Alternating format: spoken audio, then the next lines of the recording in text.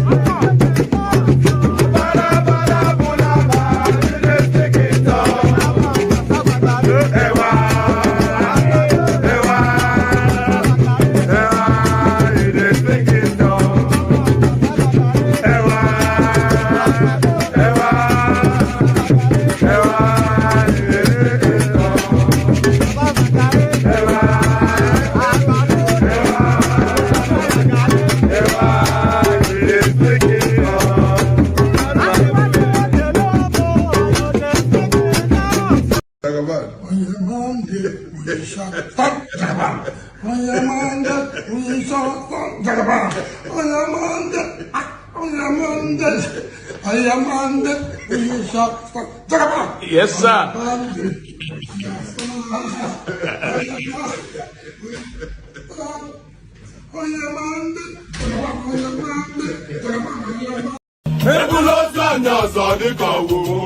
Okay now. To person between my pen. I see. I see what the wedding forget me. Okay. Papa you look at you. One day you get ya. Mama say na wa me to go kwa. Aga na wa mu jelomba. O we butike. Aga ni lu ne butilo wa ne mo. Ata me wa ke ya di ba ya jomba.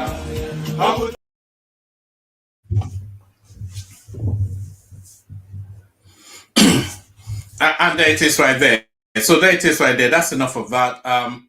Hopefully you can't hear me. Hold on. I'm hearing myself back. Hold on. Yes, hopefully you can hear me. Good day to you. Good to be your company. And how are you? We go again as we always go. Of course, a woman went to more session to round off your day. When is that never not the case? It's very rare occasions that that's not the case. And it'll be rare occasions going forward that will not be the case. You can always rely that as you round off your day, you round it off in the company of that or you're laughing man, one man went to more.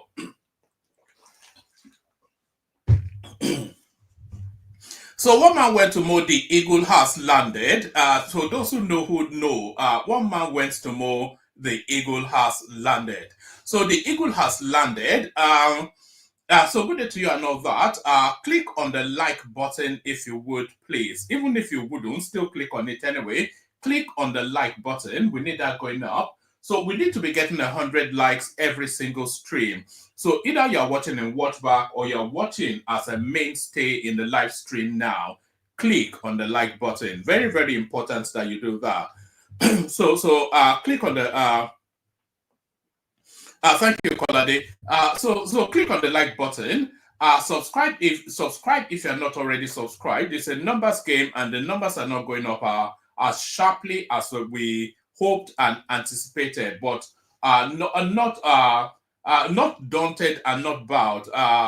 Is it daunted but not bowed? How is that? What's that phrase? Daunted but not bowed. We carry on anyway because, of course, on a mission. So click on the like button. Subscribe if you're not already subscribed to push the numbers up. Join me on the screen via the hyperlink that says StreamYard. It should be the first line item in the comment section. Let me repost it so it's immediate to hand. Click on the hyperlink that says StreamYard if you want to come and join me on the screen. So do that. And then, super chat towards the stream, of course. Like I said, that's the engine oil that lubricates the engine of the platform. So that's for all of the reasons that you do know, click on the super chat towards the stream.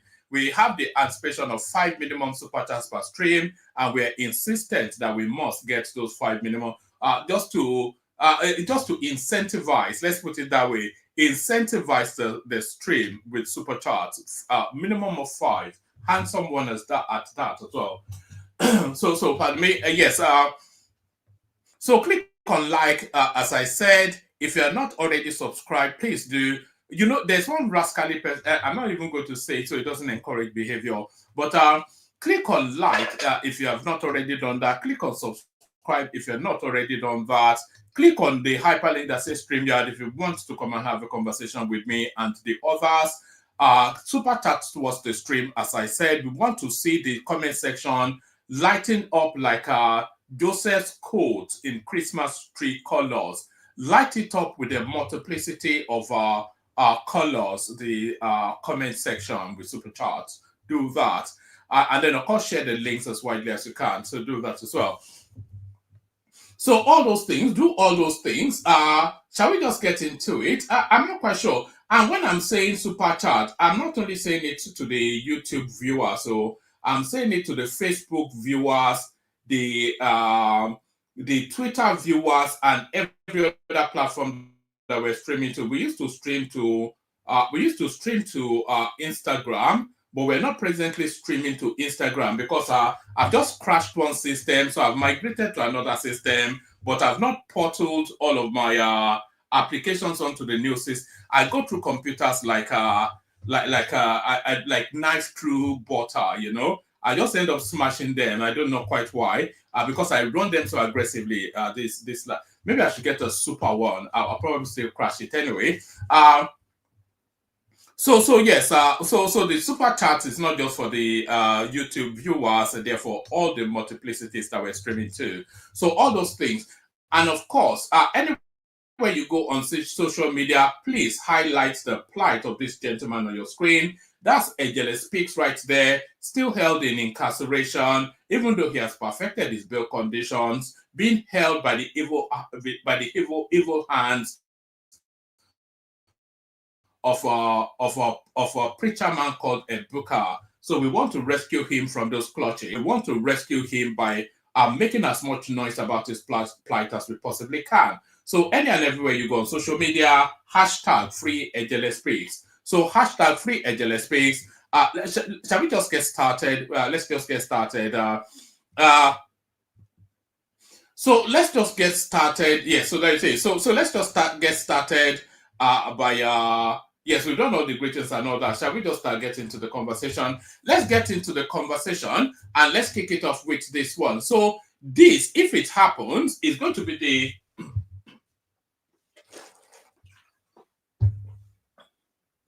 pardon me. So this, if it happens, is going to be the most significant thing that has happened within the Nigerian space within the last 2 decades. If not, in fact, it's going to be the most significant thing that probably happened in the history of that country. And I'm saying that really because if we get a census count under the Tinubu administration, then we will get near enough accurate numbers as to the number of people that actually occupy and claim ownership to that country. Reps Speaker false census delay, plans to meet Tinubu. So you would have thought that Tinubu, of all people, will want those figures. He being a man of figures, an accountant and all that, he certainly should want those figures in order to use them then good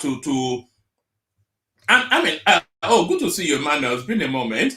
So Tinubu should actually want those figures in order to, have numbers to know how to allocate resources.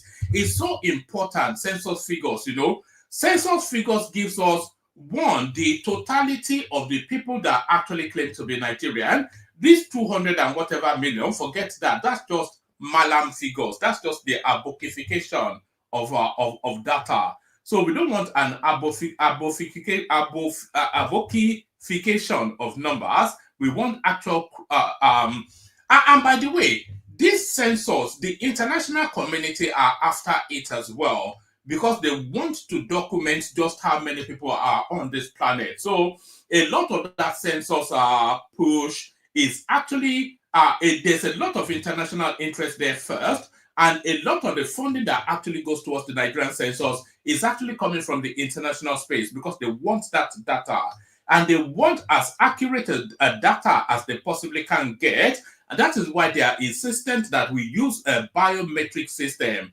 So you fingerprint, thumbprint, maybe they take the pupils of your eyes or whatever, something that actually identifies you as a sentient human being. So that's the format that this census is going to take. So that's why a lot of people are keen for it to be done and done properly. And for it to be done properly, it really has to be done under a non-northern administration, because the northerners, they just write figures. We all know that. So that pushed them towards the census. Reps Speaker false census delay, plans to meet Tinubu. So let's find out what the delay is all about. The Speaker of the House of Representatives, Tajuddin Abbas, has criticized the delay in conducting Nigeria's national population census, stating that it would have provided an accurate assessment of the country's numerical strength. The Speaker commended President Bola Tinubu for instructing the National Population Commission to conduct a biometric census, emphasizing that a national head count is long overdue. It's been nearly 20 years since we last had the say. Who last did it? Was it Goodluck Jonathan, or was it even Obasanjo? That it was Obasanjo that did the last head count, and it was some sort of rudimentary non sequitur nonsense that he did, So a lot of the population numbers that we hear about Nigeria, they are projected figures based on skewed and bastardized data. They are projecting based on inaccurate figures. So we're nowhere near. If Nigerians are more than 120 million, then I want to see where they are. But certainly the push for that census now. Let's take it from the top again.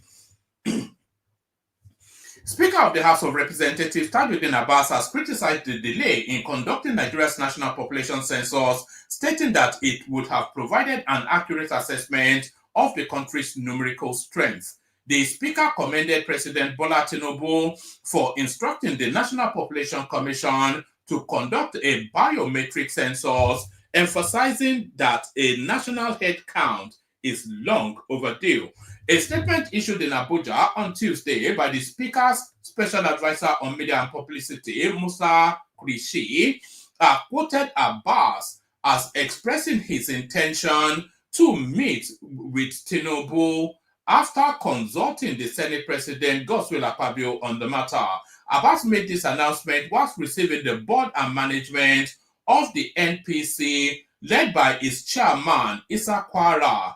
I'm already dubious when you start. We want either an Emeka or an Osage or a Muiwa in charge. We don't want an Issa Kwara. It's just going to be, we cannot afford a nonsensical head count again. Abbas made this announcement whilst receiving the board and management of the MPC, led by its chairman, Issa Kwara, and the Director General Ojogun Osifo, responding to the MPC chairman who revealed that the president had approved a biometric-based census for 2025, Abbas said, "It is unacceptable for a country as big as Nigeria to go 19 years without conducting a population census. Statistics don't lie," he added, stressing that a biometric system is the most efficient method to determine the actual population with minimal resource wastage. "I will be part of those who will engage Mr. President on the issue of conducting a census this year," Abbas pledged. Highlighting the Commission's inadequate budgets to carry out a successful census, the Speaker suggested that the federal government consider alternative funding sources, including the Sovereign Wealth Fund. "I will discuss with my counterpart in the Senate on how to arrange a meeting with Mr. President," he added, noting that a census, why would they need to dip into, I wonder, I don't think a census in Nigeria done accurately would cost anything less than 5, if not 750 million, even $1 billion. You could see how that spend could go. 774 local government areas, purportedly, allegedly over 200 million people. The staffing and the logistics is a huge spend. It's essentially the spend that you will spend on an election. That's what you will have to spend on a fairly decent population count. Highlighting the Commission's inadequate budgets to carry out a successful census, the Speaker suggested that the federal government consider alternative funding sources, including the Sovereign Wealth Fund. "I will discuss with my counterpart in the Senate on how to arrange a meeting with Mr. President," he added, noting that a census would be a historic achievement for Nigeria and something that will immortalize the president's name. Earlier, the MPC chairman briefed the Speaker on preparations for the census, which include acquiring technology, recruiting and training officials, establishing a situation room, and conducting advocacy and stakeholder engagement. He also sought the National Assembly support, particularly in securing adequate funding. So there it is right there. I'm not sure where the window opens this year, but if it's ever going to be done, it has to be done this year, because by next year, there's no room for it. Even by the next, in fact, if it's ever going to be done, it has to be done by or before the third quarter of this year. Because by the last quarter of this year, cascading into next year is politics all the way to 2027. So there is no room anymore, no budget anymore, no attention anymore for a census. So if they want to do it, they have to do it before the third quarter of this year. So there it is right there. So there that is right there. And here this is right here. Pardon me, I'm having sweets of water. You know I go through a lot of water. I know anybody that follows this know that I go through a lot of water. So from that to this, Afenifere demands Nnamdi Kanu's release, appoints Dele Farotimi as secretary. So it looks as though this is, actually, let me play you a clip from Afe Babalola, who speaks on just the reasons why he has unbuckled Dele Farotimi from the desk that he handcuffed him to. Let's see, where's that clip? Yes, let me play you. Let me play you this. Where is it? Hold on. Yes, let me play you this before I read you that. I want to come and say, I won my cases through corruption. Such at the bottom of what I had. That was why I rejected every appeal to take the case out of court. There is nothing I'm going to gain by his imprisonment. If I sue him, there's nothing I'm going to gain from any so-called damages. When Obasanjo wrote and came here, I said no. When Buka phoned and came, I said no. I have the letters here. But on this occasion, I say yes. Always look at conflict resolution And the traditional institution plays a very vital and pivotal role in anything we do. It's part of our system, it's part of our culture, it's part of who we are. We use traditional means to resolve this matter. Beyond courts, beyond litigation, traditional means is critical, is more important, and that's what we've applied. We applied it and it worked.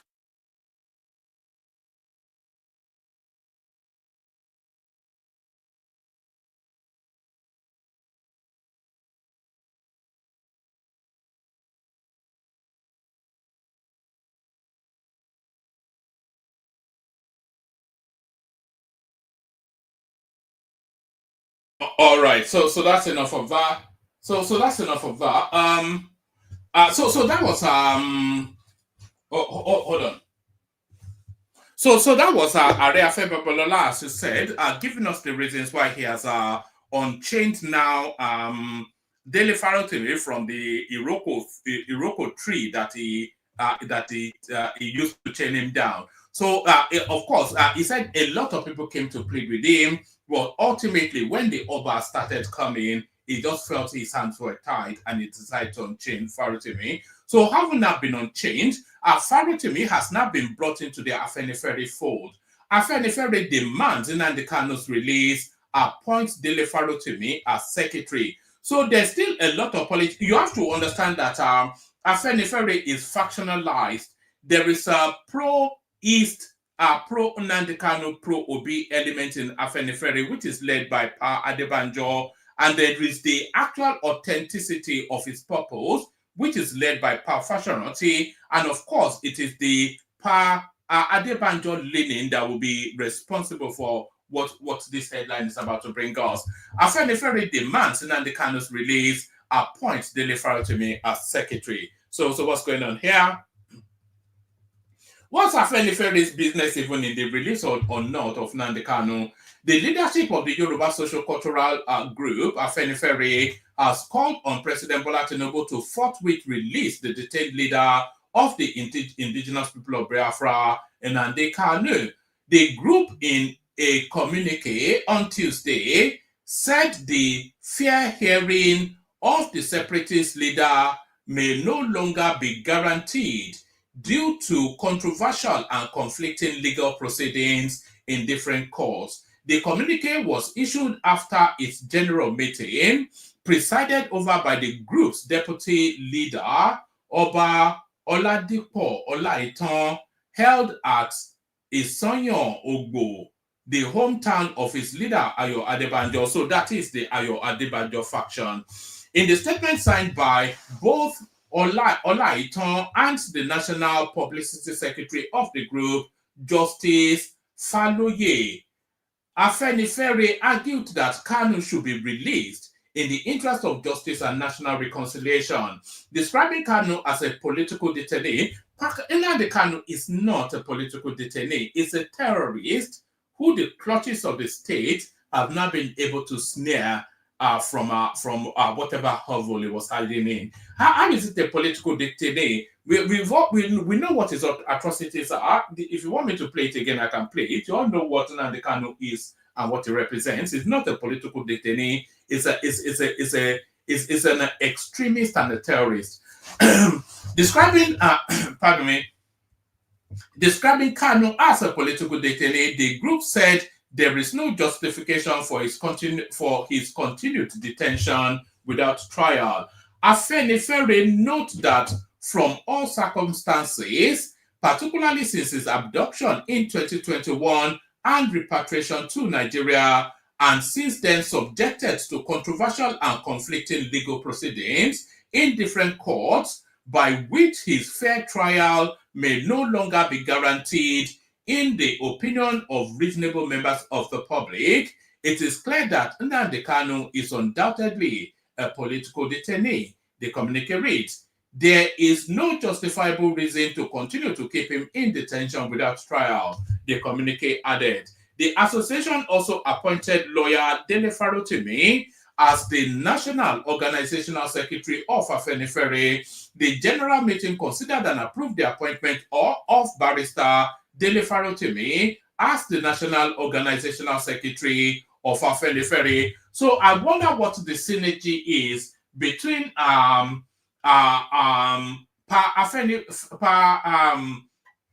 not Paul Areafe Babalola unbuckling him and now disappointment. I wonder what they say. It cannot be a coincidence. There has to be some sort of synergy.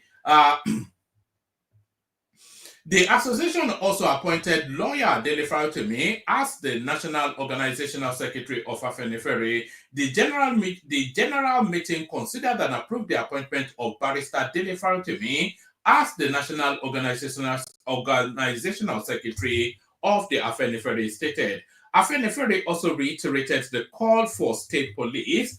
And by the way, who's that spamming? Is that guy again? Whatever your name is, the one with the funky name called Uche. Don't spam, man. Don't spam. So there it is. Afenifere also reiterated the call for state police, saying that vast territories, population, and federation cannot be effectively and meaningfully secured with a single command of unitary police. Afenifere reiterates the position that Nigeria, with its vast territory, population, and as a federation, cannot effectively and meaningfully be secured with a single command unitary police structure, and thus the need for the restructuring to ensure immediate constitutional institutionalization of state police. The step will prevent a situation the governor of Oyo State, even as the chief security officer, excuse me, the step will prevent a situation the governor of Oyo State, even as the chief security officer, had to helplessly and lamentably make an outcry on the infiltration of bandits into his state. They communicate for the red. So they want to be able to have a fair fight with the with the bandits. We all know where the bandits are coming from. People are saying I'm too opinionated. So now on to this one. So let me pre-cast this one as well with a video clip. I think I have a video of this guy doing this. All right, let me play you this video clip, because it segues into this article that I'm about to read you. So let me play you this clip. What is important, let's discuss Nigeria. Whether we are going to do coalition or not, let's talk about the future of the country. Because often we abandon the country and what we need to do, talking about power grab. I'm not interested in any coalition that is for purpose of taking power. It is about discussing Nigeria. How do we care about securing Nigeria? How do we care about the common person in Nigeria? How do we care about our children being in school? That is the most important thing for now. That's what we need to remove. Because what you are doing is that you're encouraging stealing of public money, because if I steal it and use it to win an election, then I get all the powers and everything, including immunity, not to be prosecuted. So we must stop it. That is what is driving the stealing. So that was Peter Obi telling us that he was not interested in any coalition, and just as early as 24 hours later, a total 360 turn. You know, people say a 360. You don't actually turn around 360, because if you turn around 360, then you still arrive at the last point you were. But it's a 180-degree turn, which would be a more accurate. It's a reversal of. I suppose 360 will be a reversal of position with it. Peter Obi makes U-turn, says he's not against coalition. So the politics is just getting desperate all over the place. Peter Obi, the Labour Party presidential candidate in the 2023 elections, has denied opposing their idea of forming a coalition that will wrestle power from the ruling All Progressive Congress. Obi, who had earlier rejected, and we heard him in, I can't even deny that when he just said it in his own words, captured in a video form. But then that's Peter Obi for using it. Peter Obi, the Labour Party presidential candidate in the 2023 elections, has denied opposing the idea of forming a coalition that will wrestle power from the ruling All Progressive Congress APC. Obi, who had earlier rejected efforts by other opposition leaders to form a coalition ahead of the 2027 general election, made a U-turn on Tuesday, January the 28th, 2025. Whilst rejecting the idea, Obi said he won't endorse any coalition if the motive is solely to grab power. Speaking in Abuja on the sideline of a two-day national conference on Monday, January 27th, the former Anambra State governor said he is not interested in any coalition to take power. But on Tuesday, Obi took to X to clarify his position on the efforts by former Vice President Atiku Abubakar and other opposition leaders to form a coalition. He wrote, "I have observed that my honest interview yesterday was misquoted." It was misquoted. We have to listen again. It was misquoted, though, apparently, allegedly. What is important, let's discuss Nigeria. Whether we are going to do coalition or not, let's talk about the future of the country. Because often we abandon the what is important, let's discuss Nigeria. Whether we are going to do coalition or not, let's talk about the future of the country. Because often we abandon the country and what we need to do, talking about power grab. I'm not interested in any coalition that is for purpose of taking power. It is about discussing Nigeria. How do we care about securing Nigeria? How do we care about the common person in Nigeria? How do we care about our children being in school? That is the most important thing for now. All right. All right. I suppose he left himself an escape window there because he wasn't quite categorical, was he? He wrote, "I have observed that my honest interview yesterday was misquoted by many media outlets, creating a false narrative that misrepresents my position. Let me, pardon me, let me set the record straight. I am not against coalition. In truth, I am for it, not for a power grab, but to position Nigeria for greatness. I have not and will never advocate for any coalition or alliance that does not prioritize the welfare and progress of the ordinary Nigerian." So if he's interested in the welfare and progress of the ordinary Nigerian, then he cannot form a coalition with somebody like with Atiku, who unequivocally is all about power grab, privilege, jingoism, and all that. So Atiku is in it for the money and he wants to straddle the state. Atiku is not interested in the welfare of anybody.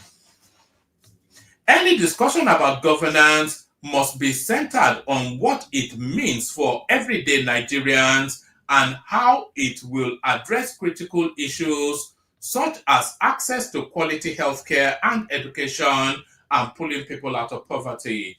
Too often in our nation's history, individuals and groups have come together solely for the purpose of taking power for power's sake. Such endeavors, devoid of genuine purpose and vision, have only deepened our challenges, leaving the ordinary Nigerian to bear the brunt of bad governance. This is what I stand firmly against. Leadership must be about service, not self-interest. As I have always maintained, the new Nigeria is still this guy, man. I just love this guy. It's a gift that just keeps on giving. Peter Obi is a gift that just keeps on giving. A gift that just keeps on giving. So, do you remember that piece that we read about Buhari yesterday when he was telling us that he has to rent out one of his houses in order for him to be able to feed? People could not stand that level of disingenuity, and people are riding against it. Stop lying about your wealth. Former NHRC boss drags Buhari. He shouldn't just do that now. We all know the numbers. We all know how much they stole under his administration. A former chairman of the National Human Rights Commission, Chidi, is a very good friend. A former chairman of the National Human Rights Commission, Chidi Odinkalu has urged ex-President Muhammadu Buhari to desist from lying about his wealth.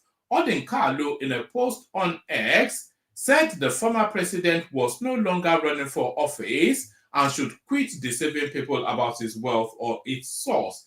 The former president, even before running for office, had said he only had 150 cows and his family house in Katsina. In a recent speech this past week, the former president stated that his family only relies on the income from his 2 rented houses in Kaduna State. Buhari said, "I did not corruptly enrich myself as president." However, in his ex post, Odinkalu said, "Someone should please tell Muhammadu Buhari that he is no longer running for office of Messiah. Therefore, no longer has any need to keep lying about his earthly acquisitions." So I think that's sufficient enough. I think it was just a slam dunk from the prof, isn't it? A slam dunk from the prof. Let's go from that to this. I no longer recognize APC. This is El Rufai trying to is still smarting from the way he was treated, I suspect. I wonder how the El Rufai narrative will play out in the short, in medium to the longer run. We'll see how that plays. He doesn't quite know how to position himself.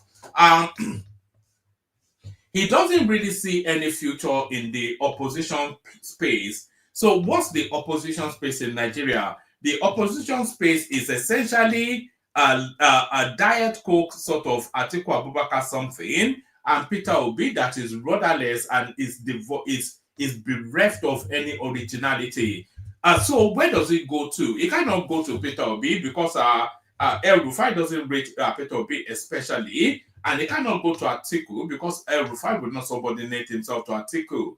But then he cannot really find a space, a corner for himself. He cannot find a voice within his own party, and that's what El Rufai is essentially grappling with. So that's what El Rufai is essentially grappling with. I no longer recognize APC. El Rufai slams ruling party. So he's desperate to leave, but he doesn't have anywhere to go.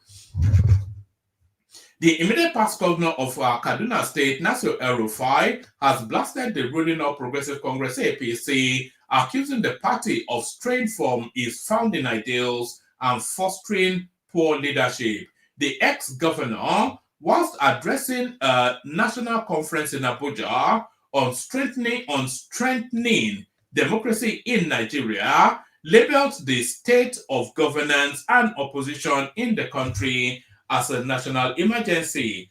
El Rufai, who shared the report on his X handle on Tuesday, expressed concern over the absence of internal democracy and active party structures within the APC. "I no longer recognize the APC. No party organ has met in 2 years. No caucus, no NEC, nothing. You don't even know if it is a one-man show. It is a zero-man show," he said. He condemned the quality of leadership emerging from the political parties, blaming the situation on unidentified delegates. "You cannot afford to have illiterates, semi-illiterates, and cunning people as your leaders. This is why we ended up with poor leadership we have today," he added. So what's the poor leadership? I suppose his president is the poor leadership he's talking about. The former governor charged political parties to raise standards for candidates and delegates, stressing that the Constitution's minimum requirement of a secondary school certificate should not be enough for nomination. So I want to say that I agree somewhat with that. I think they should revisit that space. And the minimum should be raised to at least an OND. At least a gradient, two gradients higher than a school cert holder. because we've had the experience of a school start order with Buhari, and we all know what that led to.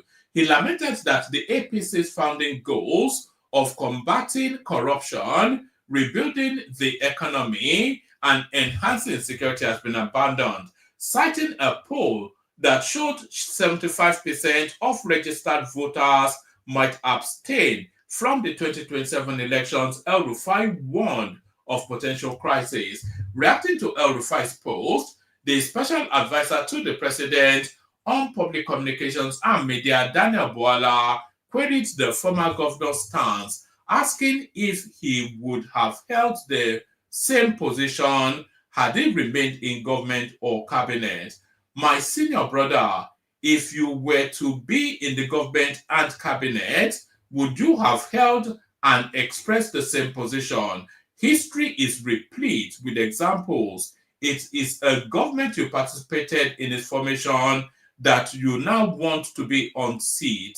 Haba Malam wrote Bwala. So Bwala's voice has been somewhat dulled by his appointment into the Tinubu administration. The role that they've given him is not of the importance that he anticipates, but he cannot now leave because he's now trapped in his own ambition. Reno Mokri to Nigerians, don't be fooled by El Rufai's coup baiting tactics. So yes, we all know those smoke signals that is being sounded, but I don't think it worked this time around though. Former presidential aide Reno Omokri has condemned recent comments by ex-Kaduna State Governor Nasir El Rufai, describing them as irresponsible and potentially treasonous. In a statement posted on his social media pages, Omokri accused El Rufai of coup baiting after the latter likened the current administration to a military dictatorship.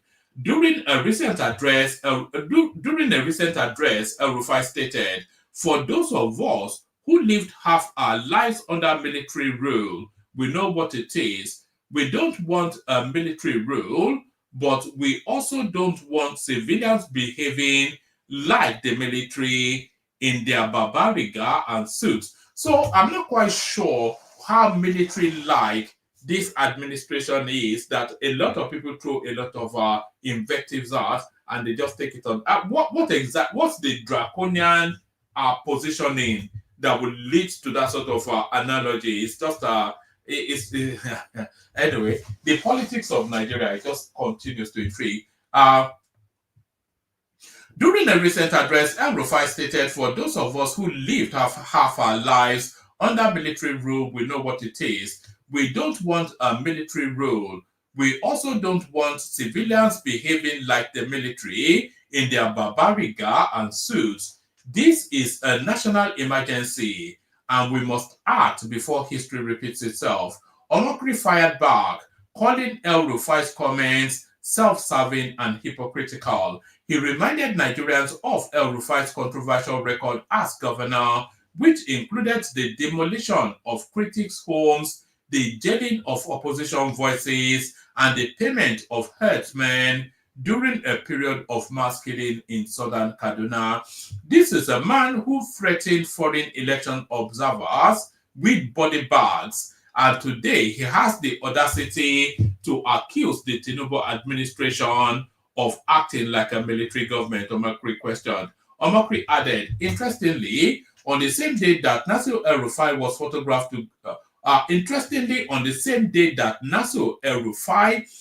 photographed together with his newfound political friend.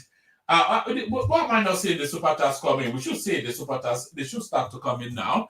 By the way, why did Peter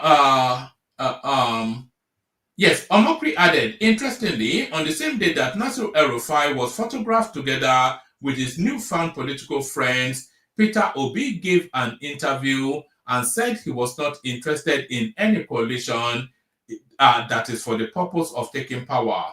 Why did Peter Obi choose to make that statement on the same day that those men met? Look, the signs are obvious. Peter Obi knows, as I know, that their intentions for Nigeria adjust state capture. Because Mr. Obi was part of the Jonathan administration, like myself, and knows that Nasir El Rufai met President Jonathan at the Aso Rock Presidential Villa on Tuesday, May the 11th, 2010, and began praising Dr. Jonathan after the meeting and urging the then acting president to contest the 2011 presidential election because he thought he would be named vice president by President Jonathan.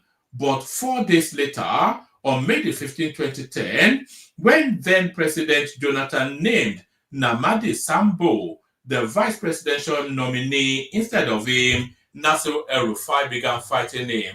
And the same Nasir El Rufai and the same Nasir El Rufai who had the previous year insisted that General Buhari said General Buhari has remained perpetually unelectable because his record as a military head of state and afterwards is a warning that Nigerians have widely heeded, suddenly joined General Buhari and became his mouthpiece to fight the Jonathan administration. Now, after being snubbed by this administration, El Rufai is up to his old antics. I call on Nigerians to remind Nasir El Rufai of his diabolical history and tell him they would not stand for a military coup because he has lost out on becoming a minister. So there it is. El Rufai, he doesn't so much want to be a minister just for the sake of having an office. He wants to be able to showcase towards that propulsion towards 2031. I think they'll bring him in after 2027 anyway. Tinubu government paying opposition leaders 50 million naira each. So this is Nigerian politics, man. What is the meaning of 50 million naira even to even the average Nigerian, never mind the top politician? Former People's Democratic Party PDP presidential candidate Atiku Abubakar has accused President Bola Tinubu's government of paying opposition leaders 50 million naira each to undermine Nigeria's democratic process. Atiku disclosed this at a national conference on strengthening democracy organized by various civic organizations in Abuja on Monday. He, however, cautioned that Nigeria's democracy was at risk of collapse if urgent action was not taken. According to Atiku, I want to say it here publicly. I met with a political party leader in the present opposition, and they told me flatly that this government gives them each 50 million naira.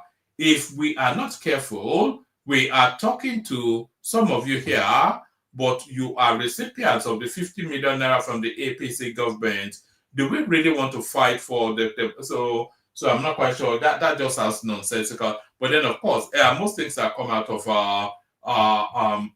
article these days, they sound nonsensical. Let me send the link to the comment section again. If anybody wants the conversation, you have to come in. It's just as simple as that. So if you want the conversation, there's the link right there. You know how it goes. So if nobody turns up, then we have an early night. El Rufai to leave the APC, former Kaduna State Governor opens up. So this is El Rufai playing his usual double dutch, whatever it is that he does. Let's see what he has to offer here. The immediate past governor of Kaduna State, Nasir El Rufai, has again dismissed the speculation that he was planning to dump the ruling of Progressive Congress APC. El Rufai, who spoke to journalists on Tuesday, January the 28th, at the venue of the just concluded national conference in Abuja, said he was only hard on the party to ensure that the right things were done. When he was thrown with the question on the alleged plan to leave the party, the former governor said, "I am not leaving the APC. I don't have such plans." Correspondents reported that he further added that the reason for his action was to ensure change within the party. On Monday, January the 27th, the former governor said let's do that again. On Monday, January the 27th, the former governor was said to have gone hard on the APC, saying the party had abandoned its founding principles and now strengthened poor leadership. So there's El Rufai right there. I think we'll call that desperate politics. Won't we? You are a blood-tested tyrant. Reno Omokri links El Rufai with Kaduna killing. So we all know what his hands were in all that. So now, I wonder just how many lives have been lost to this. I suspect we're in excess of 1 million. NAFDAC seals 250 factories producing fake Hennessy, Coca-Cola, and others. Of course, it has to be in Abia. So, my God, man. The National Agency for Food and Drug Administration and Control has shut down the infamous cemetery market in Aba, Abia State for the second time in 2 years. The agency said it uncovered and confiscated fake and substandard food and beverages worth over 5 billion naira in its latest operation tagged Operation Clean Up Aba, described as a hub for Africa's largest counterfeit wine and beverage cartel. Cemetery Market has been notorious for producing fake alcoholic drinks, carbonated beverages, and food products. NAFDAC's Director General, Professor Mojisola Adeyeye, in a statement she signed on Tuesday, described the raid as the most decisive action in the history of the market. This is a major step towards safeguarding public health and curbing the circulation of fake products in Nigeria, Adeyeye said. During the operation, over 240 makeshift factories were said to have been discovered producing counterfeit products under unsanitary conditions. Pardon me.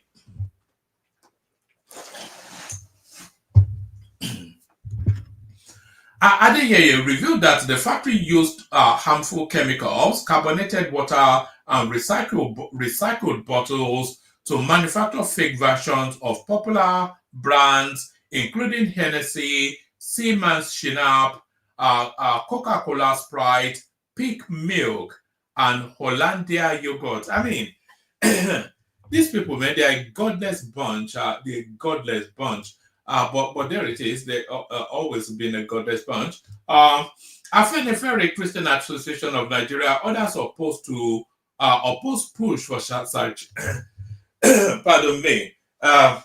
Maybe I should play you some music and go get some water. Afenifere Christian Association of Nigeria, others opposed push for Sharia in the Southwest. So I think there's an inevitability to it, Sharia in the Southwest. Because that push is so aggressive, the caliphates want to take over Yoruba land.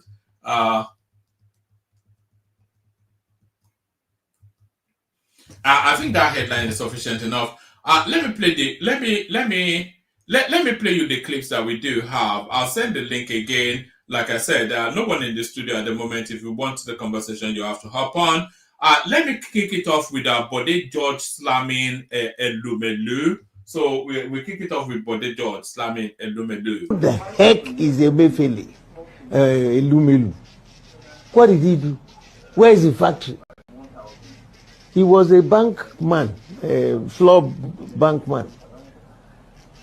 Somehow got license. At the same time, we're Adeola. All of them stupendously wealthy now. Wigwe, who became MD of Access Bank, immediately when the other young man left, has now established a university. He has the temerity to be advertising that university on CNN. Wigwe University. That's personally established by him. Where is the money? Where is his factory? Access Bank. What is the practice? They release dollars to them on monthly basis. They use the dollars. If it's at 1 to 100, they will get it through the mailer to say 1 to 200. You see that profit. What do they do with it? Who are the commercial people that really need it and get it? Most people get back to the mala to buy. No, you hardly will get from the bank unless you are.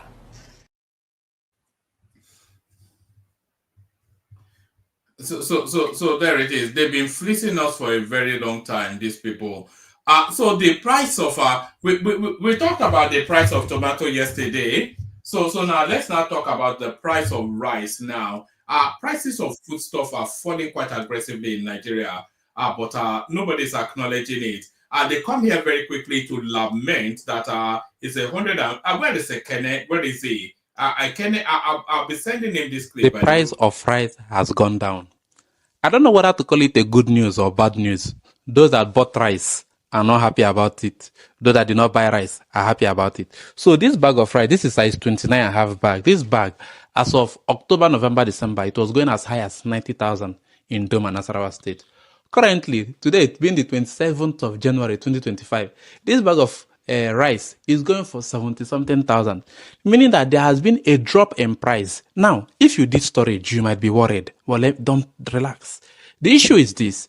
During that festive period, October, November, December, a lot of people buy rice for various reasons. Some buy it for the festive period, some people buy it for storage, some people buy it for different reasons. And therefore, the demand will make the price go up. Currently, there is no festivities going on and people are no more buying the rice for storage. That is why the demand has gone down and the price has also gone down with it. So if you did rice for storage, relax.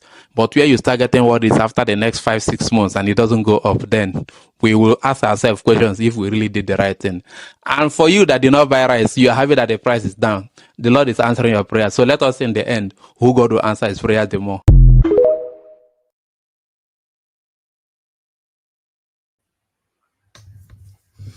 So there it is right there. So the prices of food is actually it's essentially wrapped around the narrative of commodity hoarding.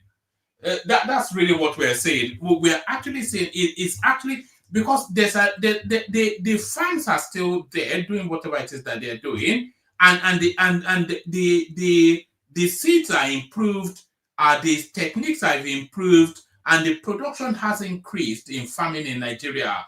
And then you juxtapose that with food not reaching the market at an affordable price, which then tells you a narrative of hoarding. So these are people just hoarding things for the purpose of yes, it's always more expensive wherever it is that you are, Derek and Cisse, because of course you are on some obedient something. But guess who the man of the year is for Rice TV? We know who the man of the year is, so it's Tinubu. But guess who the minister of the year is for Rice TV? Watch this. Your Excellencies, ladies and gentlemen,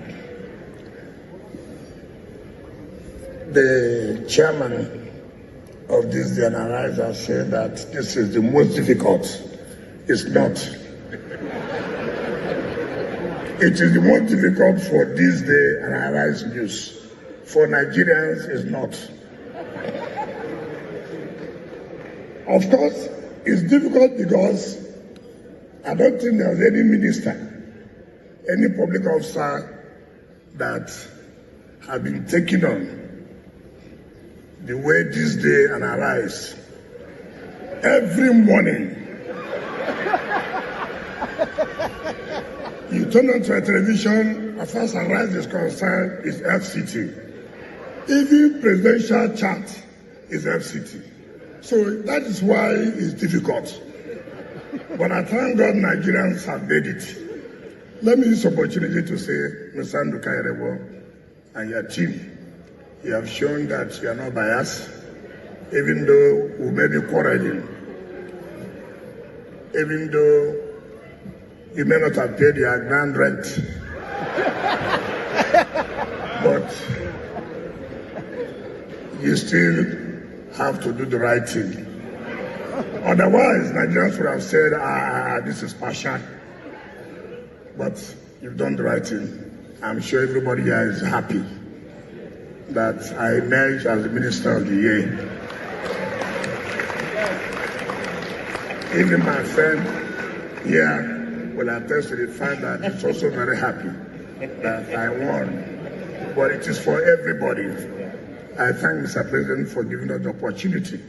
If the President did not give us the opportunity, we may not be here to contribute the little we have contributed. And I want to thank all Nigerians, particularly those who reside in Abuja and carry on their businesses in Abuja, that this year, 2025, will see more development, we will see more infrastructure, and that's what is basic for us. We have no time for excuses. No, the time for excuses are gone. This is just one thing of the Renewed Hope agenda. I thank Nigerians who are here. If you look at it, it's not just Rivers people, it's Nigerians that are here from Akwa Ibom.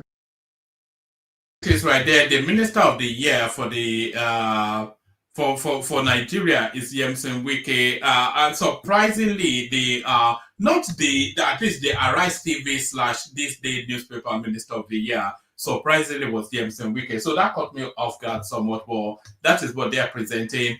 But is there an argument?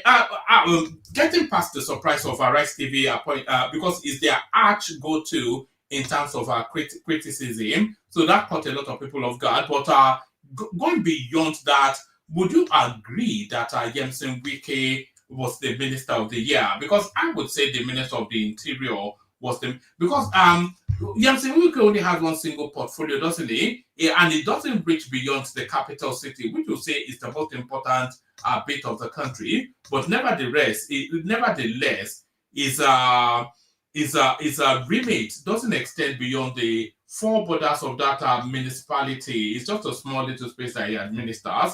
So is it right and is it correct that Yemsen Wike will be the Minister of the Year, even though he's one of the highest performing, if not the highest performing, but like I said, he's not performing for the whole of the country. Would you say the Minister of the Interior has a good shout? Would you say the Minister of Aviation has a good shout? So Minister of the Year, Yemsen Wike, that one caught me off guard somewhat. Let me play you this last clip. This one, we've been going through the archives to dig things out. So this one that we've dug out now, nothing at all to do with Nigeria, but always a popular hate. Here is Idi Amin Dada of Uganda sucking it to them as is his want. Watch this. Can you repeat your question? Yes, with pleasure. We have seen pictures of you applauding the flogging of policemen.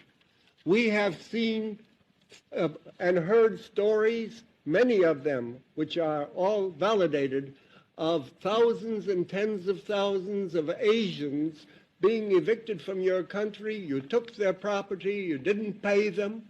Is that your wave of the future? Is that all the love you're mentioning all this time? I think you believe in rumors, and some of this picture, it is not might be from Uganda. I think the people whom I sent away of the British citizens,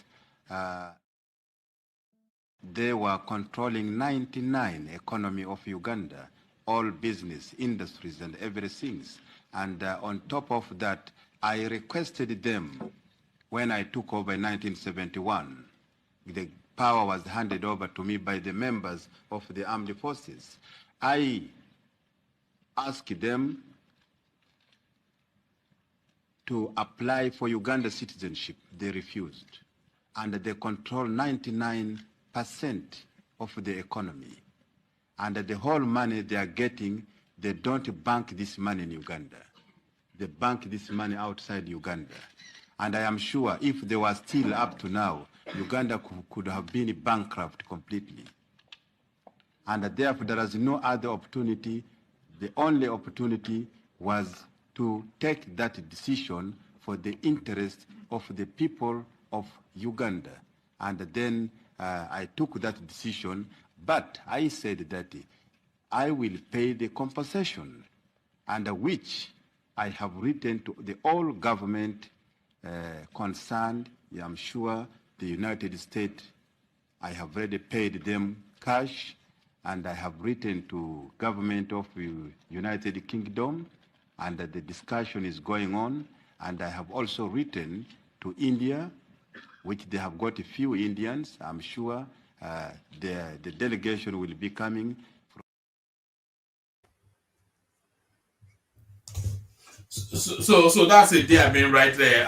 It sounds somewhat contrite, actually. Usually, it's usually bullish, and a lot of people, especially Africans, I think they supported that policy of kicking those Indians out of visa. A lot of them actually ended up in the UK, you know. But there it is. I'll play the Kengite music now, and then we see if anybody turns up for a conversation. The link is in the comment section. If you want the conversation, then you have to hop on. But first, the Kegites. Water, only water, only water, where they see ma. Water, only water, where they see ma. Hapa o naido.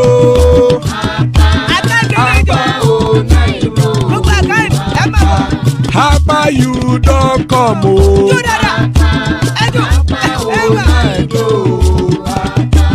Hapa o naido.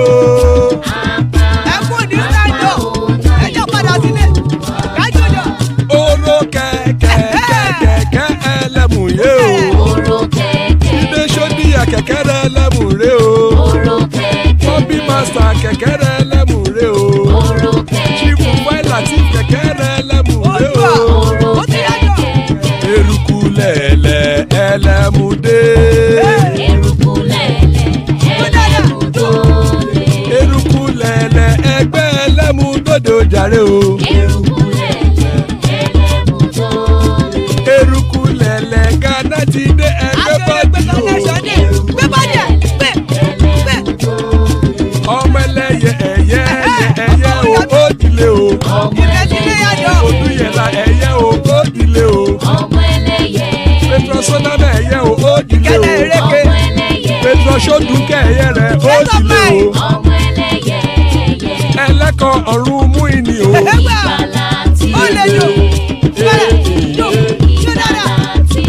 Àkùkọ ọ̀run méjìkọ.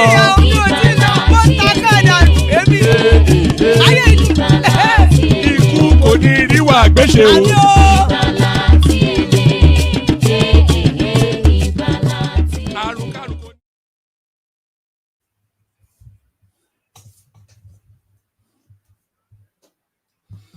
And there it is right there. Death have nothing to do with us. So amen to that on behalf of myself and you, my friends. Amen to that on behalf of myself and you, my friends. So amen to that. So joining us, Antonio. So Antonio fast becoming a regular fixture on the platform. Always a delight.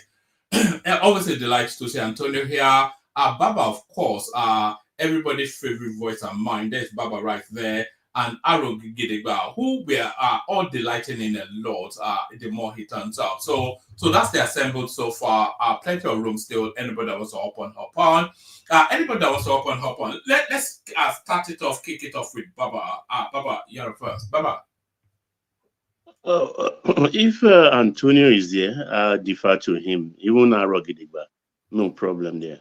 All right. Let's kick it off there with Antonio if he's ready. Antonio.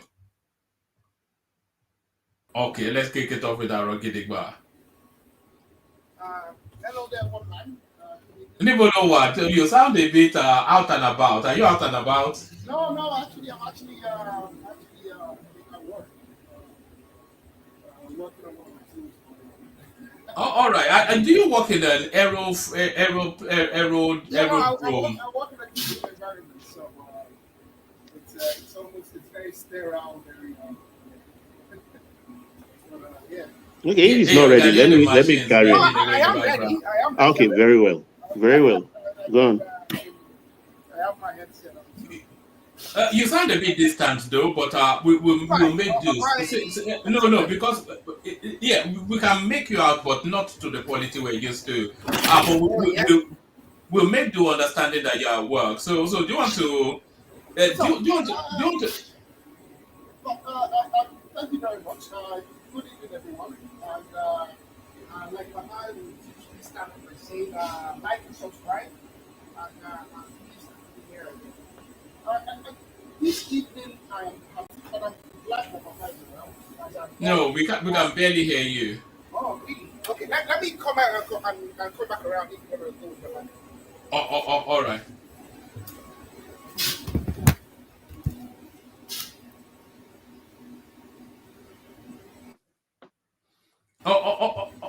One man, am I now? A lot better. Yeah. Oh, fantastic. Yes. Yeah, I think I just had to do it. So, again, good evening, everyone. Yeah, I'm happy to be with you now. You've gone back again. Really? Oh, that's quite something. Let me come back after Baba there. Let me maybe change my device. All right, brilliant. All right, brilliant. So that's our Rogidigba there. So you stay there, so we can have the delight of it. So, but Baba, it defaults back to you then.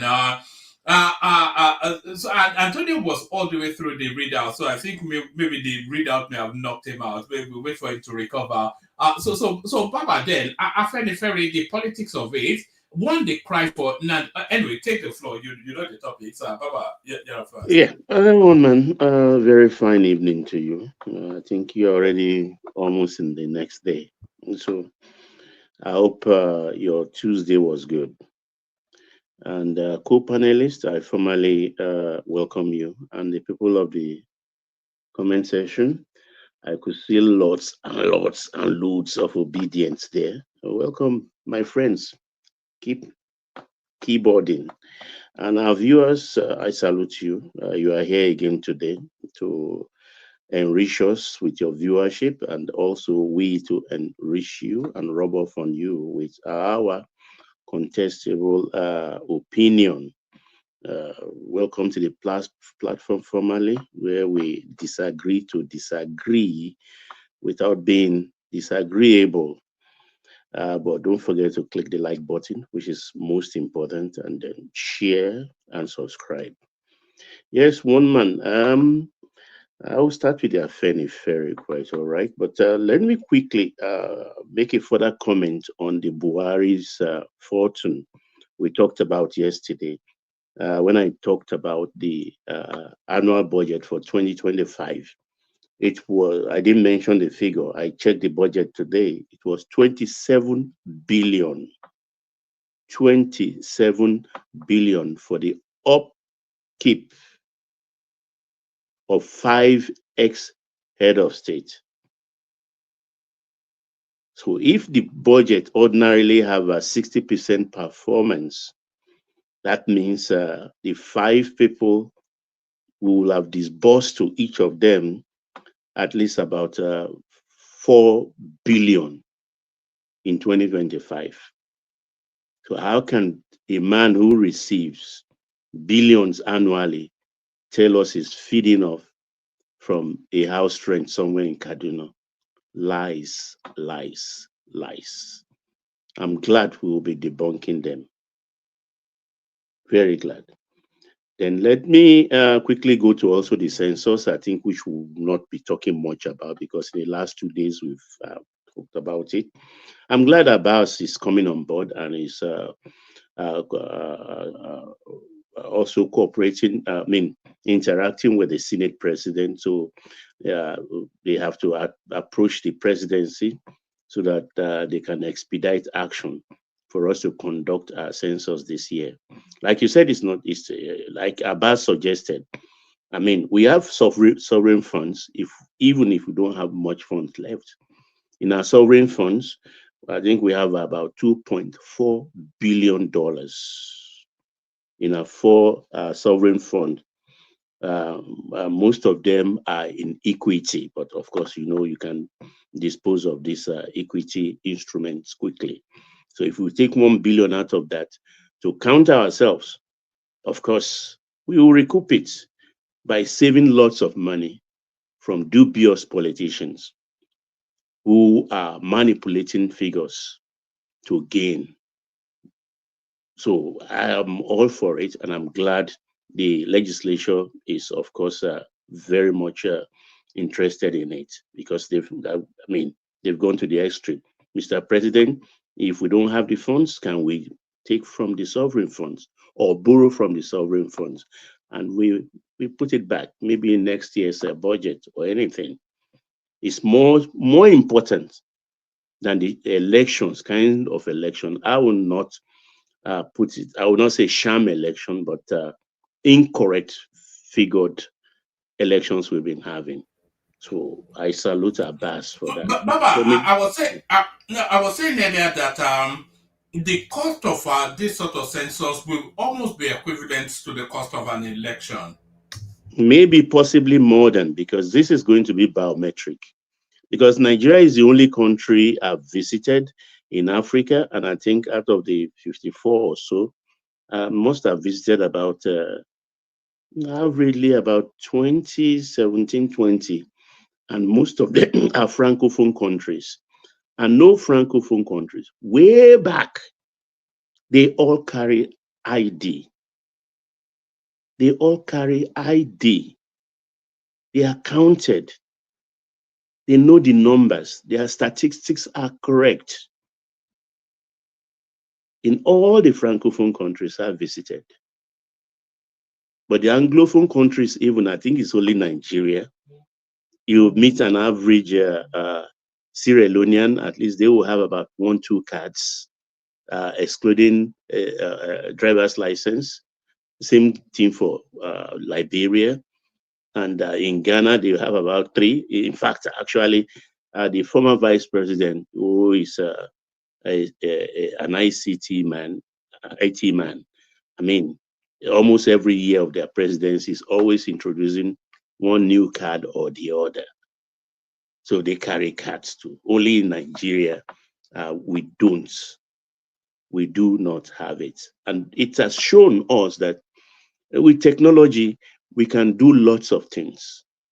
Because I keep on mouthing that those figures we say, we arrogate to Nigeria as census figure, they are not correct. Correct in the sense that if we look at our political history in this Fourth Republic, there was the President Obasanjo's era where Kano, Kaduna, always about 2 million, even River State about 2 million. You see, these voters register. And all of a sudden, we come to the era of beavers. Why they were taking beavers, they claim they registered 93 million voters. 93 million voters, they claim they registered. But with sitting beavers, what would we observe? River State, for instance, total votes, less than 600,000. Dito Kano was also very less than what they used to be. And they will all put it erroneously to voters' apathy. 30 million, averagely 30 million voted. So 60 million of Nigerians carrying card carrying car, they sat on the fence.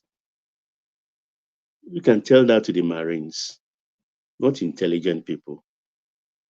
Those are the correct numbers because you cannot read beavers. You put your card in, you put in your fingernail, and of course your fingerprint comes out. It gives you a pass. The green light shows you can vote.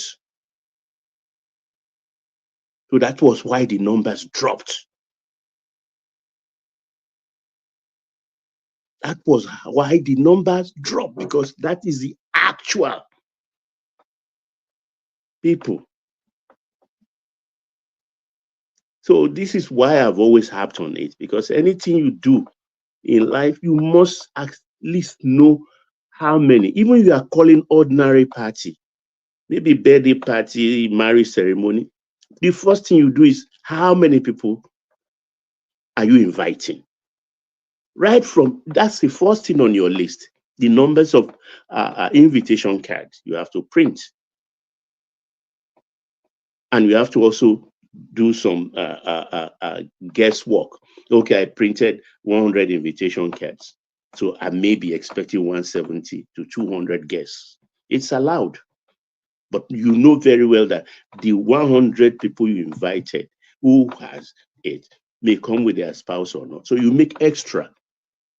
And this has been problematic in our country today because we just earn money and we don't know how many people. And that is one of even the reasons why governors are getting away with it. The governor will claim I have a population of 25 million in my state. So even what I'm getting is low. Meanwhile, that the population in that state may not be more than 12 million people. So people become sympathetic and say that money is not enough. Yet it cannot even generate anything to help these people. So we have to count ourselves. So if we count ourselves, like standards already put in place by United Nations, we can know how many doctors we have to patients. We can know how many policemen to citizens. If the gap is just too wide and not meeting world standard, even by half, we make necessary recruitment, we make necessary adjustments. That's how to live. We can really know this local government, these are the people there at this moment. And we also have to make sure that we register bets, we register debts. I know it's very difficult because in rural setting, a Muslim dies in the morning. By evening time, that Muslim has to go to the ground or immediately. So how do you register that debt when the local government headquarters could be some kilometers away? So they just bury like that. So all this has to be put in place. We are just, with it, we welcome ourselves into the 21st century because we've not started. We have not started. Guesswork is not intelligence. An assumption is the lowest form of knowledge or intelligence. So that's my take. Let's quickly go to Malam El Rufai. Where do I start with Malam El Rufai? I think there is something about midnight concerning that Malam. Anytime I look at him, I don't see somebody that is, I see somebody like a vampire, kind of. That's how it looks to me. And it doesn't help that he is vertically challenged. I'm not saying there's anything wrong with anybody vertically challenged. I'm sorry, don't take offense if you are vertically challenged. But the way he grovel, starting from all presidents except maybe Jonathan, there have been photographs of him almost prostrating and rubbing himself on the ground with his Babariga to President Obasanjo. Same, I've not seen one for Yaradua, neither Jonathan, but he did it for Buhari several times. And also heads of state and things like that. We thought then that he was a respectful person in the tradition of the northern Muslim, but it was all a ruse. Because all these people he has grovelled before, he has lampooned them when it's convenient for him or when it's not getting his way. And we cannot forget what he talked about of body bags. His problem with the Christians in southern Kaduna, who are now having Britain's space in that state with the present governor, who is really doing lots of things for people of southern Kaduna. And the president also is taking a university there. It's in this year's budget, University of Southern Kaduna. So the Christians now are flourishing in his absence. So this new coalition is one moment he's saying, I'm not leaving APC, I'm going to be there. Who sigh? Like the normal, my River State people, who sigh? That's broken. Who side? Who want to believe that? He wants to leave the APC. But it's all what they are doing, what I saw in yesterday's meeting, are just a congregation of strange bedfellows. And Atiku and Obi, the SDP guy, what's his name, Gamal or whatever his name, Rufai and all the rest. And these people will tear themselves to pieces. Gaban. They will put them in one room and lock it up and say, come up with one of you as a candidate. They will burn that room down. They will burn that room down. So it's just disparate voices, and they are all just frustrated people. Because 2027 is approaching, and yet they have not put their acts together. These are facts. Don't delude yourself by thinking they stand a chance. When an article has the presidency in a vice grip, he wants it by fire, by force. He's even ready to promise he will run for one term. Who could believe that one? He will be the mumu of the century. To believe an article will grab the presidency and serve for 4 years. That's not going to happen. Or is it Obi that will now say, okay, I'll be your vice president, you serve for 4 terms, and I take over? Hello. Will they not allow that to happen? Ordinary 2 years, they are suffering now. They are shouting and can't wait to see the back of Tinubu. So when they grab power for 4 years, they will graciously pass it on to you. He needs his head examined if he believes that.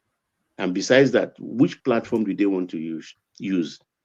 The fiercely divided PDP platform, about 5 factions, or Labour Party? Will the obedience in totality follow Obi as a vice president to join hands with Atiku? Of course, we all know the answers. If you are honest to yourself, you all know the answers. So the whole thing is blame, but I just don't know, because everything thrown at the president has not yielded anything, has not even dented his resolve. So he's not talking. And how do you, because when you weaponize, when you balance your weapon in your hand and apply it, the first thing you want to see is the effect when your weapon lands. Has it drawn blood? Has it dazed the victim? Is the victim on the ground? But you cannot even see. It's what you see you can target. It's what you see you can target. This guy is not leaving himself as a loose target that you can just fire at. So I can understand their frustration. That's very frustrating for a politician. So in the end, at the end, what I foresee in all of this is that there will be deals. In the coming months, there will be deals, there will be defections, and there will be a lot of political betrayal, cross-carpeting. Because even as of today, I look at it as it's very embarrassing that everybody is just drifting towards the president. Because I don't want to talk about party. I don't know what is APC. But what I know is the president. And it's not for nothing I support him. I support him because I believe in his program. Even if ordinarily it worked 60%, Nigeria will never be the same again. Nigeria will be the better for it. The only question I ask myself after 8 years, what comes after? Because I believe this man is getting us somewhere. But these people, they know what they are doing. They can read the tea leaves. They are not fools. They are seasoned politicians, even including Obi, that's pretending that he is not one of the boys. They can read the tea leaves. So they are in this. Aizo, you can come in. It's conversational. We're just 3. 2 or 2.5, if I may say, because the other guy, I think he's sleeping, having a light sleep. So you can interrupt anytime or interject anytime, Aizo. So they know It's not what's Aizo, it's Arogidigba. Oh, it's Arogidigba. Okay, I thought Yeah, it's Aizo. My glass is not on. And you were gearing up for a battle. and so let's move on to the Afenifere Daily Farotimi Afebabalola talk of the day. People do not understand. It is the Yoruba politics that is at play. I'm not proud of it, but it is the root. It is how the Yoruba, as an ethnic group, I don't want to use nation, that's how we evolved. That's how we evolve. We thrive in diversified politics. It's like it's in our DNA. Europe, the only time Yoruba had voted as one or almost one bloc was the UPN period of the Second Republic. UPN led by Awolowo. That was the only time, because the states available to Southwest then, including Kwara and today's Edo State, which was then, I think, Bendel, all voted en masse for UPN. Other than that, it has always been a region of different political colors. So this Afenifere politics, I'm not happy with it, but I know definitely that the person they are fighting has beaten them in this Fourth Republic starting from 1999. He has beaten them severally, and they are very, very angry. Very, particularly the Baba Adesanya faction. Very, very angry. Because they started with all of the normal Yoruba grouping with Action for Democracy. And since they couldn't seize control because they wanted a different governor for Lagos, and Tinubu wants to be governor, wanted to be governor, of course he had to play his politics, and he became governor. He saw the danger of sleeping, I'll use this word disparagingly, and anybody that takes offense, please forgive me. He felt that if he slept with dogs, he will catch fleas. So he left them and formed his own political group, AC, later ACN. And from that point on, the horse has left the farm. So bolting the gates of the farm or the stable is a waste of time. So they are still smarting from that slap in the face. But they cannot win. This new love they have for the Igbos, and by extension, Nnamdi Kanu, is a ruse.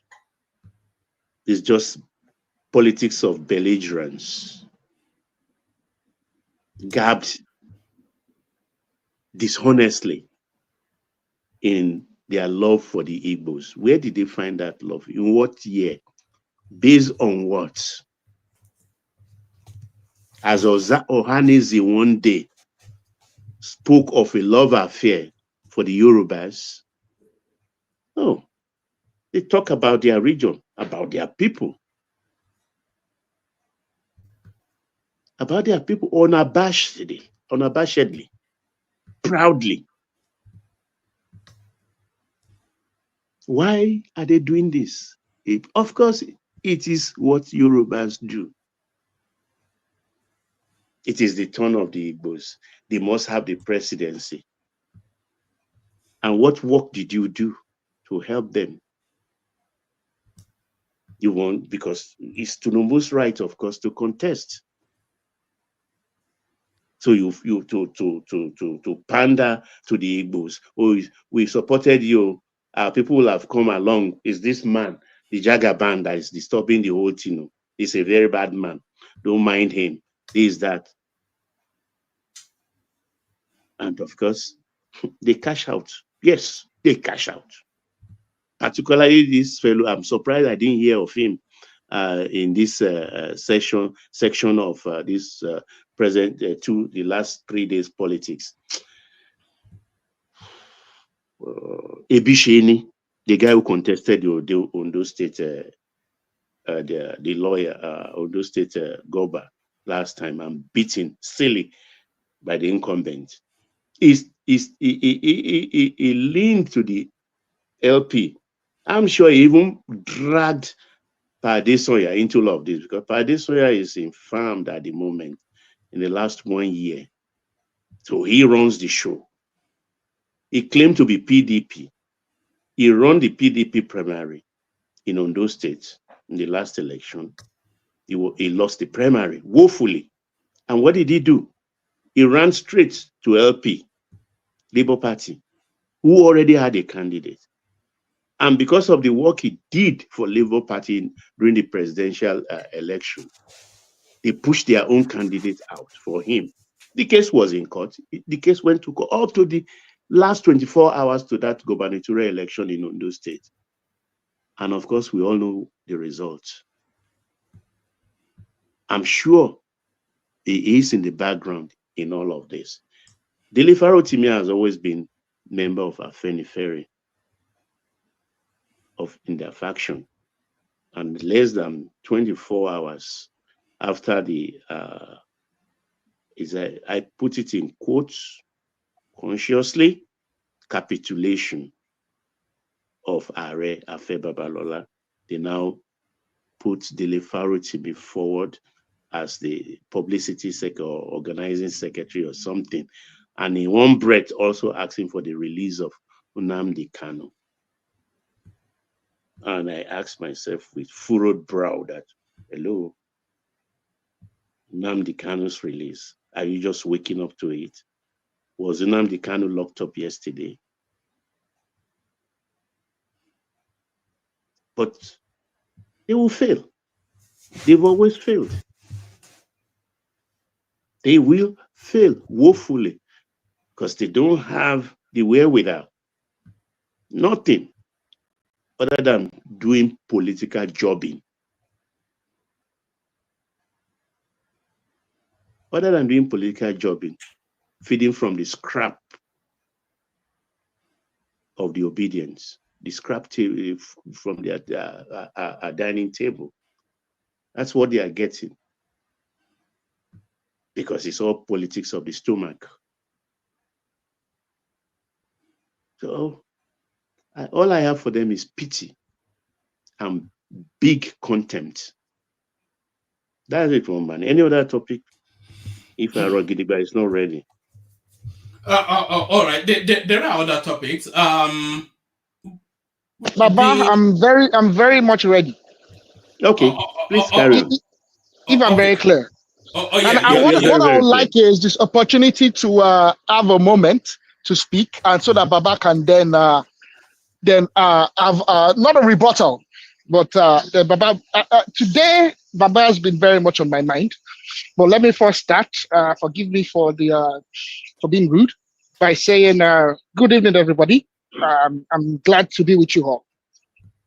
Like Baba would say, please like and subscribe, and please anyone in the comment section that so feels inclined to come up and speak, please don't be intimidated. Everybody's welcome to the one-man platform, and so Baba, I want to say, in the words of Chief Ebenezer Obefabi, that Abanijeniyo, tó ń báyàn jẹ́ kiri. Ọjọ́ tó bá dẹ́kun àti ìbànújẹ́. Yeah. For those that don't understand Yoruba very well, it means that an individual that invests his time into damaging others and into salacious activities, the day you cease to do that is the day your recompense would be visited on you. Baba, Ote, Tasheni 1962, 1963. That is what we are revisiting now. Only Ote Timo Party. That is what they are singing now. Today I was watching the interview granted to a particular son, Wale Shitu by Channel TV. And he was extolling the virtues of Afe Babalola and praising the elderly man for capitulating. And I'm very glad that I used the word capitulated. Yesterday it's hard for me to use it, Rogidigba. But it is what it is. For me, I was very, very emotional about what I saw yesterday. So, I think you've come around to our side. Yesterday, you were very gracious. But I can understand the emotions all of you spilled yesterday. You understand? And I've been an older person. You can see it now, Baba. You can see it now. Yeah. You can see you can see it was inevitable. It's like you are sticking dagger into my body and twisting it with relish, as you are saying it even right now. But Baba, I can tell you for a fact. I mean, since about 6 p.m. when I watched the interview, I was just so. And you can see I joined them straight away. Before one man even finished doing the readout, I was right on because I wanted to have a chance to speak and address this. Baba, this is and this is at this stage I didn't even know that Adele Farotimi had been appointed as a spokesman for Afenifere. Their small cabal, their clique of inglorious individuals. I mean, for me, the actions of this Afenifere group, a different group to the best of my knowledge, including Benga Daniels, and visited the Oni of Ife sometimes before Christmas.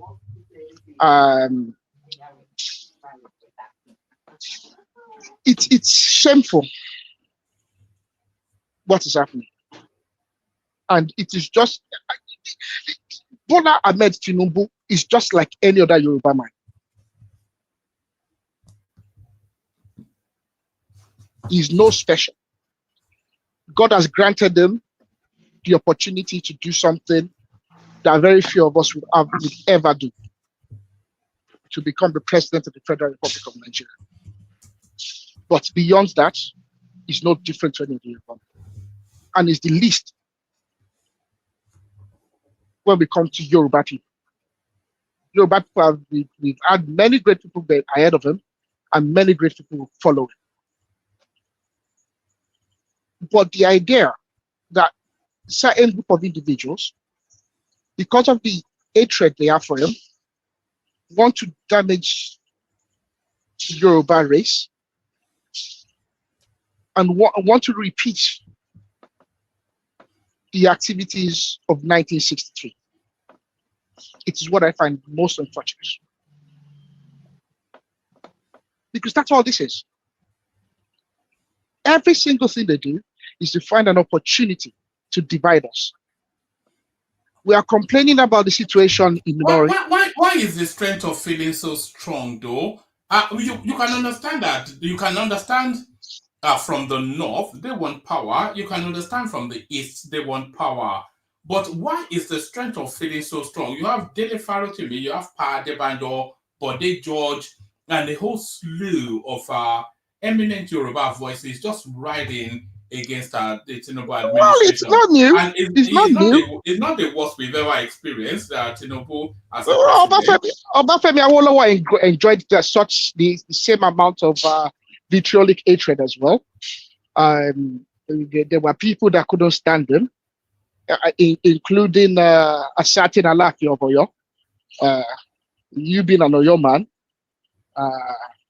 there's nothing new about it. A Yoruba champion will come up, and there'll be people that just hate him and would want and seek his downfall. It's for me, it's just very despicable what's happening, what I see going on. Factionalizing, and it's and well, when you talk Yoruba, is what Yoruba. Forgive me, people that seem to. I'm using quite a number of Yoruba adages and whatnot, but I just have to express myself. And one thing I found is that I do well expressing myself with the language, the indigenous language of our forefathers, and that's all it is. These individuals are creating a space for other individuals external to the Yoruba entity to divide us further, and this is not going to bode well. How deep is this strength of feeling? Because, and Obasanjo, and you wouldn't even forget Obasanjo as well. Somebody was mentioning Obasanjo in the he is vigorously against the Tinubu administration. But I mean, Tinubu is just a president. How deep is it deep, this strength of feeling, or are they just gaming the space? They're not gaming the space. No. They are not gaming the space. They are bitter. But Tinubu will come and go. And in fact, at this moment in time, I want Tinubu to go. The greatest wish I could have is for Tinubu to let him just leave the presidency. If you know what Yorubas, the rich and the mighty, did against MKO in the time of his detention. Hi. But I know I've Carry on, Arogedigba. terrible stories. They did it to Awolowo. They did it to. I mean, why do we keep undermining ourselves because of power? And not just undermining of, not even because of power, undermining of ourselves because one of us has the opportunity at power. I mean, it's ridiculous. Is it envy? What is it? Is it I don't know. I don't understand it. They did the same to Awolowo. Awolowo suffered too much open eye and too much education, too much civilization. I think that's at the heart of it. This is the same thing they did to Awolowo. This is the same thing that man went through. I mean, of all things, Afenifere was established by the likes of Olowo Obolo. So Olagbegi. People I mean, I feel very personal about it because I think it's because that entity is very close to me as well. A lot of my heritage is instilled in that organization. I feel very strong about it. It should not be rubbished. OBJ, who woke up, who was a beneficiary of MKO's demise, say Abiola. I know Abiola well. He was never a savior. He's not a savior. He's not a messiah. But we know the story of Abeokuta Grammar School where they both. Oh yes, when he didn't have shoes, is it his fault that Abiola was brilliant and he was a captain and was a much older student? And was poor. That's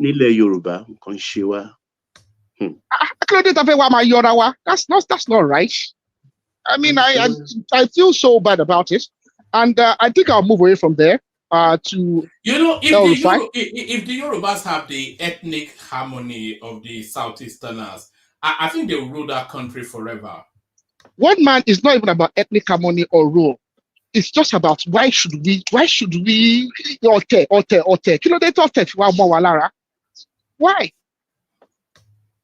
It'd be more we just get together to do this. I mean, there's no benefits to it.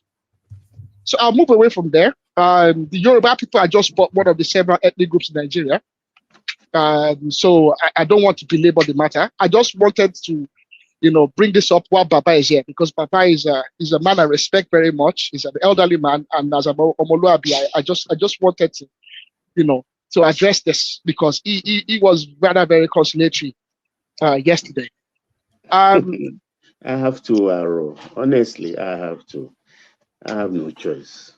But Afe Babalola, I will finish by saying Afe Babalola should not have acceded to the request of the royal family. But the Oni should not have twisted his arm, though. The Oni should not have twisted his arms. Absolutely should not have. He shouldn't have.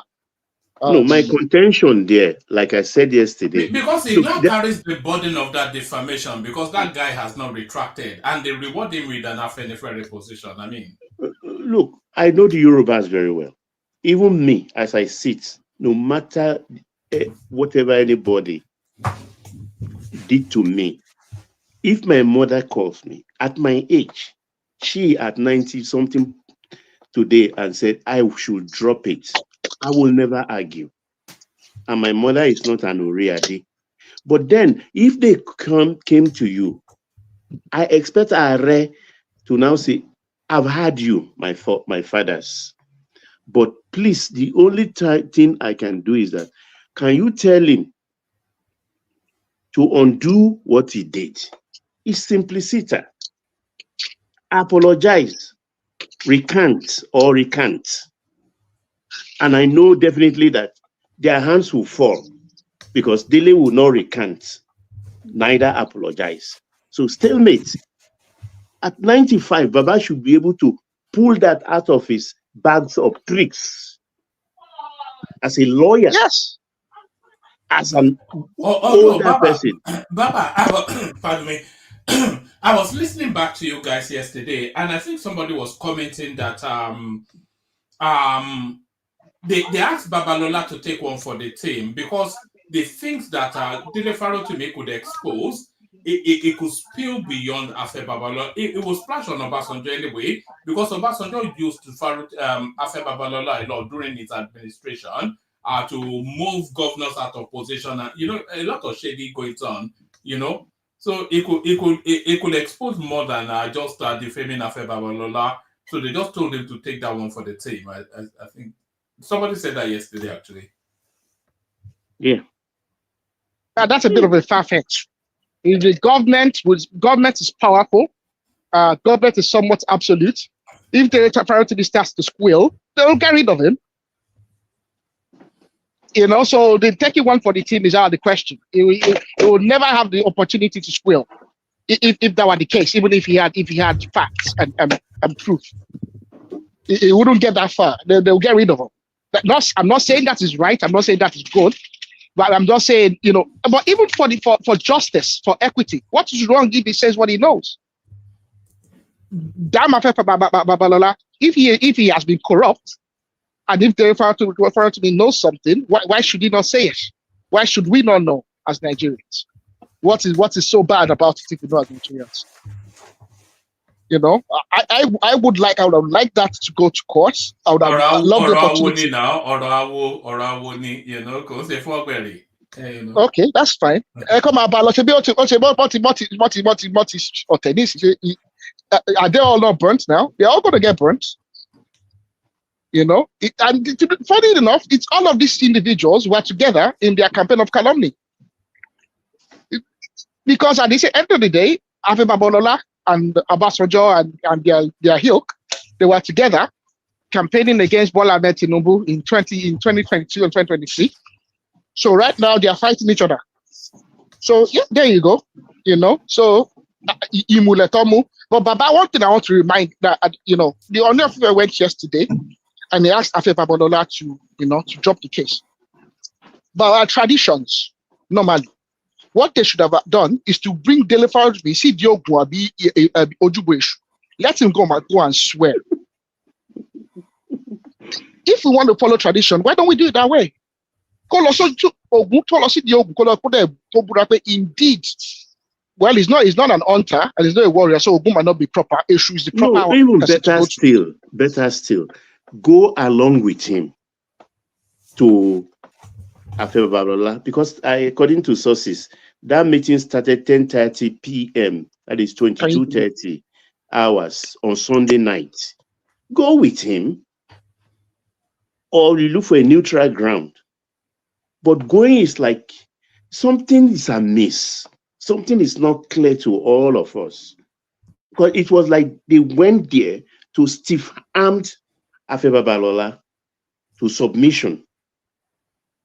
So what is that thing that gave them that impetus to go in that direction? Baba, I said it yesterday, Olusegun Obasanjo. I was very clear about it yesterday. Olusegun Obasanjo is that impetus. There's no doubt about it. The Oni of Ife is Olusegun Obasanjo is his godfather. So I'm not surprised that he was put up to that task. It's a shame. It's a shame, but I think we should just move away from that. It has happened. It has happened. But it's just this campaign of calumny, and it's not going to bode well. It's not going to bode well for us because we cannot be disunited, and we cannot be, engaging in this. Bola Tinubu is just another fellow. It's inconsequential in the grand scheme of things. And that's the way I feel about it. It's inconsequential in the grand scheme of things. We are greater. The sum total of us is greater than Bola Tinubu. And people should not, they shouldn't reduce a group of people that have history, that have legacy, to nothing because of their difference. And that's just the way I feel about that. I want to move very quickly to El Rufai. I was defending him yesterday, and I don't know. I don't know what to say about that man. I know he feels burnt. I know he feels betrayed, but I think it needs to, Is this what the Yorubas call or Shakala Shokolo? He needs to keep his gunpowder dry, He needs to keep his gunpowder dry. There's people that moved against them. It needs to be calculated. But right now, what he's doing is he's actually getting together with people that are so different to him. There's nothing, he shares very little with the people he's associated with. Ultimately, he's going to betray them because they will try and betray him. Knowing him is the kind of person is like the bird that flies away, that sees a stone coming and flies away and doesn't alert the others. And there is this triangle. El Rufai, Sanusi, Lamido Sanusi, the emir of Kano, ruling one part of the divided kingdom, and Nuhu Ribadu. They were as tight as thieves when they were at Ahmadu Bello University. They shared the same room. And if you look at them, I start to wonder, because I look at the characters of the three of them, very different character. So what made their friendship at the university level? I'm still investigating that, or interrogating that rather. It's strange. The three of them, they look strange. They have different characters and outlook. Carry on. I just it is interesting. They all share the same ethnic background.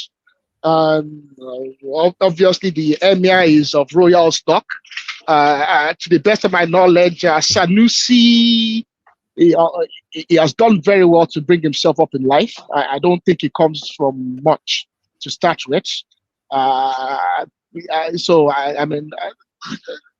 Rufai, you mean? Sorry, El Rufai meant to say, yeah, he's really done well for himself. He's a brilliant man.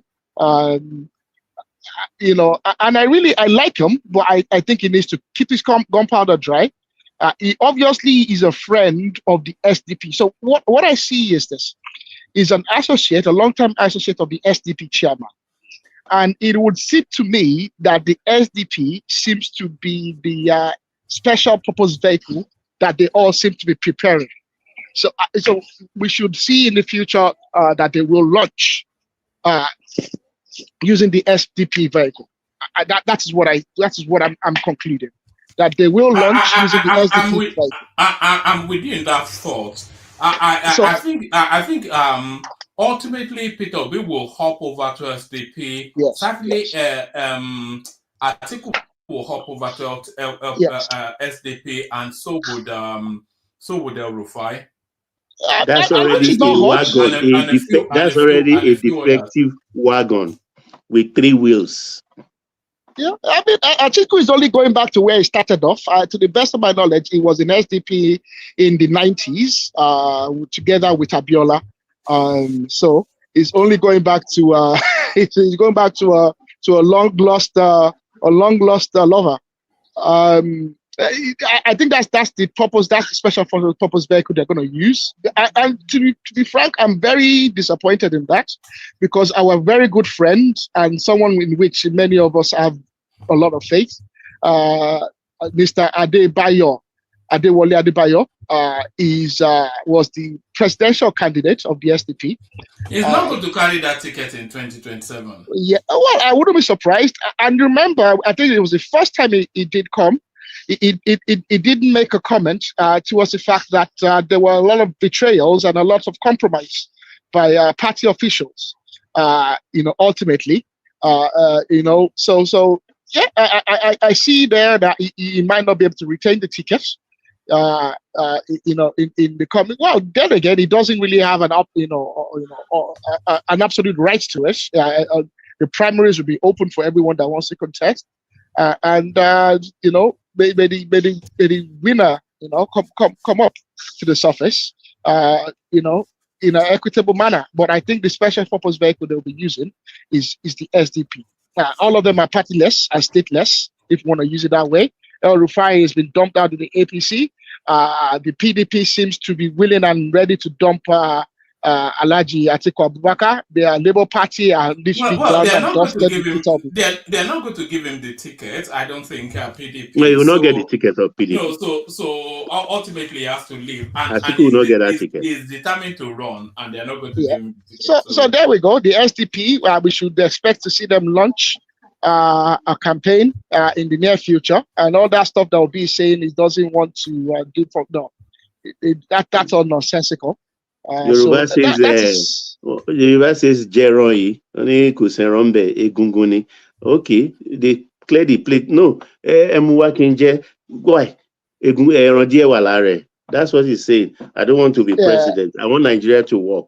How can Nigeria work if you're not at the helm? You have to seize power to make Nigeria work and prove yourself. So you cannot make Nigeria work from the sideline. It's not possible in science, in reality, and physically. That's that kind of stuff is only for the gullible. Exactly. I want to be a teacher when I retire from politics, as I'm a fool. So that's only for the gullible. But it is what it is. One man, thank you very much for the opportunity. I don't want to stay on too long. I want to, other individuals get a chance to speak as well. All right, stay in the conversation because the room is just filling slowly. But Fatai joins us. So Fatai, Antonio, when you're ready, let us know. We called you earlier on, but I'm not quite sure that you were fully with us. But Fatai is with us. So Fatai, about the closure. Hello, one man. Okay, wow. How you doing?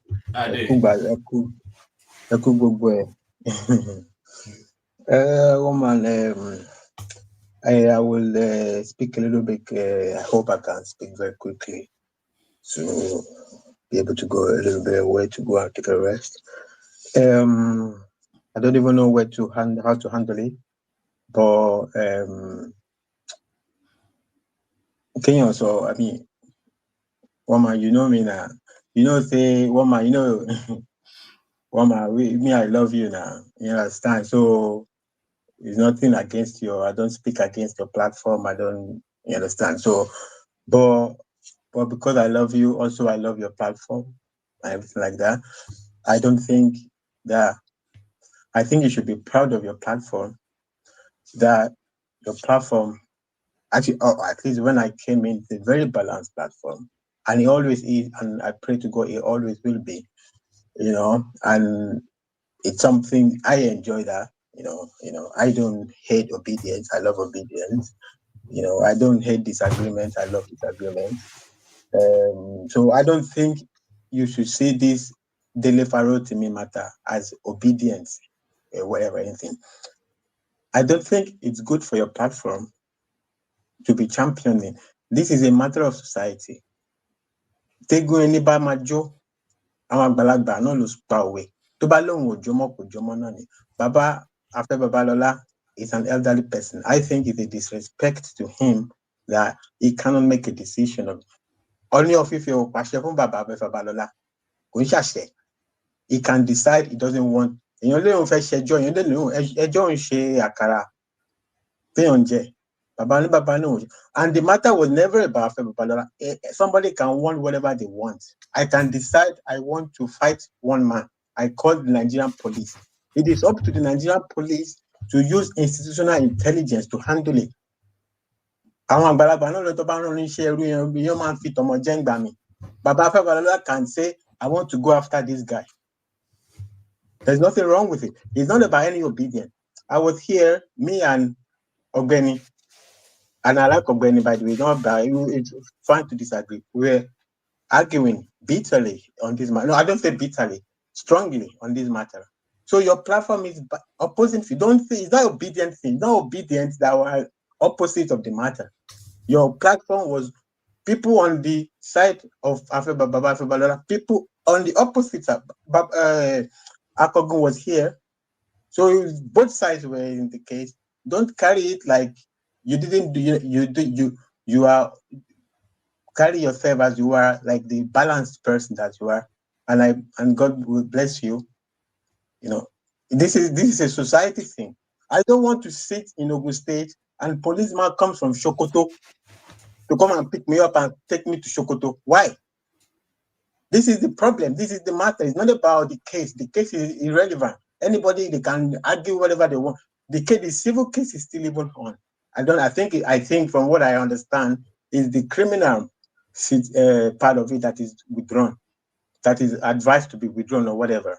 So he can still defeat Dele Farotimi in the civil case. So it's a matter of society.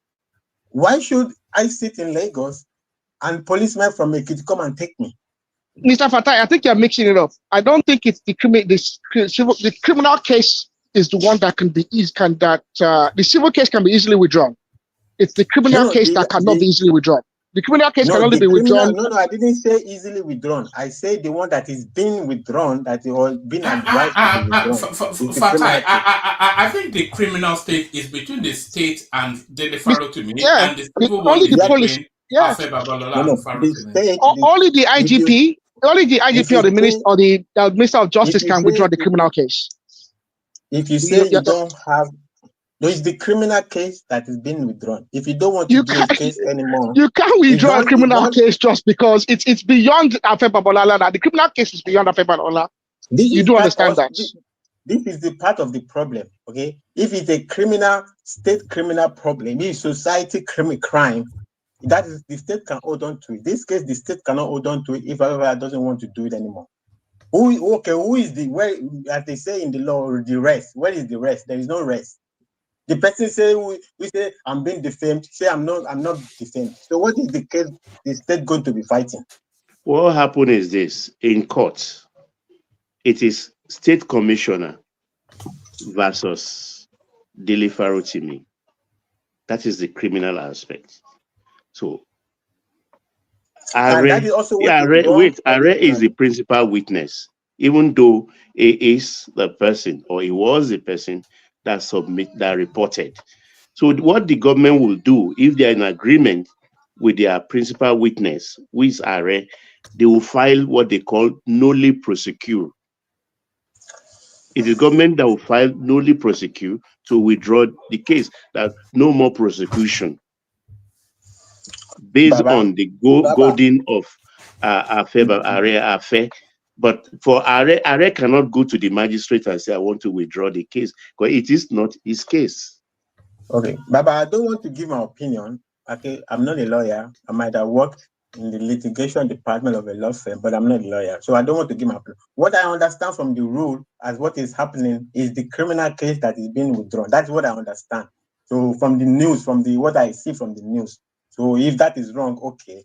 But it's not. I'm not debating what is the procedure of criminal case. I'm just saying what I saw from the news is that the criminal case is being withdrawn. Okay, except if I read wrongly. Maybe I will soon start my computer to see. But that's my perception from what I read from the news. But even over and above that, Baba is an elderly person. If he says he doesn't want to do anything, he's not a baby, and anyone cannot say to him. But anyway, it's Ikiti. It's not well. Okay, the larger Yoruba, but it's still. But it's not on Pashefun.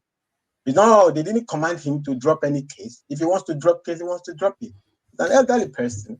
In some setting about Wogon, it's an insult to the elderly man's wisdom of reassessment. Kò sí nǹkan tó dùn kí peace rẹ̀ ni. Ṣé kílẹ̀ máa rí gbà ní ogun ṣé ó wá jẹ́ bí ẹ̀bà bí kò ń ṣe ẹ̀bà kò ń ṣàmàlà.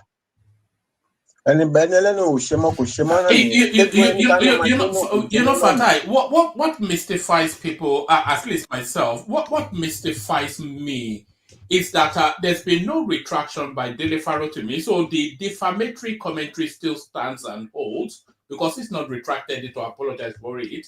And it sticks. It sticks now. Yes, and it sticks now. But the case that Are Babalola was pursuing to redress that defamation has now been withdrawn. So is this an admission then that what is being alleged actually is true? It's true.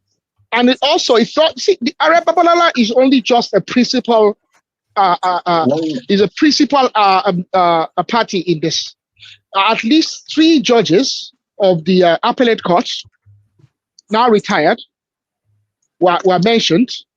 By association, at least 3 senior advocates as well, essentially rolled into this defamatory comments. So it's beyond Afe Babalola, but it's for me. I don't even care much about Afe Babalola.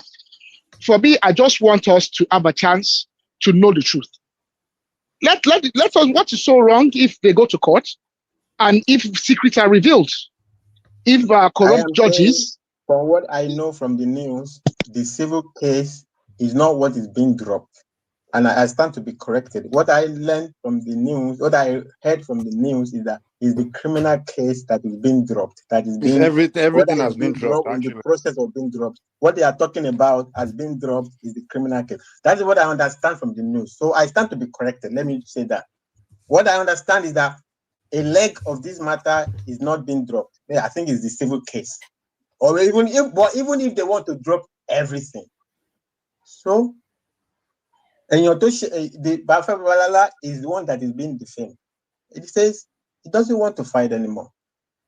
It doesn't want to fight anymore. That's the end of it. Well, it was on a lighter note. It's not like Baba has made my popcorn to become steel because I bought popcorn, loads of it, to watch the drama. That's all my hand. I think I don't disagree with the opinion, but I think it's looking like maybe not. I'm sorry. No. It's allowed. Carry on freely, Joe. We are having robust and informed discussion. No, I made it clear, Fatai, since yesterday, that even my mother will make me withdraw. How much more Uriah days? I said it clearly yesterday and repeated it today. So Baba, you agree with us that it was Oriade that made him drop the charges?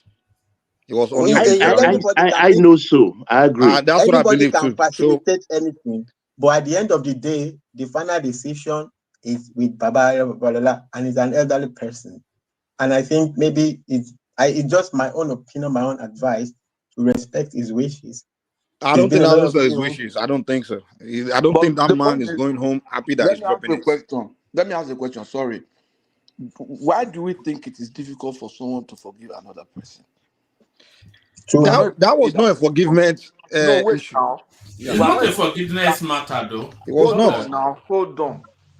You see, we are saying Oba was the one that made him to do this. This one. Don't you think that somebody could decide to say, I wanted to fight, but for so many reasons, I'm old. I don't want to fight again.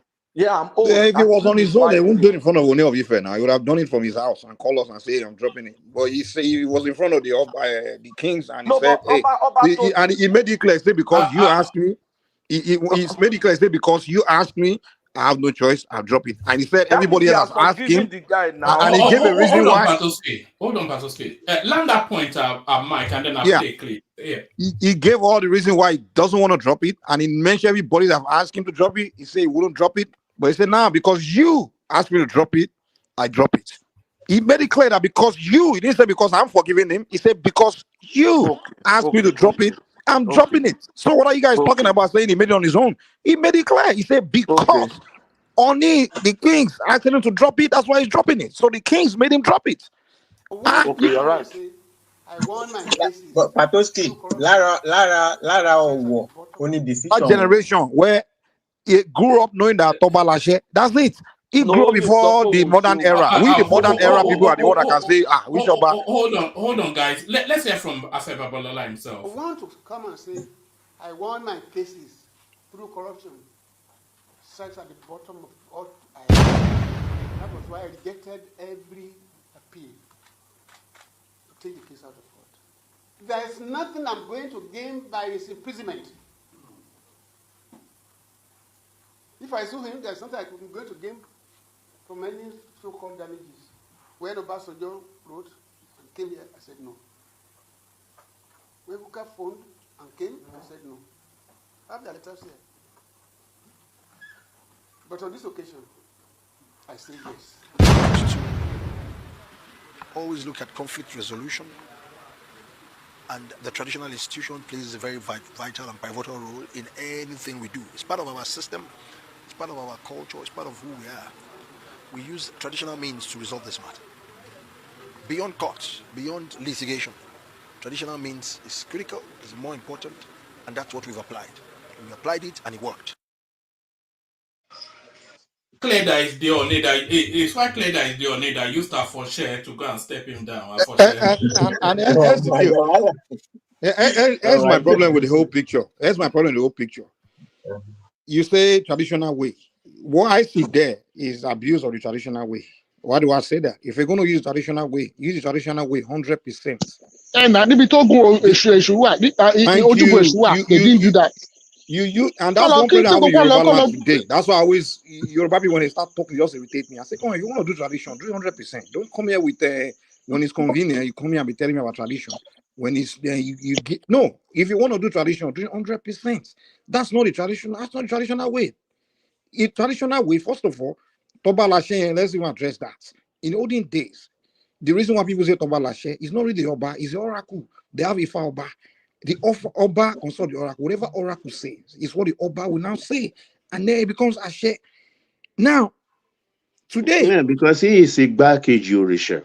Yeah, but it's still Ifa Oba. Yeah, of course. That's what I meant by back Orisha. Exactly. Ifa is Orisha. Mm-hmm. So back then, everybody know that what Oba is saying is what the oracle says. So people have to go by that. But today, how many Oba are actually consulting oracle to say anything? They just say their own thing. And people still have because Afenifere is from that old time where they were raised to accept what Oba says, Ashe. But my generation know that no, it's not. I don't think we are still doing that. I don't think Obas they are consulting oracle anymore, because I know most Oba in Yoruba land today, they are not even traditional people. Like, you can't tell me Olu of Iwo will control, tell me something I'm convinced that it was oracle that told him, because obviously he doesn't believe in it. So this Toba Lashe, no, if you want to do Toba Lashe, then let's practice tradition all the way. Consult the oracle in front of me and tell me this oracle I should tell you, and I'll say, okay, Toba Lashe. So this, what goes on today in Yoruba land is a lot of abuses of tradition, use it to manipulate and things. We all know clearly is obedient. Only is a supporter of Obi, Farotimi is a supporter of Obi, and the obedient people want to find way to make him drop it, and they figure, oh, you know what? We can use the Oni of Ife is a supporter of Obi. He supported Obi, and he was a big guy. I don't think so. Well, but I don't know, but for whatever reason, maybe some people call him, and I don't. Whatever happened there, to me, it's just not the way. And secondly, lastly, what is this? First of all, you didn't get to the bottom of it. It's just embarrassed traditional way of doing things, because the traditional way we get to the bottom of it. We are not we don't get to the now. It's almost like you gave victory to Farotimi. Just like you guys said, Farotimi, he didn't ask him to retract, he didn't ask him to apologize. So we didn't get to the bottom of the case. He just gave the victory to Farotimi that okay, the book is still out. So what did you solve here? You didn't solve anything. What is this solving? What did you solve? What is tradition solve here? This one, you embarrass tradition here, because the tradition didn't. If that's tradition, then tradition didn't solve the problem, because we didn't get justice. Okay, who's guilty? Who's lying between Farotimi and Afenifere Babalola? Who's wrong? It's only in the court you can find out. When both sides bring all the evidence, you can say, okay, we got to the bottom of it. Or if you took both of them in front of Ogun and Orisha and they swear, we say, okay, we got to the bottom of it. But you didn't do that. You just gave one order to withdraw case because Tomalashe. And at the end, we in the public are like, okay, at the end of the day, how do we find out who and what? Because the referee is telling us that everything is said, they has proof, and Baba Fela is saying no, it's a lie. So we in the public, we want to know who's the both-faced liar between Afenifere Babalola and Farotimi. Now we'll never get to that. So you just embarrass tradition by telling us it was traditional means of solving problems. No, that's not traditional means. I'm sorry. It's just I don't know what we do in Yoruba land today. We just play everything on tradition. Those that don't know tradition, we just keep following like a donkey. But me, I don't know what the tradition is, and I don't think that's what most of our monarchs are doing today. And I don't even think the gods are still with them, because they just on their own. I'm sorry. Yeah. All right, back to Fatai. Sorry, can I put one word? Can I put one word, Fatai? You see, if we don't want to give tradition credit for this solution that so suits some of us, then tradition should not take credit. But I also want to say it's tradition. If you say it's not ancient tradition, it's okay. Tradition is what people practice at a time, their way of doing things. And since I was born and I grew up in recent time, we've had people go to palaces to resolve issues, not without consulting oracle, without anything. People just go sit down and they have people that will resolve. So it's become a recent tradition that leaders, well-meaning leaders, it could be traditional ruler, it could be anybody, an elder in the community, to step in situations and then resolve matters. So if you say it's not tradition, you probably will referring to ancient tradition. But in recent time, in the last 100 years, that's the practice among not only Yoruba, but people all over the place. Elders, respected people resolve matters, and that's the point. So there's two traditions. There's ancient tradition and there's tradition. Yeah, there's ancient tradition where you go and then there's tradition. So there's all right. Let's not get too heavily into that trap. I will get to hold on. Let's not. Sorry, Patrick. Yeah, I don't want to. Let's get back to the actual main theme of it. Yeah. Make that point, Patrick, and then back to Fatai. Yeah, there's ancient tradition. Ancient tradition where you take a dog and put a dog before a metal and cut his head. That's ancient tradition. Recent tradition, some people don't do that. I'm sure you don't do that in the US. You understand? So, but are you still practicing tradition? Yes, of course. So these things are changing. Would you cut a dog, take a dog to a metal, take axe, go and buy axes? Do you want me to send you video when I'm We're not getting into Babalawo stuff now. No, he's accusing me of not practicing ancient tradition. No, that's why he doesn't know me. In the US, you go buy axe. Do I have to do it in the US? I go to Nigeria every time, right? I just came back from Nigeria last week. And take the video to US to your office and say, see my traditional practice that I just done. Ignore this guy. No, ignore. You are ashamed of your tradition. You are not making sense at all. Who's not making sense? Do I have to do it in the US? Do it. I do it means I do it. I don't. If I want to do this thing physically, I go to Nigeria and do it. All right, we're not completely. Let's just get back to what we're talking about. But back to Fatai. So what I wanted to say. Sorry, am I still here? Yeah. Yeah, can you hear me, Homan? Can you hear me? Yeah, hello. We can hear you clearly. Carry on, please. Yeah. So what I want to say is that I mean, I might perceive it wrongly, but I just think that you shouldn't give away to that. There's some obedience, anything.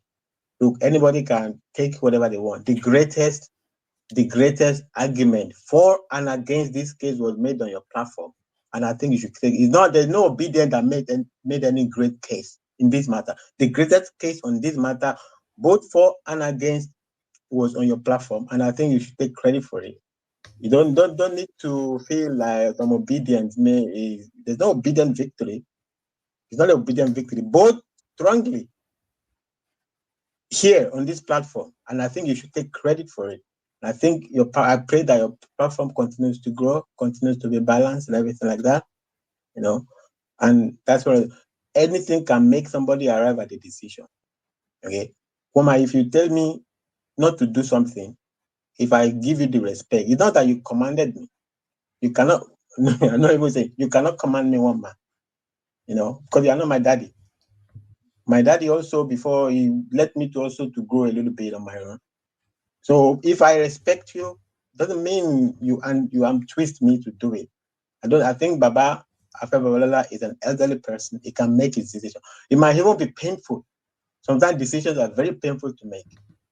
But if I make my decision. He's not just a grown man, he's an elderly man. And he's made his decision. That's all. That's how I feel about it. I feel that he's made his decision. It could come from anywhere.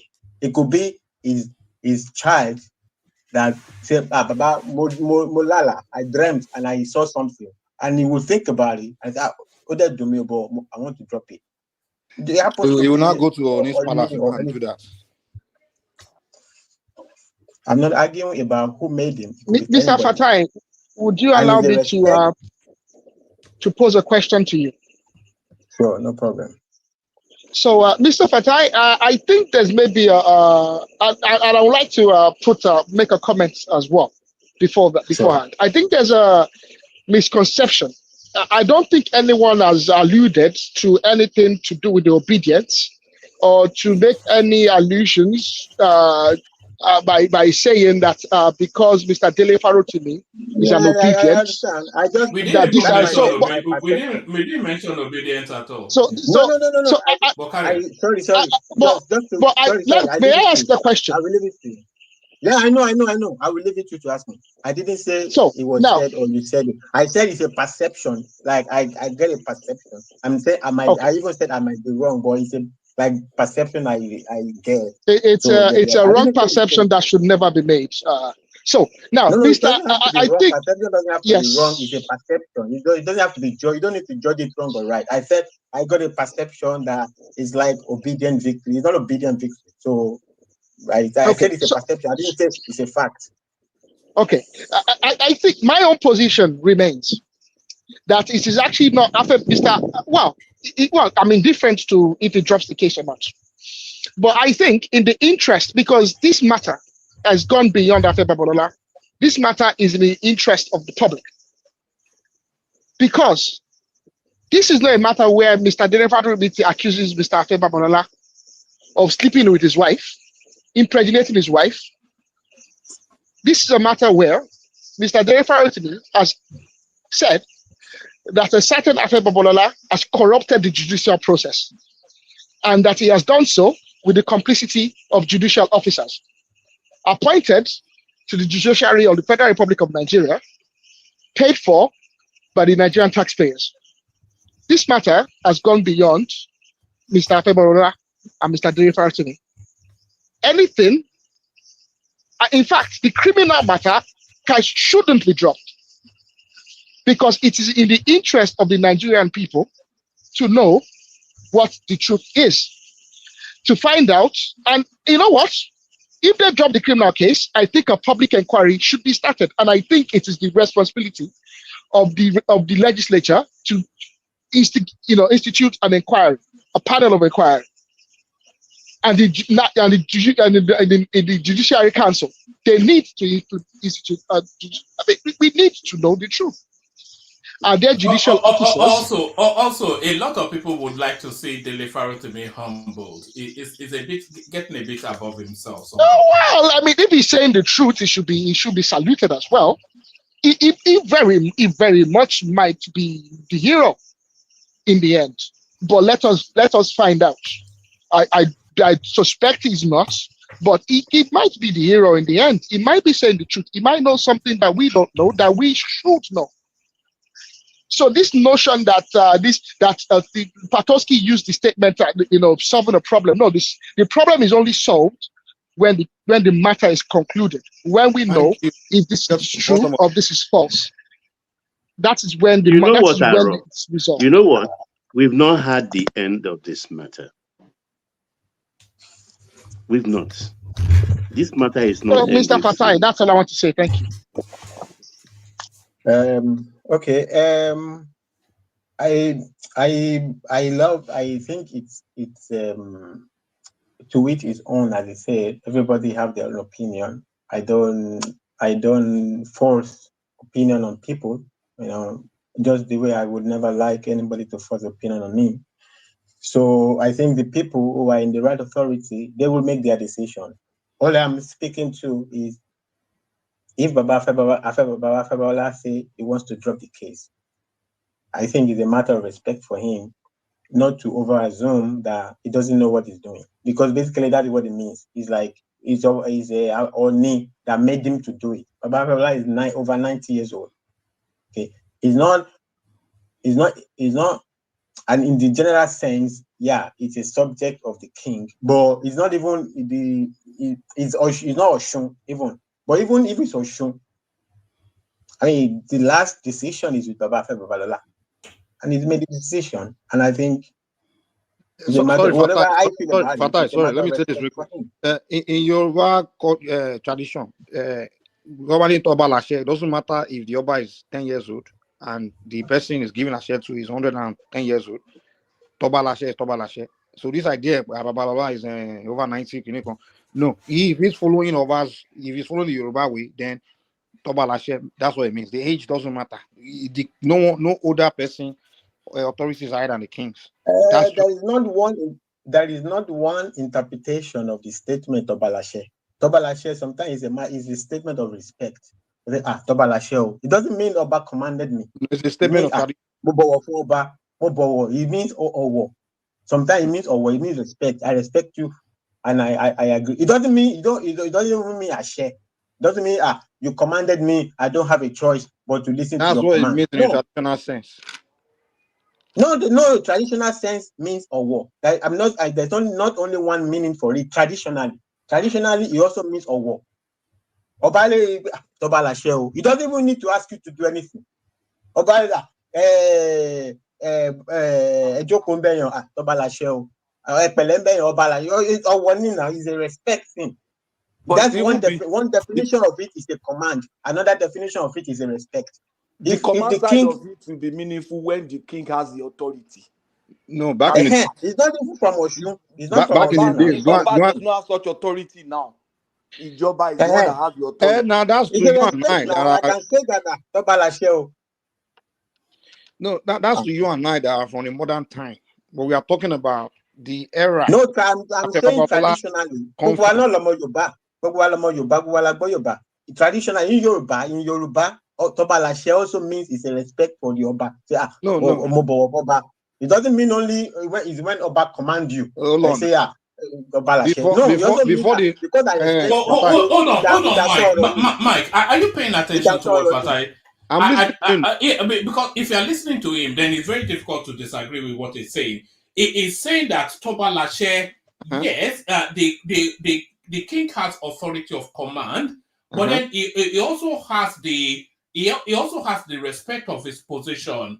So that Toba Lashe, it could either be the authority of the command or in a lot of instances also the respect for the position. So it might not necessarily be a command, but the respect for the stool that he occupies also encompasses Tobalashe. So I'm not sure where there's a disagreement. I get that. Where I disagree is no. Tobalashe is not just, it's not it's not even the respect of his tool. Even if you don't respect the king, back in the time, Tobamakpashe, if you go against it, they will chop your head off straight up. So whether you respect the king or you love the king, or even you are a foreigner, once you are in the land, Tobamakpashe, that's fine now. So it's not if about Babalola says he's but not today, dropping hold on. Today, of course, you and I were from a generation, we are born Nigerians. You understand? Our generation were born into Nigeria. We're not born in that era. So we can't relate to that. But I'm telling you that Babalola come from that era. He was born before Nigeria. So he was raised to already accept that that's the way. So even though presently he doesn't have to, but the fact that he grew up into that belief, that's why he has to follow that Tobalashe, because he grew up in that. I'm not sure that is right. He's a lawyer of international repute. This is a guy that has he has a stool at the London School of Economics. So it's not some you can take the kid out of the block. One man, you don't understand. If you are a true Yoruba born, there is nothing an Oba cannot take from you. Look, if you know Lagos Island well, in the late 80s, this Baba that brings in Volvo, apart from what's the other, RT Briscoe was the importer of Volvo cars. Then this Baba joined too. The friend of Are Okoya, I've forgotten his name, in the Ojuolobun area. He sells Volvo. Oba Oyekon was driving past, saw a brand new Volvo. He asked his driver to stop and said, "That's a fine car." He said, "Who owns it?" And they said, "Hey, what's this Baba name now? This Kwara man. I've forgotten. Who has a dye factory in Agbara? Can anybody help me?" No, carry on. The name will come to you in a moment. Carry on, yeah. And they said, "Oh, that's the new car he's selling now." And he said, the driver should go down to go and find out if he's in the office. And they said, yes, he is in the office. Said they should call him for him. Then he came down. And what did Oba Oyekon say? You are okay. What did Baba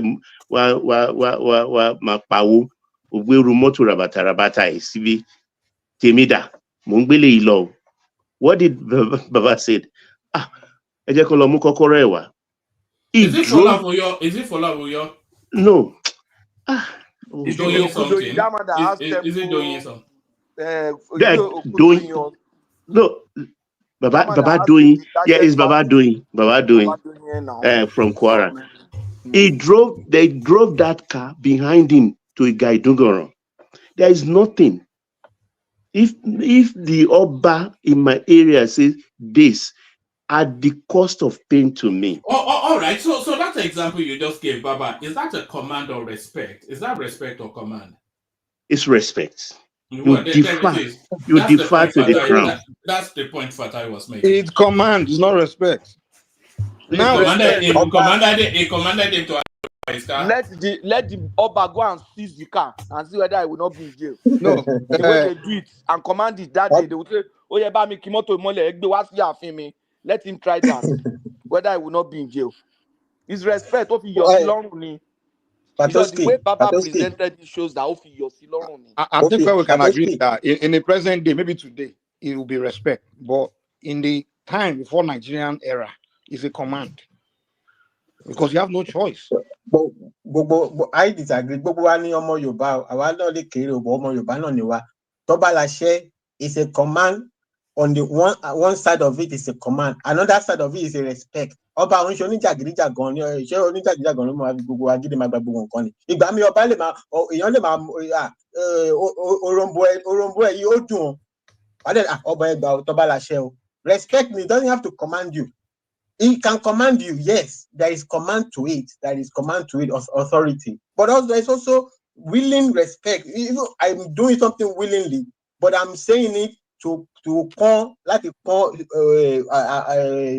a position sit yẹn lé pé tọba láṣẹ o. It's àpọ́nlé fún orí tẹ̀yìn tọba láṣẹ. Even though it's coming from my heart. I feel that the king desires this thing. And I feel it comes from my heart. But I want to decorate edify. Edify that position. I say Tobalashe. It don't go Tobalashe. It doesn't always have to be that he has commanded me, and I can never. But you also believe that people believe that the Oba can lay curse on them, and the fear of that curse is make them even follow the order. So it's not all the time. My point is, it's not all the time that Fatai, let me bust Mike. Let me bust one man, please. Let me bust Mike's bubble. Okay, good. Okay. I was just going to insert this, that there's also prestige in being able to reference in like that guy, for instance, the example that Baba just said. He has now the cachet of going around saying that, look, the Oba of Lagos drives my car. So that adds to the allure of it elevates your status. But Baba, sorry. Yeah, just what Badejo just typed right now was what I wanted to say. That look, in today's era, can Oba throw his Irukere on top of my wife and said, Mugbeseli? That's not going to happen. You understand? We all know that. So when it's in the realm of matters as serious as this that you can defer to an Oba. I mean, it all depends. I mean, it doesn't come with age. I just said my mom is about the age of Are, and at my age, I've never and will never, till she goes to her grave, look her in the eye. Whatever she says is final. And people have taken advantage of that. It's like, he's angry, go to his mother. And they win. That's me. And what I hold in grudge against all of them, ma worry, shebi alajani, tobaku, ma rente mama loba. I rest my case there. So that's what I just tell them. Okay, you win. All right, Fatai, let Choma have a little insertion, and then you bring that space. You bring that space home, and then we move the conversation on. Choma, you wanted to chime in, Choma. Yeah, good evening, everyone. Good evening to you. I just came to give my submission. Well, man, you guys are funny, but I want to give my submission. Since you guys have turned this into, obedient assassination and no longer talking about the corrupt, lawyer or whatever it is. Honestly, it's wrong. But I wanted to know, Mike was saying, first of all, I want to thank Arnie for getting involved in this matter because, we don't want to disgrace any elder, And another thing is Mike's talking about, if you're going to involve tradition, then we should do it the proper way. That Afe Babalola should go and swear. Are you kidding me? That man should not swear. Baba should not swear because if anything happened to him,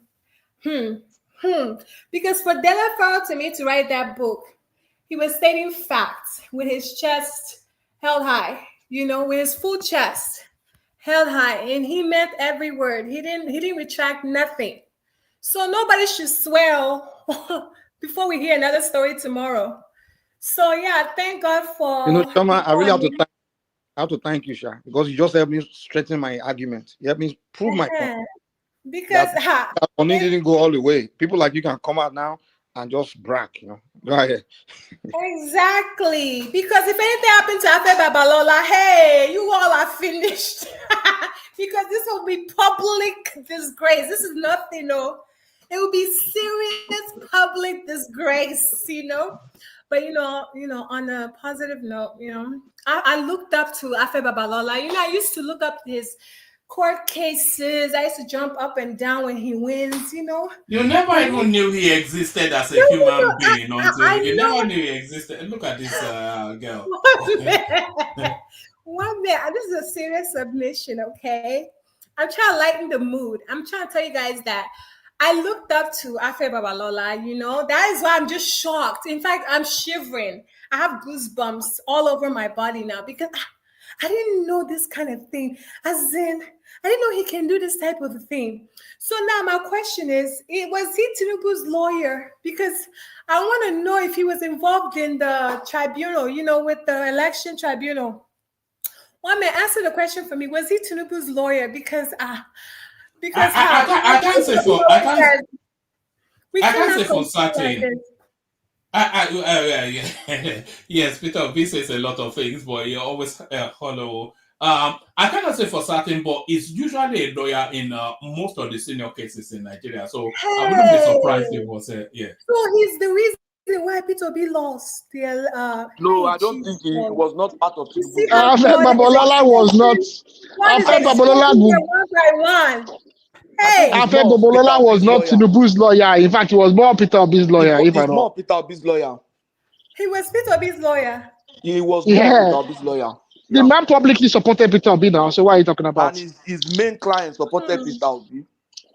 I don't believe Peter Obi's hand doesn't go anywhere near corruption.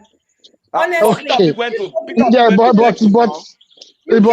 Obi's hand doesn't go near corruption, but he was able to move the state's funds to Fidelity Bank without legislative approval. This has nothing to do with Peter Obi now. I'm just concerned that no, you made a categorical statement. Not part of corruption. I'm concerned for Peter Obi. Peter Obi has nothing to do with this. I'm just shocked. Peter Obi was going around to beg Afe Babalola now. Peter Obi went to beg Afe Babalola. Have you forgotten? Peter Obi went to beg Afe Babalola on behalf of General to help him because he doesn't want to humiliate the old man. Come on. Imagine if they open more cases and Afe Babalola is arrested, how would you guys feel? You have to look deeper than what you're seeing on the surface. You know, look beyond your nose and see that there's deeper shit going on, honestly. And so, Mike, don't bring up anything about swearing, no, before somebody goes before their time. God forbid bad thing. Honestly, I'm just so disappointed. Afe Babalola, I used to look up to him. He's a great Never knew he was, man. Stop lying. You are not different from Farotimi. I know him very well. Back in the days, I used to look up his cases. I was like jumping up and down when he wins.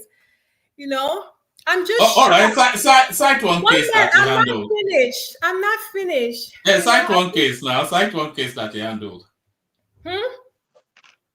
Cite one case that Afe Babalola handled. The names of those cases sound like Nollywood movies, so it's hard to remember the names. They're all weird. But I just want to thank God for Dele Farotimi. You know, it's always good to be on obedience side, you know, on God's side, because I mean, God is victorious. So, Chama, let me ask you a question. God is on his side. Some people think he will be rotten prison. Some people think he will not be celebrating. Mike, Chama is just here to troll. But look at God. No, I want to answer a question that God cannot do. Please, guys, is there anything that God cannot do? So, Choma, but the Farotimi means that no one should beg for him. Hold on. Answer this now. Answer this. Hold on, Mike. Choma is just here to point and laugh. So let her just point. I know now. No, what I'm saying is that Afe Babalola is now the one apologizing to Dele Farotimi. You know, really? It's just like what that is written in the Bible. You know, the stone which is rejected will end up being the chief cornerstone. You all rejected Dele Farotimi. Now he's somebody you should be looking up to. As you can see, God is on his side, and his hands are getting clean. Can we say the same about Afe Babalola? You know, I'm even shocked that I used to look up to Afe Babalola. I'm just so shocked. I respected the man, you know, but in any case, you know, I still respect him that he has given up, this case, I mean, it wasn't even any case to begin with, because I mean, the Farotimi was right all along. So thank God he didn't waste our taxpayers' money on this nonsense, honestly. So Woman, what do you think about Della Faratimi's victory? I mean, how do you feel? Like, is it gingering you? Like, just me? I don't think that it goes deep enough. I think they should have made Afenifere go in front of Dele Farotimi, prostrate in front of him, and What then is have love and Dele romance you Farotimi and put his Choma feet doing on here, his woman? head. What's this The other case love and is romance? No, You guys can't get hotel. Right. You're she not just nice. You two she just are said that's all enjoying now. our sweet I'm voice. still giving my Even though- submission. But Mike, I'm shocked. How can you expect What you are doing Baba is you are to talking a swear? bunch of rubbish with a sexy Huh? voice. What you are doing? Why would you do that to Baba? Huh? It's like asking Baba to swear. How can you, my Chioma, what are all you right. talking about? I'm confused. Please, what is your point? I'm just here to say that It's just Peter here to romance one man. That's what. we need to No, she's open been drinking that Kool-Aid we again. That's need what to it is. open Yeah. up Peter B's case. So we have to open up Peter B's case. Omo, we need to start fighting everybody. Let's get ready. Because this one has exposed everybody's guinea buttocks. All right, Choma, can we get back to the conversation, Choma? I'm just shocked. I'm shooketh. I'm so shooketh. You know? So chicken, don't worry. Go and drink some tea. You'll be okay.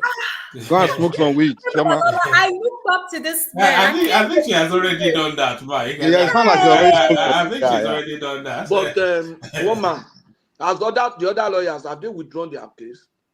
Well, that's the thing, though. We don't know that. Other cases now. Farotimi is in for a long one. Oh. This one you are just smiling. Hold on, Chioma. I think Tony Elumelu is waiting for this to pass through. He'll come in as well, I think, because I think he has a case to, he's coming after her as well. Him as well. One man, that's the problem with you guys. You just try. I mean, did you see how everything? Wait, did they not accuse Dadebo's uncle as well? All of them will close this case. There's no case. No, he's an auntie. Okay, now, Choma. You made your point, Choma. Let's have the conversation. In his allegations, he also smeared the Supreme Court judges, and he named Rose Vivo, who I think is the uncle. I think it's his it's Dadebo's dad's brother. No, it's Dadebo's dad's elder brother, I think. Because the father, was a woman, the Rose Vivo. No. I think it was his father's elder brother, or his father's uncle or cousin of some sort. Anyway, George Rose Vivo. There's been a few of Georges in their lineage. It's not stopped. It's just started for this guy. It's not stopped. He's in for the long haul. These are, He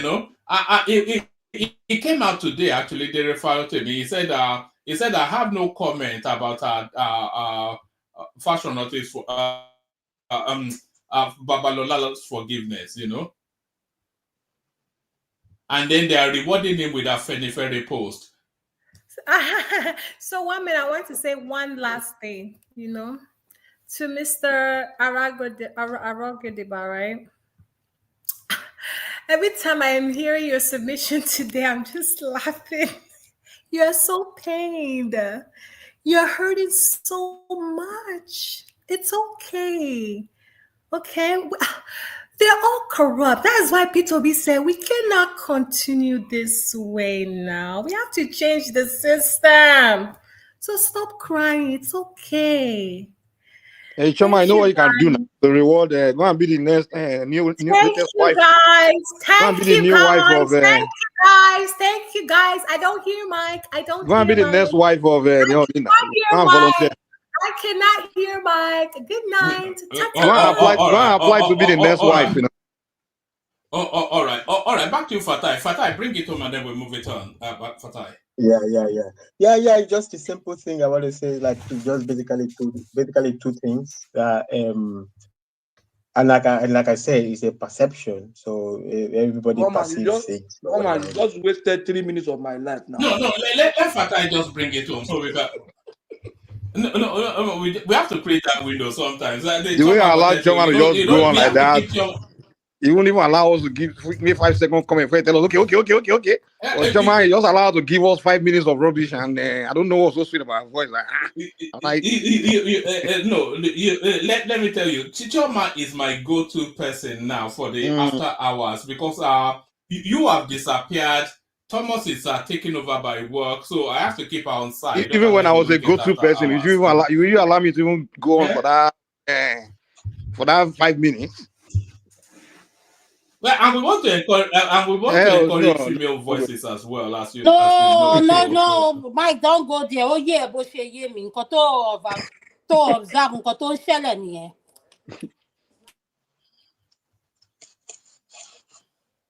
Hello, woman. Yeah. Carry on, Fatai. Carry on. Yeah. So basically, what I was saying is, like I said, it's a perception thing. Well, okay, just to say just one sentence, I think you should take credit for your platform. The strongest case, both for and against. Forget television, Nigerian television. Forget all the internet. It's not obedient. The strongest case, both for and against this matter, was made on your platform, and I think you should be proud of your platform for it. That's the first thing I wanted to say. And also, the second I want to say, the matter is, look, for me, it's not even, the case is more complicated for both sides. For the Farotimi himself and for the side of the last sides, So they can go to the court and argue all these things. Okay, they can go there in the court. They can go and argue it. It's not a straight shot case for anybody. It's not like it's straight shot. Farotimi is innocent, or the straight case. Baba Farotimi is going to lose, or something. So they can go. The problem in all of this is the only real problem here is how would you feel you are sitting in Ibadan and they can't carry you from Kaduna, carry you go Kaduna? This is a bit serious problem here. We have a serious problem here. But we don't have state police. We don't have state police. Nigerian police. They don't break the law now. There's nothing called state police. If federal agent pick you up, they'll drag you all the way to Washington, man. You think don't break the law?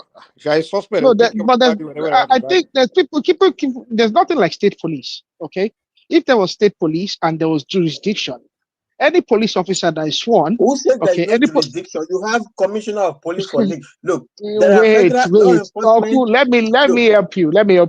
Any police officer. You help me. Any police officer that is sworn to be forced. His jurisdiction is not limited to any particular command. You're not helping me. You're making embarrassing statement. The EFCC is a federal agency. It doesn't have Lagos commissioner of EFCC. Yeah, okay, EFCC can go arrest you, even though it can even it can coordinate with people in a certain degree to go and arrest. It's different from police. Police have jurisdictions. Really? You can't but the police. Somebody was even Nigerian police is federal police. It's federal police now. Oh my goodness! I don't need we have a unitary policing system, Fatai. We have a unitary policing system, Fatai. Oh my goodness! If the case is in Ekiti, so are they supposed to move the judge to Lagos? Let me ask you guys one question. Do you know the one that embarrasses me most is somebody commits a crime in Rivers or an offense. Wike is suing the person in Abuja. You understand what I'm saying? For an event that took place in Rivers between Rivers citizen and maybe Wike that is currently in Rivers and stroke Abuja, you will hear that they instituted a case in Kaduna. They instituted a case in Osun. It's just even Nnamdi Kanu was suing the government in Abia now. Obaton. Suing somebody is different from execution. Suing somebody depends on federal court. And depends on federal whatever the law with where you sue somebody, whether state court or federal court. Even when the offense is committed in a different state with a different laws and with their own judicial system. Court is different from police. They don't have different laws in this. Then somebody in Kaduna is free him. One man. That's a challenge. One man Carry on, Fatai. And people, let Fatai bring it to a close, and then we move it on. Yeah, Fatai, back to you. Yeah. So if like I said, I gave the example. EFCC can arrest you from anywhere. It's EFCC. Okay. The state governor is the law enforcement chief of a state. Why is the state governor the law enforcement chief of the state? The state governor does not control the army. Okay. A lot of things that you are talking about, federal, whatever, a lot of it is administrative stuff. Okay. There is jurisdiction, there is internal jurisdiction within the Nigerian police. It's not any police can just wake up and come from anywhere and go and take somebody. There is a place they report to. There is even within even state there is a DPO. You can't just say I am. Fatai, sorry. The example that you are using actually defeats the point that you are making. If you are saying the governor is the chief security officer of his state, which they claim they are, but it doesn't have the final word on security, because it can be, and we have seen several examples where the governor takes a stance. We even saw someone embarrassed in some estate in Lagos, where the governor takes a stance on security and is overridden by some IG in Abuja, which is because it's a unitary system. I'm saying this: the governor is the chief law enforcement of the state to make the case of existence of jurisdiction. There is jurisdiction. And also, when you say you are running a federal system or federation, the state is a mini country. Okay, the law might not even probably be laid out, but in essence, it says the mini country. There is deployment in situations. Why do you think they have commissioner of police of each state? Is it to be drinking Pami or something? No, it's in charge of that area. You can't well, just that's because of operations. That's for operations. That's for operations, not for jurisdiction. The commissioner. You're confusing operational.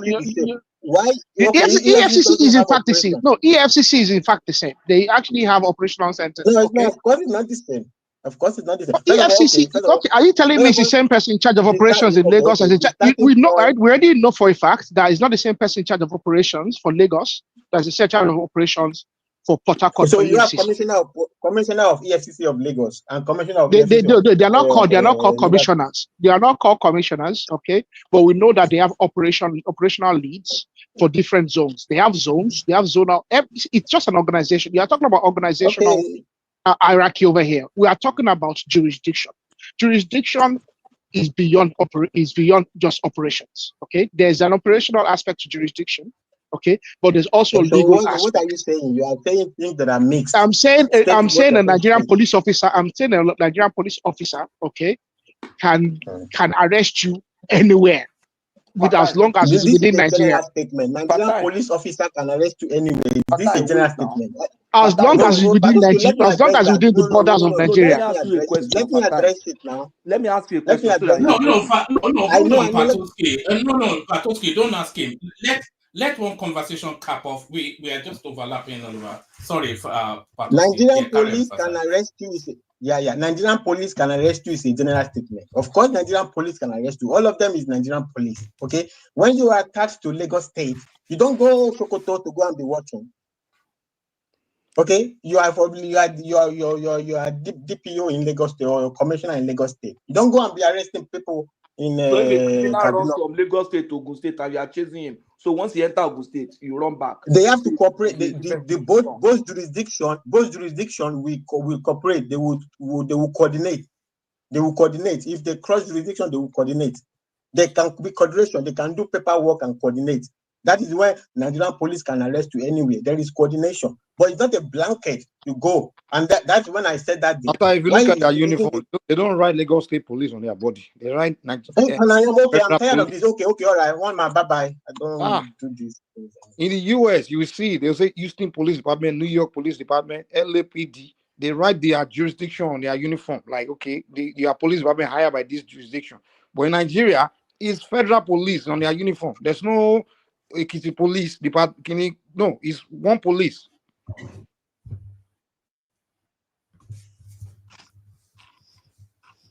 I don't know why we argue blindly here. And Fish, can I just say that this is not to say that I agree with the detention of Dele Farotimi beyond and the extension of the opportunity for him to be afforded bail. I don't agree with that, but I'm just saying that there's nothing like the police officers that arrested them were under special delegation. Okay, so it's not like they just did it of their own will. They were instructed to do so, and they did what they were instructed to do. It's simple as that. All right. I think Fatah has dropped, frustrated from let's go on then let's go to Patoski. I think quite a few people just dropped there. Let me send the link again if anybody wants to come. We called you Antonio several times. Yeah, if you want to come back on, he started with me, but we didn't hear a single word from him. But so Patoski, the floor is yours. We were talking about Dele Farotimi, of course, and we were talking about the Afenifere rewarding him with the position. So we're talking about that. We were talking about El Rufai and the sort of politics that he's playing. We're talking about somebody calling out Peter, or not Peter, but somebody calling out Buhari, who was claiming that he's poverty stricken. So we're talking about that. So we why were also talking are they about calling him out for? No, Is that he what came is out present in yesterday. Buhari? No, he came out yesterday to tell us that he is living off monies that is earning from renting out his house, and then some organization came out to say that look, there's no need for him to continue to tell those. It was actually Chidi Odenkalu that came out to call him out that no need to tell those sort of lies anymore. So it's just ridiculous telling us that. Is living off rent, Buhari, after having stolen the country dry for 8 years. So we're talking about that. We're also talking about somebody telling us that the price of rice is falling quite heavily. Afenifere Christian Association of Nigeria oppose push for Sharia in the Southwest. So those One man, you didn't give me credit. Instead, you gave that credit to Odin Kalu. I called out Buhari yesterday about his claims. I think we all knew that it's just BS, isn't it? And he doesn't even need to do it anymore. It's a thing, Hey, one mind if I say something about Afenifere very quick. Just one quick thing. Let me say, one man, what Afenifere is like, there's a channel in America called BET. It's called Black Entertainment Television, right? The founder of that channel was a Black American guy, Bobby Johnson. So later on, one white company, people, they bought that channel from the guy. But now they still call it BTO. It's still BTO. And the purpose of why that guy created that channel, Black Entertainment Television, was to promote black world. You understand? Things going on in black world. But when those people bought the channel, they're not using the channel to do things that's really against, like, contrary to the purpose, So now, Afenifere maybe was created for Pan Yoruba this thing, but hey, I'm suspecting Ohaneze has bought it. It's just another branch of Ohaneze in Igbo. I'm telling you. So if you guys now study very well, you know that Afenifere is probably Ohaneze. I'm telling you, that's what Afenifere is to me. Thank you. Okay, let me pick it up from Buhari's case. Yeah, if they say somebody is poor, it's relative. You understand what I'm saying? If you are looking at somebody who gave out, maybe you said he gave out $10,000. I don't know how you knew it was $10,000. It could have been $1,000, $10 pack. It could have been anything. But this was somebody who was 2-time head of state.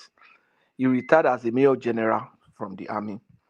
But if you look at the quality of life the man is living, look at the house he's living in, look at he's not even going anywhere. So I wanted to look at the car he drives and stuff like that. He doesn't go anywhere. He lives in the house, live among his people. He has a small cattle, whatever.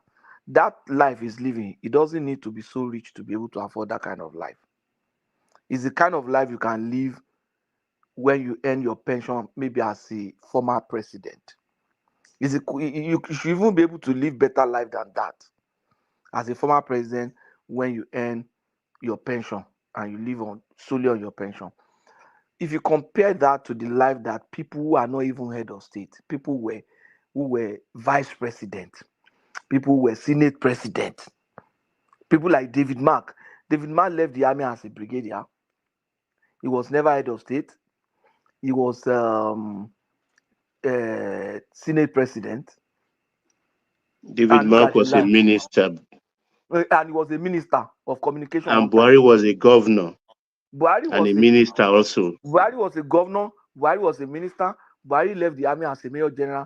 Buhari was the head of state. Buhari was 8 years president. And can you compare the quality of life he's living with David Mark? So even with people who were just military governors, they were not civilian governors. They were just military governors at one point. So when the man say I'm living off my pension, that's what it means. That's what it really means. I just told the panelists yesterday and today also that there is a special provision in the budget for ex-head of state. And the 2025 budget for the 5 of them that are still living is 27 billion. So if the budget has just 60% performance, the 5 of them might be sharing about 17 billion for the year. Averagely, that's about over 3 billion. About 3 billion. So if the man say I'm living off my benefits, that's what it simply means. So you can afford that kind of life off that kind of benefit. That's what I'm saying. But would you say that he's a rich man? Would you not say he's a poor man compared to people like IBB? Would you not say he's a poor man compared to people like Jonathan? Would you not say he was a poor man compared to people like I think he's a Rasputin. It's a Rasputin. You remember the story of Rasputin? No. Okay, that's for another day. But there are people like that. I don't know this song, the Boniem song, Rasputin. No, it's a real story. It's a Russian aristocrat. Okay. Is it a Jewish scientist story? It's not like a Jewish name, Rasputin. It's a Jewish story, isn't it? It's a Russian Jew. Whether it's a Russian Jew or not, I don't know, but he was a Russian. So carry on, Patoski. So the point is that if you compare him to other head of state, you will say he's poor compared to Obasanjo, compared to IBB, compared to the other people. You understand? You will say, yeah, this is a poor guy. So that aside, the next case was the food coming down. I want to say that I was the one that was always talk about El Rufai first, if you can. I don't have too much information about El Rufai politics.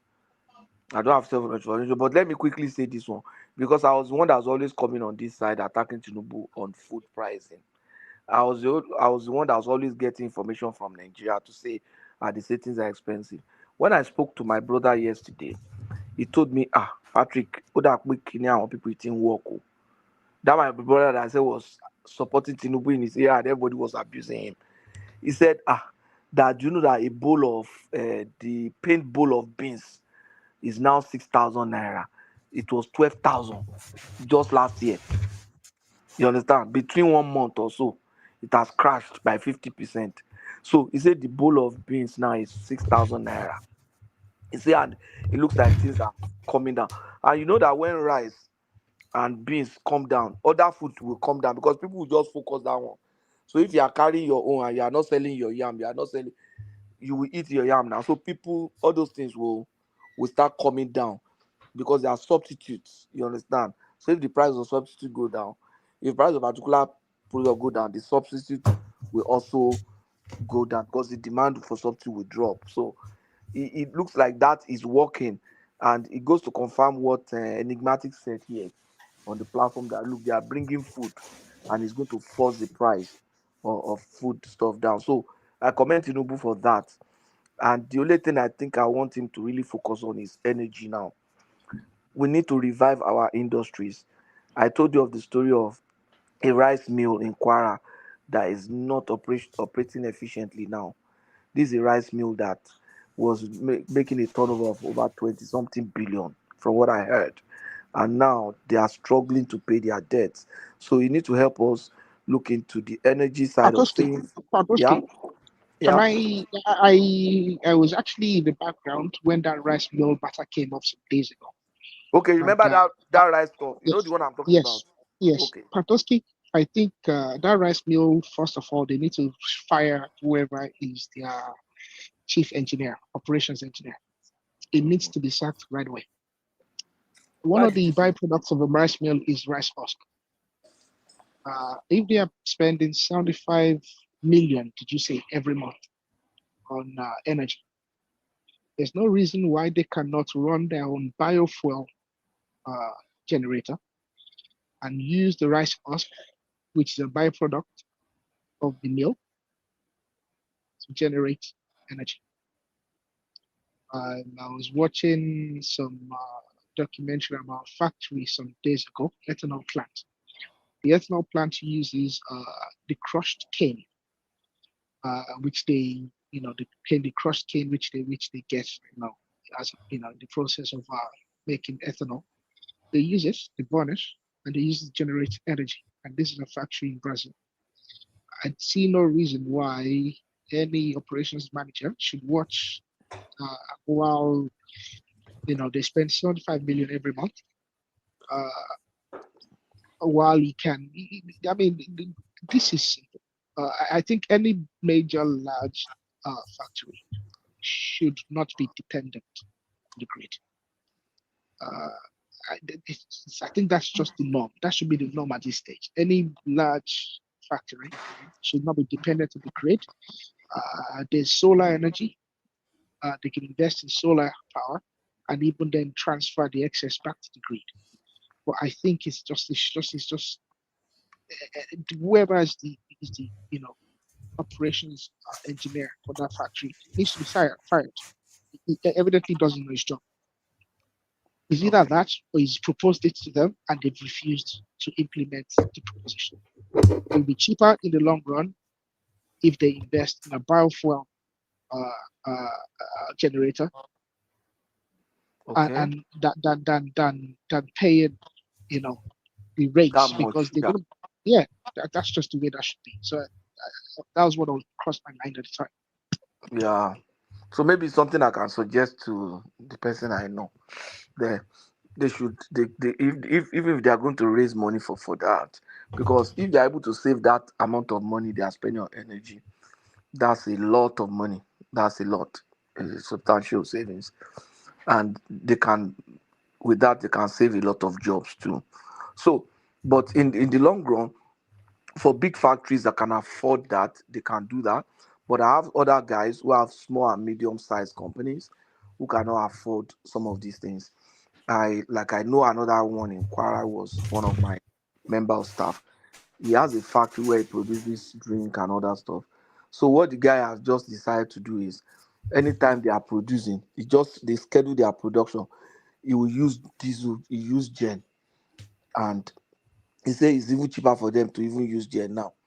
They will use the gen, produce, and then they will turn off the gen and they will be running normal like that. So that's what they've been doing. But I'm just trying to imagine how many entrepreneurs are facing that kind of challenge, you know, and other related challenges like that. So I think just like they've been able to do something this side, they should help look at that. We should increase our energy production. We should be able to increase energy production. We should be able to try to force down the price of fuel, petrol in Nigeria. We're not saying it should get back to where it was before. And we're not saying they should do it by introduction of subsidy, but they should do it by increasing supplies, domestic supply, and ensure that everybody does his work. The customs should do their work, the police should do their work, everybody should do their work, such that at least we can revive that country again and life can come back to it. I'm not happy that we are sending $100 home and they are making 18,000. No, it's nothing, because even if I send the $100 or $200 or $500 I sent and they change it to like almost 700,000, what if they can't really buy anything from with it? So of what value is that to me? So we want naira to rebound. We want the rebouncing of naira. We want things to improve. So it should help us. It should also help look at the interest rate. You understand? Some of these companies, they are indebted to banks, and then suddenly the interest rate is up. They are just using most of whatever they are making to do the energy side of their business, and then to pay the banks. And we all know what it means to be owing. We all live in the West, so how do you put yourself together? How do you try to, when you hear that, oh, Amcon is taking over one company, your mind will just be raising. And so it's something that is serious, and that we need to, Tinubu and Tinubu's people need to look into. That's what I want to say about the Tinubu side of things. Any other? Yes. We were also talking about this one. This seems to be a recurring decimal of some sort. NAFDAC sealed 250 factories producing fake Hennessy, Coca-Cola orders in Abia. So, the liver of poor Nigerians, the poor livers of Nigerians. This fake drink something is a silent killer, isn't it? Yeah, I think NAFDAC need to work with the state government. NAFDAC I needs think I think a death penalty should be part of the. no, that is going to be easy if it is done by the state. The state assembly can do that. Look at what they did with in Edo State when Oshomole was there. They say, okay, kidnapping is death penalty. That's the first state that said, and about I think Rivers and Edo and one other state. If you kidnap and it establish that you are a kidnapper, you are going. That Evans, if they are trying to see if he has a case in Edo, that if he has a case in Edo, if they try to tie his case to Edo and they prosecute him with respect to a case in Edo, Whatever happened to that gone. guy? It's been 5-6 years now. Nothing. It's because of Lagos now. If it's Edo, the guy is gone. Especially now that Okpobolo and Oshomole person is there. Because it was Oshomole that passed that law. And Oshomole was the one that first signed the death warrant of a kidnapper. Immediately they did that thing. Oshomole did not, you know the way governors just wait and wait. Oshomole did not delay, just signed it. Signed the warrant. So the point is, if Abia State means anything, and if his people mean anything to him, he should approach the House of Assembly, and they should they should they should get that done. In short, to me, I feel that the Nigerian Medical Association Abia State branch should be the one that will submit the proposal. Okay, doctors are the ones that are supposed to preserve life. They are not supposed to be supporting death penalty. Sorry about that. But what I mean is, I mean, of course, they should propose a very severe punishment, maybe life sentence. The NMA can do that, push that to National Assembly and the state. You understand? It could be an executive sponsored bill. It could be from civil society association like Nigerian Medical Association, Nigerian Medical Association, Pharmaceutical Society of Nigeria or something, APCN and stuff like that. So that when that happens, there will be a law on hand to make that happen. And once they're able to get somebody into prison for that, then I think they are going to sit up. Because they are going to sell those drinks outside the state. You understand? They are going to sell those things outside the state. And it looks like what you will call it Hotel. As you are catching one, another one is coming up because the incentive is high. If the incentive is so high, they are making millions. You see, some of them, the way they throw money around, they just throw money in party because it's one agbo that they are putting inside Ogogoro and Co. They are putting inside container and calling it NSC. So their margin is like almost 200 or even 2,000. Maybe that thing they did is just about 800 naira, and they said it as NSC for like almost maybe 20,000. I don't know how much they sell NSC now, or maybe 50,000. You understand? So they can afford to say, let me just be throwing bottle of 10. How many bottle of NSC, fake NSC is that? It's just about 20 bottle of fake NSC now. You understand? In his recent, he has only spent maybe 8,000 naira. Whereas he's just throwing money around. And around one shake, that's the point. You can't continue to live like that forever. One day, nature has a way of catching up, and God will just say, "No, you have had enough of this nonsense." So if Alex Oti is a serious governor, he needs to look at that. It should be embarrassing to him that in his state they have that. And mind you, it's not only fake NSU. If you know the amount of fake drugs, pharmaceutical drugs, that are happening in that region, that is being produced from that region, you'll be shocked. The amount of fake pharmaceutical drugs. And it's very, very sad. Somebody will put powder inside antibiotics, and somebody is sick, his life is on the line. Doctor will say, administer these antibiotics. The administering, and the guy is taking the medication with every seriousness, committedly, and the doctor is busy trying to observe any change, whereas he's just taking ordinary powder. And the doctor is like, okay, in another 3 days, I should expect this kind of response or this kind of change. And it looks like the guy is not responding. Just because somebody's somewhere has put powder inside a capsule container, a capsule case, and now sold it as antibiotics to the market. So it's a terrible thing. It's a terrible thing. It's like it's like committing murder. You understand? Somebody who does that is like committing murder.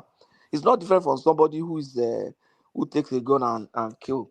Because somebody who takes a gun and shoots someone will probably be able to shoot just few people. But somebody who produces fake drugs and put it in the market is a weapon of mass destruction. It can do so much damage. In some cases, it might not even do We've permanent not damage. even been able to quantify the numbers. If you look at that example of the medical something, or even the drinks that is destroying livers all over the country. Yeah. One man, do you notice the recent increase in renal issue in Nigeria? Maybe it's because we have somebody says it's because we have social media now. But the rate at which people have renal problems, you see, somebody is trying to get money to solve kidney problem. Another person is trying to get money to solve kidney problem. This one is trying to. Whereas we don't used to have those kind of cases. I know people that died to kidney. They take them to India and then they die there. You know. Yeah, because of all these things that they take, because it's fake. Those days, if it's real Hennessy, only few people can afford it, and those people that wants to take it, or the Yeah, real. Patoski, will you support death penalty for fake drug manufacturers? For fake drug manufacturer, I will Yeah, support life. good. I'll Carry support on, life. please. I'll support life because, Baba, if you remember those days, our father, like senior Egmoa, those days you have your whiskey brandy like 501. I know my father-in-law has one big bottle of 501. Is when we go there, he will now bring it out, just serve you in small shots. You just drink. It's not because it's expensive when they bring the drink to your house. It's expensive. You don't want to just drink it at once. But the way it's so available now, they'll just put one on the table. Everybody's drinking. Another one is coming. Another one is coming. Because it's not the real one. It's fake and it's cheaper and it's causing more damage. So it's very unfortunate that is happening in our country. They're even faking things like Origin, Alambo Peters, all this. You see, China, Coca-Cola, they are faking. Woman, China. If you know what's happening in China, let me give you an idea. When I first went to China, I saw one place where they put banner of posters of Nigerian movie. So I thought that they sell disc there because I was going to stay in China for like 2 weeks, almost 3 weeks. And then there was no way I could watch. That internet was not like this where you could watch channels on YouTube. I said, this one I'm not hearing Chinese. Most of their this is Chinese and they will be subtitling. I said, okay, let me even buy a Nigerian CD and go and watch in my in my hotel room. I entered the place. I saw Nigerian disc video disc posters. So I now get into the shop. I said, that can I see the movie that you have? Let me buy. The guy just brought one album, different. The package of CDs. It's just all those albums, different movies. And now say I would like to watch this one. He said, how many copies do I want? Do I want 10,000? I said, no, that I want to buy one piece and go and watch. That means even the movie that has just been released or the one they have not released, they go there, I can tell them, give me 200,000 pieces. And they will produce it with correct case, just like it is. They will take people's books. Maybe I'll just look at maybe a Stephen Covey's book, Several Habits of Highly Effective People. They can take it to China. I can say, produce 500,000 pieces for me. Maybe that book is the bestseller. I'll just flood the Nigerian market with it. In Marina, everywhere. The man, we see his book everywhere, but royalty that is coming, nothing. That's how terrible it is. So most of these NEC bottle, they will produce them in China. It's not, most of them are not dirty bottle that they claim. They produce the NEC bottle in China. They will help them produce the label. They have a way of doing it. Chinese government was not catch you too, but they will produce it and come and do everything here. They will do it in pieces like that. By the time they produce the bottle from China, it will not look like NEC. It will just be plain bottle. They produce the cork, they produce the label separately, they produce all this kind of stuff. And then they might even go and print the labels in a less stricter country, maybe in Vietnam or somewhere, and they will come and do the package. That's how terrible it is. In China they produce some of these things. If you know the way they produce, that time, I'm not talking of now that you have those Western companies in China that they are now producing. I said that time, it never did like this. I went to China. I said I wanted to buy TM Louis. They said, how many pieces do you want? I said, does TM Louis has a plant here yet? Not yet. I could buy like 50,000 TM Louis shirts. I was working the bank. Magazine wear shirts, TM Louis, Van Heusen were the reigning brand then. I said, do you want 10,000 pieces of TM Louis? Polo shirt that time.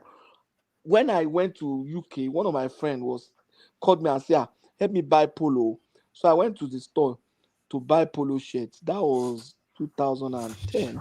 Sorry, Patoski. Let me bail out. Hand over to you guys. You have Ola is there, so you can shut it down when you're done. I'm not sure that there's much left. Yes. So let me bail out the Super Tata, Skulata, and Chioma. So we've not really had that much of a Super Tata today. Hopefully, so let me bail out and just let you guys carry on. There's enough people in there to shut it down when you're done. Thank you, everyone. Okay. So you can imagine. So we have like my friend now said, "Oh, let me buy polo shirt from UK." So when I got to the store, I now saw how much they were selling. That was then a polo shirt. One was worth like $20,000 and 20,000 naira because it was. I think pound was like almost 200 then or one something. So by the time I calculated, it was going to 20,000 naira for one polo shirt, original polo shirt.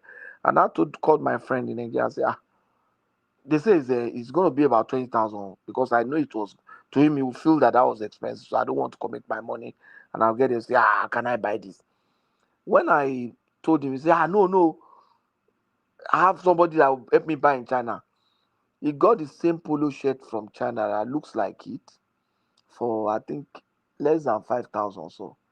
The only difference was that after some time you wash that one looks white, but the embroidery, everything the same. So I think it's all these things that support all these fake drink, fake drug, fake pharmaceutical drugs, fake adulterated products that have flooded our markets in Nigeria. And if they are in Abia, I think what's his name? That governor, he has done a lot of good things there. I think one of the good things he should do for his people is to enter that space and then try to correct things. I think I'm done with my position. Is there anybody who has not spoken? Ola.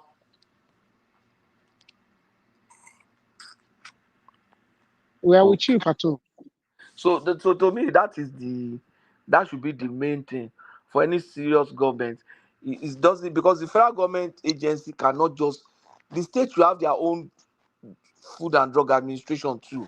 You understand? If their people really matter to them, they should But, look into that. Fatu, I think the main issue is this.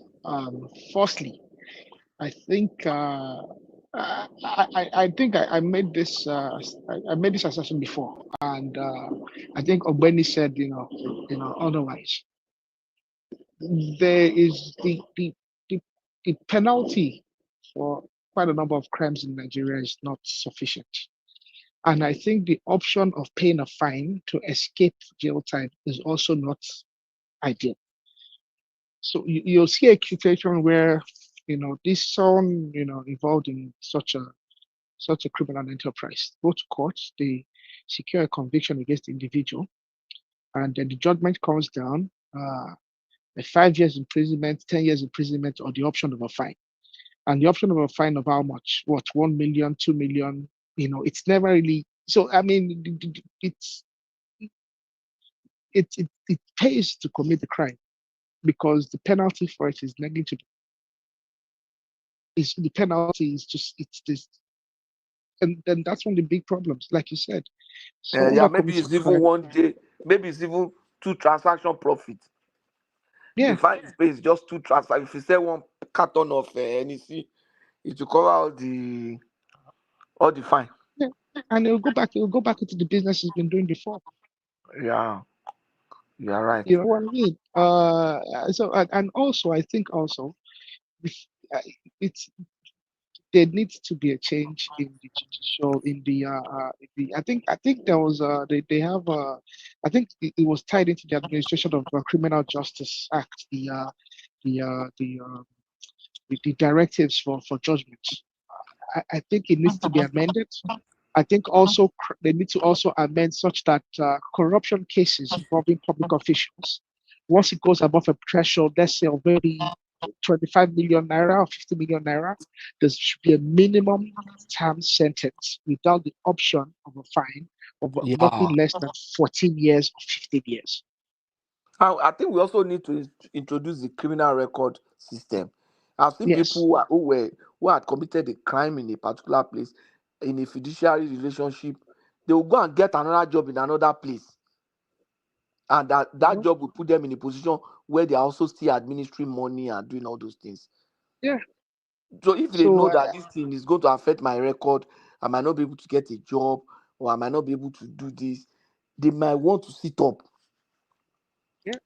Or I don't think a boy in the college that went to join cult and they found him guilty. What the college will probably do is rusticate him. Whereas if you join a cult and you hurt someone or you do something, a criminal proceeding should be straight against you.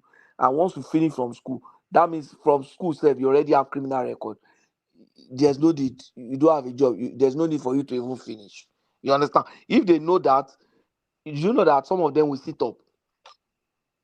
Some of them will sit up. Absolutely, because there's consequence. There's serious consequence for your actions. Then, I think that's one of the several problems. I mean, the penalty. I mean, there should be no option of a fine for criminal offense. There should be no option of a fine. That should be out the door. Misdemeanors, yes. Criminal offenses, no. Oh, yet we in Nigeria, a criminal could become a governor in Nigeria. Should I use Nigeria like a zoo? A criminal become a governor in Nigeria. Look how put in my dad in Imo State. He's a criminal, he's a governor in Imo State. Yeah. Nigeria. But we can also see that a criminal can become a president in the most advanced democracy in the world. So that is that's by the way. But I mean, we should have instances where, for example, look at, I'm living in a house. There's a 4-flat building, and one of the tenants was a child molester or something. There should be a criminal record that shows that, so that if my landlord rent house to that guy, I can break my lease and go. Do you understand? Yes. I can break my lease because I have children, And so if the landlord knows that this guy has been my tenant for 5 years, I've been constantly paying my rent, he probably doesn't want to lose me because of one pedo fight. So he will say, once he conducts, maybe this person has a criminal record of abusing children. He will not give house to that person. So you know that if you have bad record, you are not going to be able to rent a house. You are not going to be able to get a job. You are not going to be able. You have to go to your father's village to go and stay. You have to. Then you will think twice. You will think twice before you do certain things. Things you will do will be things that you do when you are out of your mind. Maybe you were drunk or you were under influence, or not the things you open your eyes and just go and put your hands. So it is like that. But in Nigeria, I don't know. I don't know if you know someone. I heard of if I mention this thing, I will remember. We know the person I'm talking about. You know one man that they say was a police officer that was indicted in Anini's case with Osumbo. Yes, I'm not holding enough. I know I heard of. Yeah. You know that man became Osumbo. governor. Yeah, Osumbo. You know the governor I'm talking about. Yes. I didn't mention his name by mistake. The governor is late now. The man was supposed to be arrested with Iyamu, because you know in Anini's case there were 2 police officers that were involved. But the other one was educated with Anini now. The other one was executed with Anini. This other one was released because his uncle was former IG. You know the person I'm talking about now, right? Yeah. Mm-hmm. I think it's the Edo guy now. The Edo guy was the one that was executed. The Yoruba guy was the one that was released because his uncle was former IG. And it was that thing that made, it was that guy's case that made Obasanjo to have issue with Ribadu. Because that guy was having issue with Ribadu, and Ribadu brought it up and said, if it is a working country, that man should have been executed by now. But because of his uncle press button, they released him to the point that he became governor. He became governor. It's bad. Person that was supply arms to armed robbers became a governor. It was Obasanjo that made him a governor now. He shouldn't have become a governor. Look at what they subjected the other man to. Yeah. So look at what they subjected the state to. Forget the other man. Look at the state, exactly. you know that don't let us talk too much, because once I say because people will have a clue of it's evident now. It's really evident. But is he not gone now? He's gone. You know what they used to call? You know why they used to call him when he was governor? When he was governor, ATM. I heard so. So the guy, and that was the thing. Oh, buffon, so that's the kind of system that we have. It's very sad, but I'm happy that things are changing. I'm so impressed now. I think I can boldly say I am a Tinubu supporter now. In the last few weeks, last few months, I couldn't say it. I was like, say this man won't embarrass me. Patoski, bó ló ṣe ń lọ tókè tó ń lọ sílẹ̀ tó ń support tó ń withdraw support. Tí nǹkan bá da ká sọ, tí nǹkan bá da ká sọ. That's the way my own is. I was the one that first of all came and said, can you down? But now that it's happening, to that thing that I should bring it up now and say, oh, that's one try. That's the point now. That's the way it should be. But ẹni tí mo condemn pé kò ṣe dáadáa nígbà yẹn ó ti ṣe dáadáa ń sìn o. Should I stick to condemning? Kò sẹ́ni tó lè ní 100% dáadáa tó dẹ̀ lè ní 100% bad now.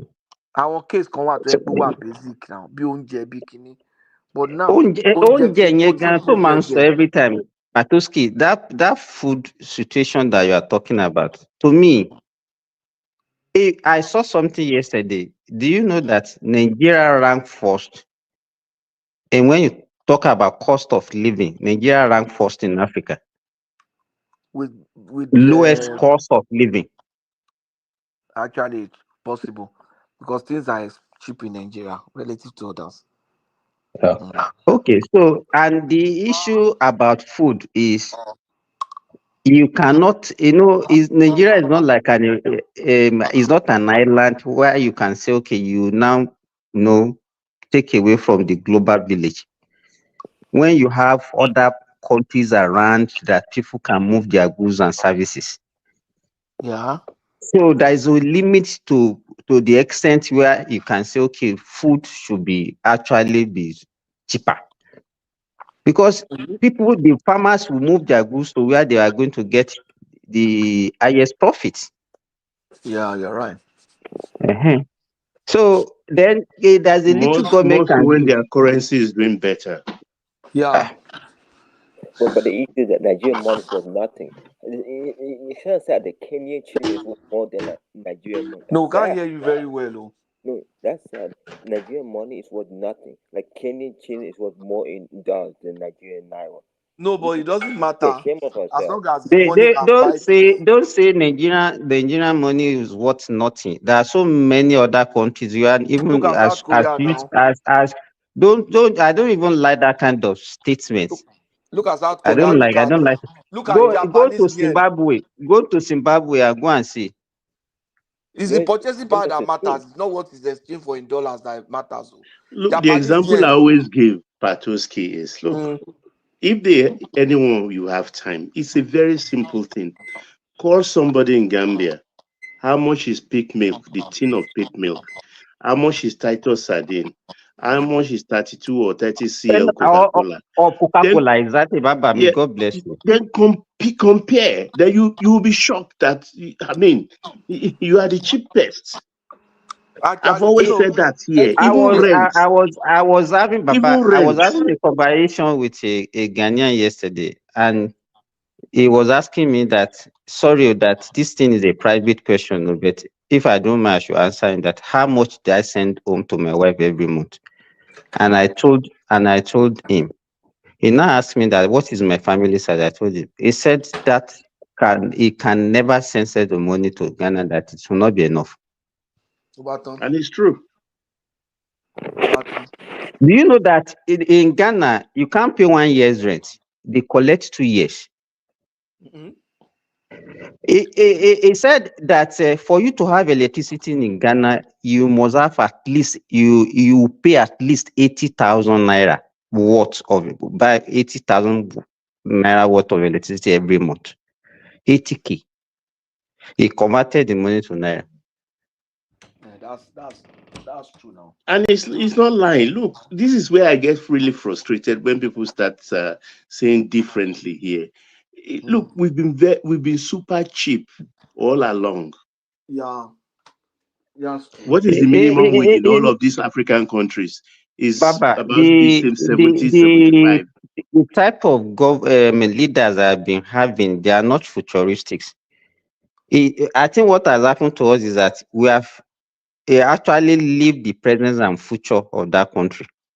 If we don't have anybody that will come and reshape that thing, and we continue that way of, okay, we have to survive the present, we have to survive the present, we have to survive the present, that we will go, our own situation will even be worse That's than what that of brought Sri us to this Lanka. point. Let's survive for today. We're living day by day. I mean, in other West African countries and Central African countries, do they eat meat? Do they eat meat? My In neighbor, some countries, works. tilapia is the king of their fish. Tilapia. Baba, my neighbor is a missionary man. They know the kind of church he attends. They move from one place to other. They move around the West Africa country. He said that if he goes to a country like Cameroon, Benin, Togo, that he hardly eats because he cannot even, when you go to their restaurant, that the kind of food they will offer you, be saying, is it human being that eats the kind of thing? I've said it here before. Really? They just want to be disagreeable and talk what they don't know. Believe me. You understand? And you know that those people will not, but I think the way we talk down about our country, yes, there is no doubt that we know we have issues, but you see how, look at the statement that Chuku just made now, that our currency worth nothing, so useless. You cannot be making such. It's like if you are hungry at our leader, it's different from how can you be hungry with your country? The country, yeah. There are two different It things. should be Nigerians should be able to differentiate between their leader and their country. And their country. That's my problem with Kemi Badino. That's my problem with Kemi Badino. The way he talks, the way she And talks. you can't blame her because that is how. She's talking down the And country. That's the it's way she very was raised. Patoski and it's very common with Nigerians in diaspora. Yes. But Kemi Very is only playing common. to the gallery now. People, I think people think Kemi is sincere. Kemi is only playing to the gallery. She's not coming from a position of sincerity, or she's just playing to the gallery. No, I don't know what she wanted to achieve. Do you think that by the time you speak ill That will of make Nigeria, the that's British what will voters now make you, to the party. or they will now see you more as a British citizen rather than a Nigerian? Yes. So you have to understand. You have to understand the position she's in. She's in a position where she's in she's in a center-right party that's losing to a far-right movement. You see, they're losing support to the far-right because she's center-right. They're losing support to the far-right. She's a placeholder. She knows she's a placeholder, but she thinks that if she panders, that by the time the election, because there's only been a general election just recently, there won't be another general election for another 5 years. I think the next call for a general election will be for another 4 years at least, minimum. So she can either be a placeholder, or if she panders enough, she might have, she might have kind of removed the quotes, because at the moment it's still there. There's that quote of the fact that she is not an indigenous English. Okay, that is hanging over her. So she's hoping that she can get rid of that there by pandering. A lot of them did it. Priti Patel did it. You saw Priti Patel did the same thing. You saw what's the name of the other girl? She did it. James Cleverly. It's nothing new. Kevin is just pandering. She's playing to the gallery. Unfortunately for her, no one is buying it. No one is buying it because unfortunately, the current Labour Party leader, who's the Prime Minister, Keir Starmer as well, politically as well, is center right. You know what I mean? Starmer is the center right, so she wouldn't get much further ahead. So well, good luck to her. It's just a shame that she's in 3 years' time she'll be done and dusted, and she'll be kicked out of the party because she won't make headway. I suspect that Farage would actually take over the Conservative Party. So if she get rejected in Britain, where will she run to? Well, she'll be another. Do you know of the gentleman called Kwasi Kwarteng? Kwasi Kwarteng was Liz Truss's chancellor, who is in effect deputy prime minister. Kwasi Kwarteng, when Liz Truss implemented some of the fiscal reforms that she did that sent the interest rates through the roof, Kwasi Kwarteng was essentially blamed in part because it was the chancellor. He presented the budget, but he presented the budget based on the agreements that was made between himself, Liz Truss, and other conservative. He's Ghanaian, right? Ghanaian, yeah. He did this. He spent his life doing the same thing that Kemi is doing right now. Kwasi Kwarteng as well, he ran to be the leader of the party, but then he deferred to Liz Truss and became a chancellor. And what happened? They threw Kwasi Kwarteng under the bus, and Kwasi Kwarteng is politically done. And that essentially is what the same thing is going to happen to Kemi. She's a placeholder. She will be used, and when there's done with her, she will be disposed of because the failures of the Conservative Party, which is losing ground to the likes of the Reform Party, the failures of that party will be blamed on her. The inability of the Conservative Party of the Tories to regain membership and to gain ground will be blamed on her, should be disposed of, and I suspect someone like Farage will return to the Conservative Party, and he will then lead the party or someone else of the ilk, and that then would then bolster the the Tories back to their former group, because they've lost a lot of members to the likes of Reform and other fringe parties. So that is just the reality. It's nothing else.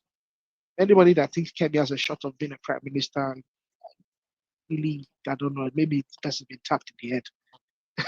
Kemi has no chance. So, but she thinks she has a chance. Kemi knows she has no chance. She certainly knows she has no chance. She mustn't be that daft. I don't think she's that daft. Oh no, Nico, try look on it. No, she's not trying to lock. She's just there's advantage there. I mean, she's you have to understand as well. She's doing it, it benefits her. She probably gets there'll be donors, there's people that are happy to hear that kind of rhetoric, because you have to understand that there's a subtle resistance. Okay, so there's people, because Kemi used to be part of a kind of a think tank, a Tory think tank, that included the likes of Patel, Kwateng, James Cleverly, and what's the name of this other Indian one? He was a former foreign minister. Priti Patel, Shuela Bravman, and they wrote a book, and they wrote not a book, but they published kind of like they did a publication that sought to reduce the impact of the British Empire, the consequential impact of the British Empire on the global reality. And they try to explain it away, and they try to beautify and canonize the British Empire, the imperial, the legacies of the British Empire, and they try to say that the British Empire, that everything about the British was great. There's, so they try to beautify it, and they try to erase the dark legacies of the British Empire. This was at the height of when there was a movement for England and United Kingdom to apologize for the Kenyan massacres. Are you aware of the Kenyan? So that was at the height of that campaign there, and that was also at the height of the campaign to remove the busts of individuals like Rhodes, from public display. So stuff like that. Kemi and the likes of her have always presented themselves to be kind of like useful for reducing the voice of agitation by the what they call the BME, essentially minority groups. So they present themselves because you can't accuse her of being racist. She's black. You know what I mean? Well, she has a job. She does it for personal aggrandizement, for personal gain. And that's all it is. She's doing it for personal gain. So that's what it is. But Aro, I also learned that the kind of things that is happening in Nigeria between the north-south dichotomy is also happening in England, that the English actually dominated before a Scottish or a Welsh can become something. It has to be by consent of the English people. Is it true?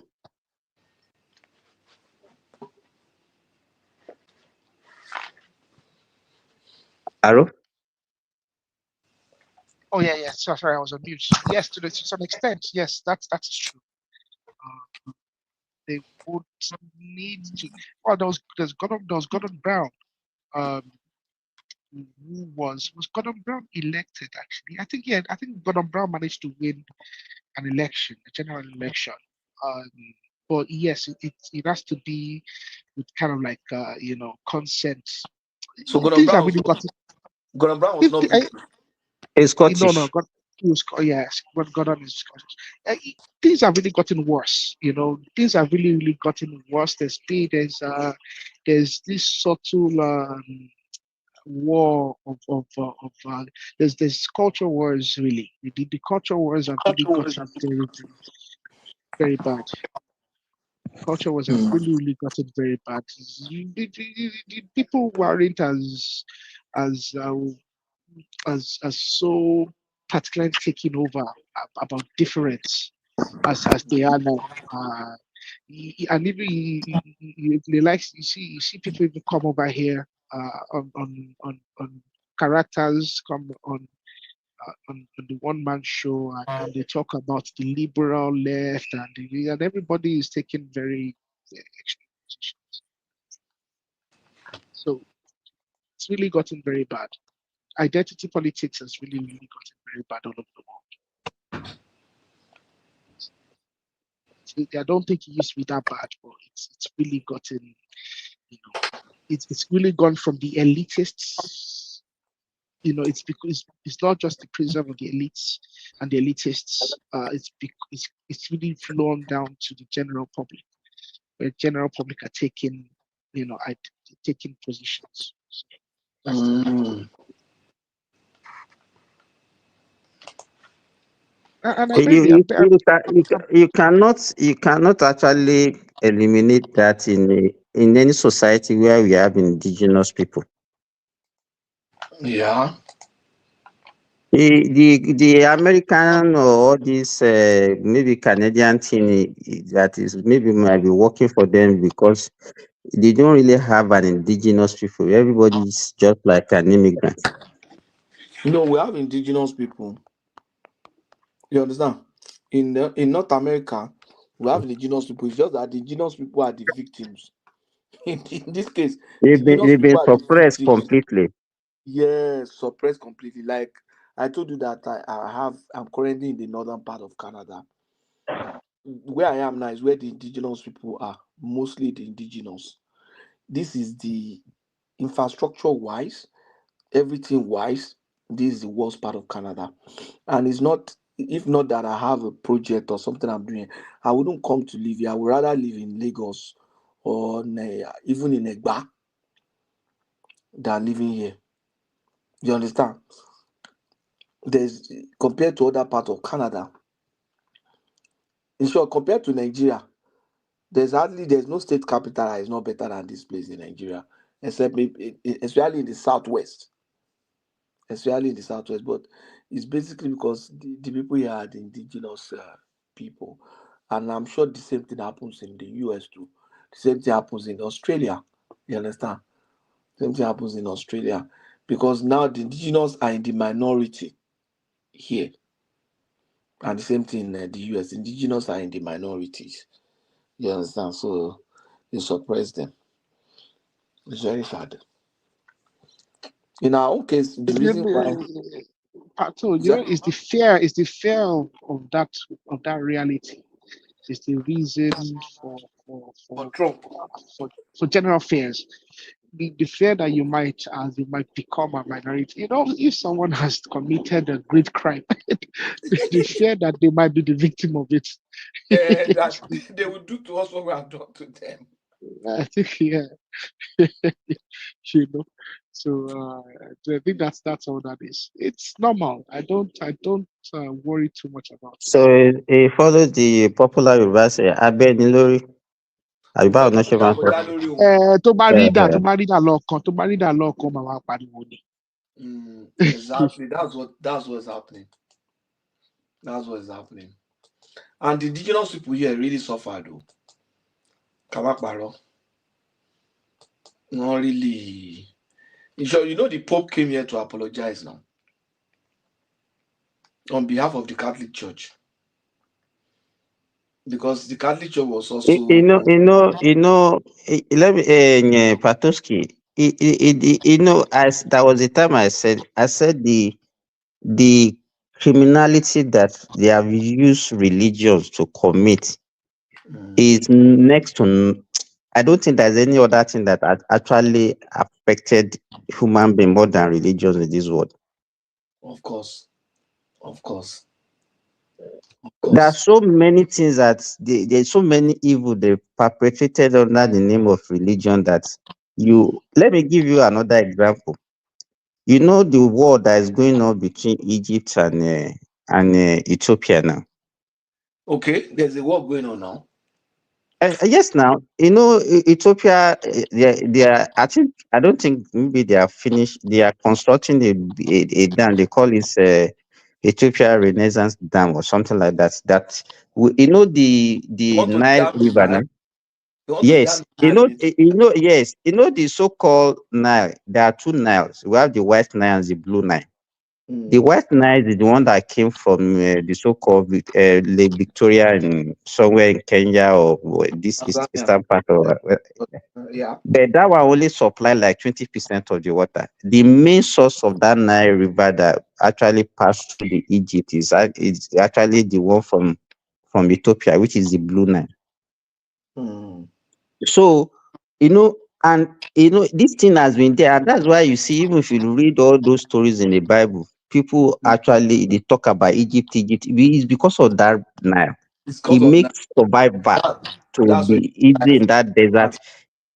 The axis, you understand? It can be a lot of farming, a lot of things. So Egypt was actually rich virtue of Nile. virtue of that Yeah, river. that's true. So, but the people that actually the people that are living in the river source are actually dying, and they are in severe poverty. And what they were doing to them that time is that they don't want them to actually make use of that river because it is very valuable to Egypt. So the so-called the Orthodox Church in Ethiopia that time, they were using the church to actually suppress the people by telling them they have to do certain activities every day. So they make them somehow not productive. Mm-hmm. You understand? Now they are now understanding it better. They now discover that they actually needed that water for them to be able to do farming, to generate electricity, and then the Egypt are now kicking against it because they are actually the one using all the water. They don't want any dam before it gets to Egypt.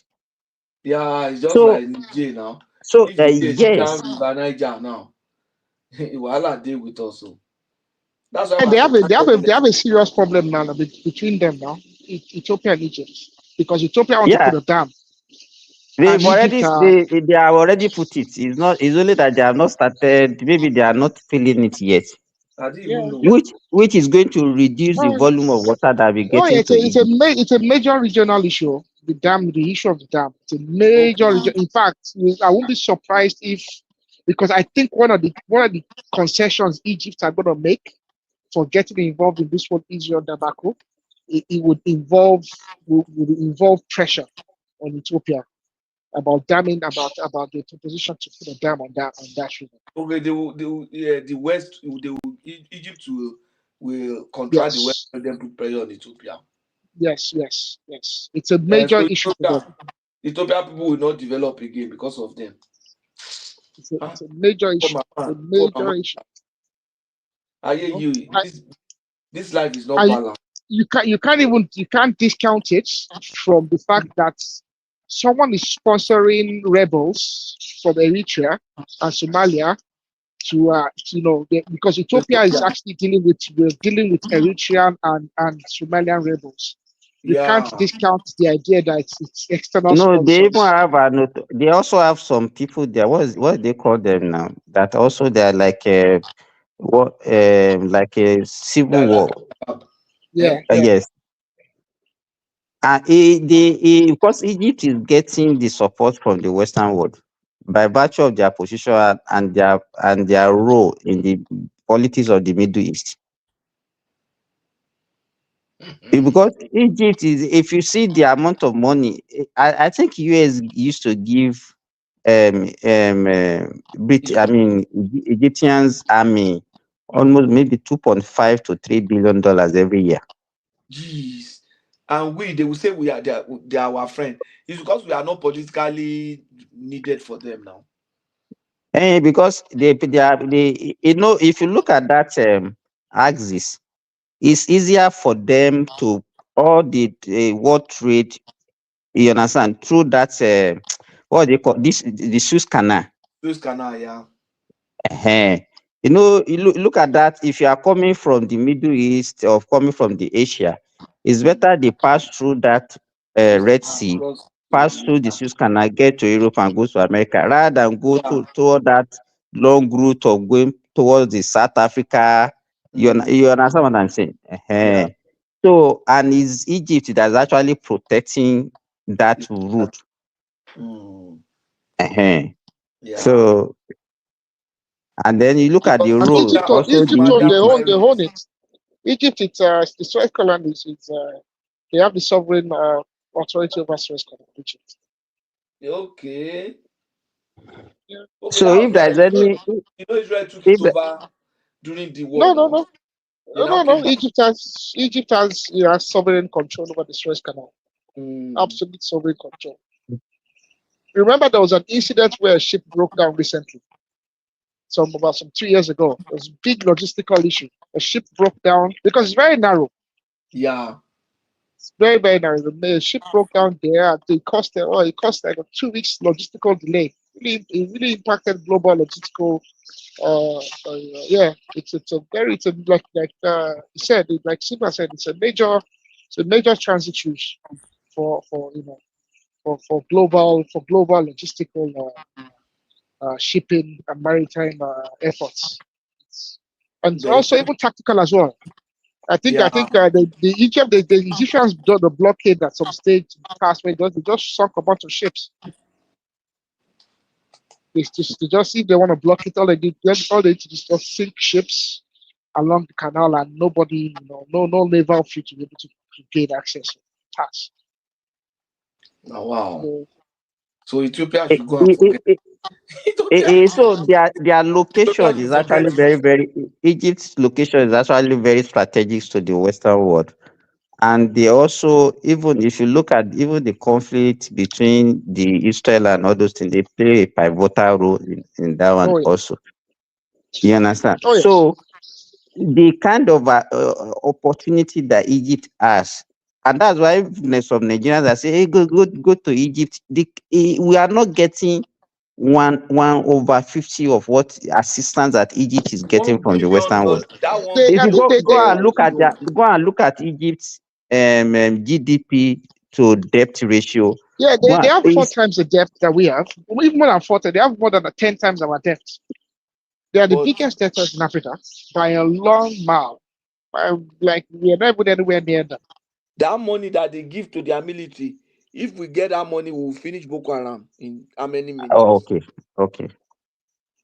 They have the largest military personnel in Nigeria and in Africa. In Africa, yeah. If America had invested 1/10 of what they invested in Afghanistan, if they put it in Nigeria, Boko Haram will not smell us. Yeah, see, you have to understand this. Like somebody said, it's okay. What Nigeria has no external aggressor. Nigeria really has no external aggressors. Whereas Egypt, they have friends, but they have friends that are also enemies in a way. So everybody is, on edge. Everybody, so Nigeria, we are blessed. We are blessed. And I think it's the fact that we are so blessed and everything so goes well. So that's why we are so lazy and so. I won't say we are blessed. We are spoiled. Okay, look at it. The worst thing that can happen to us when it comes to natural disaster is a flood. And even the floodings that we experience is because of lack of planning. We don't have any wildfires. In the absence of any, save for us being, disorganized, we don't suffer droughts, extreme droughts. Everything has come too easy for us. Everything has come far too easy for us. I'm telling you. They've failed to plan. I mean, look at some of our West African neighbors going towards Gambia. The desert encroachment has literally taken over most of their country. Yeah. We are experiencing desert encroachment in Nigeria, but we are still doing much better than many of the other countries. We're doing far better than many of the other countries. When it comes to desert encroachment. I used to. There was a day I was with one of my Nigerian, one of my colleagues. I said, "Come, Do you think that in Saudi Arabia that electricity is like a if they don't have electricity yet, there's no way anybody can survive, whether in the winter or even in the summer. You understand? I think maybe because our weather is so friendly, God, I'm everything so is so blessed with friendly to lovely us. weather. What that be more which Yoruba can I use Patoski? Yeah, it's like we are spoiled. Akebaje. Akebaje. Yeah, I think that is it. Akebaje. Wow. Ọlọ́run kẹwàá. If you look at the history of Europe and you look at development of medicine, if they don't develop medicine, Europe will have Europe been would have been wiped out right now. wiped What out was it Parenton now? completely. What was it Parenton now? I mean, the plagues of the That 1800s. Europe The you mentioned, 1800 plagues took more than 50% of the population of Europe died to the plague, to the that Europe bubonic you plague. mentioned, that Europe you mentioned, when they arrived Canada, you know, they brought different level of diseases, tuberculosis, malaria, some diseases that the indigenous people they didn't have immunity. Yeah, that was one of the things that really killed a lot of indigenous people here too. Yes, now they said it wiped between 50% and 90% of those indigenous people. Apart from a conflict, to wipe almost 90% of them out because they didn't have immunity. So, you know, those European people, Akebaje. Patoski, let me even tell you. Yesterday, when I was in the clinic, I saw a 9-year-old boy. They say he has a food allergy. And then we now do food allergy test. He has allergy to milk. He has allergy to soya bean. He has allergy to wheat. I now look at it, I say, okay, how can you have allergy to? So what are you going to be eating for God's sake? You understand? And you see, in fact, in my 2 hours of running the clinic, I saw 5 cases of food allergy. And I say, I've never Nigeria. seen anybody with food allergy in Nigeria now. Simba, it was when I got here that I had food allergy or ahead of. I know allergy are some. I saw that anywhere they asking, do you have allergy? Do you have allergy? I know allergy before I came from Nigeria, but I've never seen where people ask you whether you have allergy. So when you want to eat in church, they will say, oh, we have this thing. They will put different allergy there. Peanut is here, this one is here, this one. In Nigeria party, they will just serve you. Nobody is asking, this is beans. There's peanut in this food. There's shellfish in this food. There's they will just give you anything. Amalawa and bio, Semo and bio, everybody. Simba, is it possible for an adult that previously had no allergies to suddenly, to develop allergies food allergies in advanced age? Yeah, desensitization can take place. Yeah. Of the system. You know, all this subtle exposure will not make you to have some kind of desensitization. Yes, it can happen. It happened to me, Aru. You know, before in Nigeria, I eat granite. I just eat. But here they say food allergy. When I eat granite, their granite, the following week I'll just catch cold, catarrh. My nose will be so blocked. But I discovered that if they bring granite from Nigeria and I eat it, I won't have it. But if I buy you granite won't from have store catarrh here, because of Nigerian granite. me nikata. But if I buy granite from superstore, I have it. No, Patoski, this thing you just mentioned remind me of something though. You know, since when I don't stop to take all this annual vaccine for flu, you know, I know they get flu during winter again. Meanwhile, the first year I came, that thing, oh my goodness, it was like almost 3 months for me. But since the But no, time I stopped taking if it, you have contact with somebody that has flu, you will still get to. Patoski, me one now. So Tell you, because say, you know I had flu this last 2 weeks. I had flu now. but I don't know where I'm talking of my own now. You be Agbalagba now. No, because I flew And when So, I so flew, it be Agbalagba, so his immunity is waning, he's don't dying. mind That's him. what you are saying. Don't mind him. Simba, Simba, you know what happened? I flew because I flew. When I flew, the lady sitting beside me, I bought coffee and took into the plane. I was packing my carry-on bag. Lady said, "Okay, let me help you grab your coffee." The lady had a nose mask. I was just like, okay, she wanted to help me. I gave her the coffee, put my box where it was supposed to be, sat down. We were just two of us on the seats on that side of the aircraft. There was nobody between us. But behind us, there was the man that was coughing. The man was coughing throughout the flight. So when I wanted to cut down, I now realized that that woman was the man's wife. The one that grabbed my coffee was the man's wife. I mean, I just collected the coffee from her, drank my coffee. Maybe I used my hand to rub my nose. So it was when I was going out, and I was like, she was the man's wife. Do you know that if like 2 days after, I just started having cold and cough, and I was at home for 1 week. but can that thing get? But that 2 days was not enough for the thing 3 to days. I don't know. Simba, is 3 days enough for someone that caught a virus to start For it to having the bleed? symptoms? No, yes, some virus can be as low as even 1 day, safe.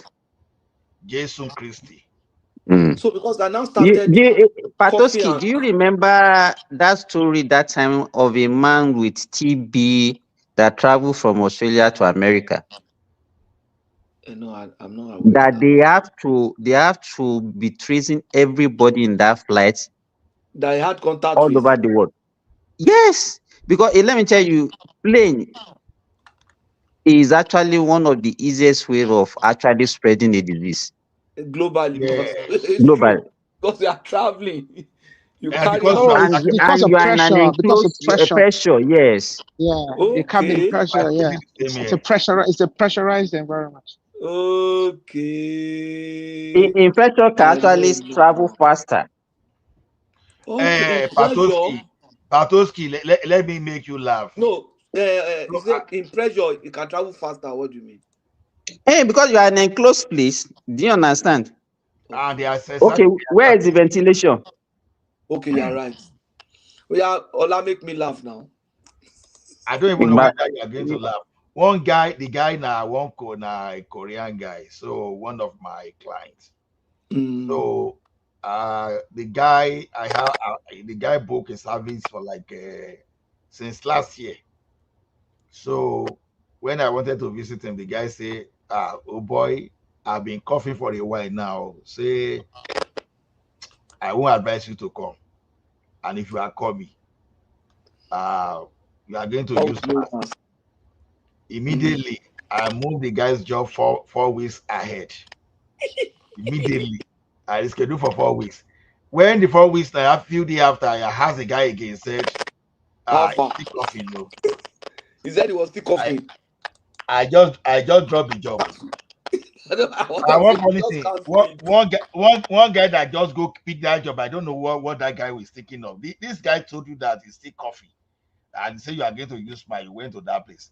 That's why I feel issue. As the guy they cough like this, even if you say you are going to put me in a vacuum, that nothing can enter, that only me, I no go. You know the challenge is because you will go home now and give them.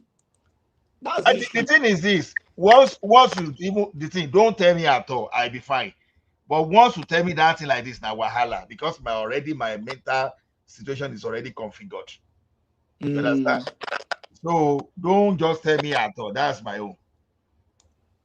Because you will now go home and give it to them. They will now, all of them, like my second son now, anytime he has cold, you would think that Ofe collapse. So I don't ever want him to take it at all. He's always, you would think he's more than cold that he has. So you don't want to go and cause wahala. But you know, our environment has made us to be very, very, very strong. Very, very strong immunologically. You know, ordinary cough and catarrh that a parent in Nigeria will just use his mouth to suck the We used to nose do tip. it. Mm. You understand? Here, And you have to be using sunshine machine, because if you don't do it, those kids, they will develop cyanosis. You think that they have very serious respiratory infection. they won't be able to Things breathe. that ordinarily our people will not even go to hospital. That's what will bring When I them was to at hospital Oxford, here. I used to use my mouth to suck cat out of his. It's not that I'm Yes, just. now. I used to use my mouth to suck cat out of his nose for my first son. That day I no do that one. No, his nose was blocked. His nose was we blocked. the thing where we take this suck the thing out. He went block. Say, I'm a funny. It's a very Ola, that is a very common practice, though. And now because I know. We were young couples. My wife said, when the thing reach my own age, we don't get machine where we take the evacuate those things. So I know I just use my mouth to remove it.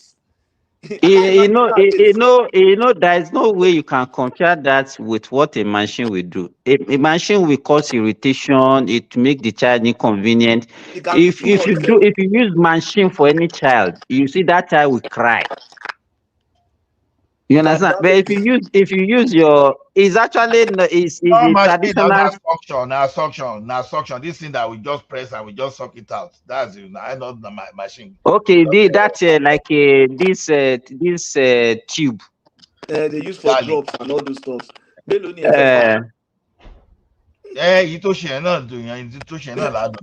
know, the question is, how come? You know that I don't used to have code like this. So that's true. I won't even have anything. I'll just spew it out and go and use water to gargle my mouth. That's all. You are already losing some of the Patoski. You are not as strong as you are when you were in Nigeria. You are, by virtue of the environment that you have now, you're already losing some of the immunity that you have.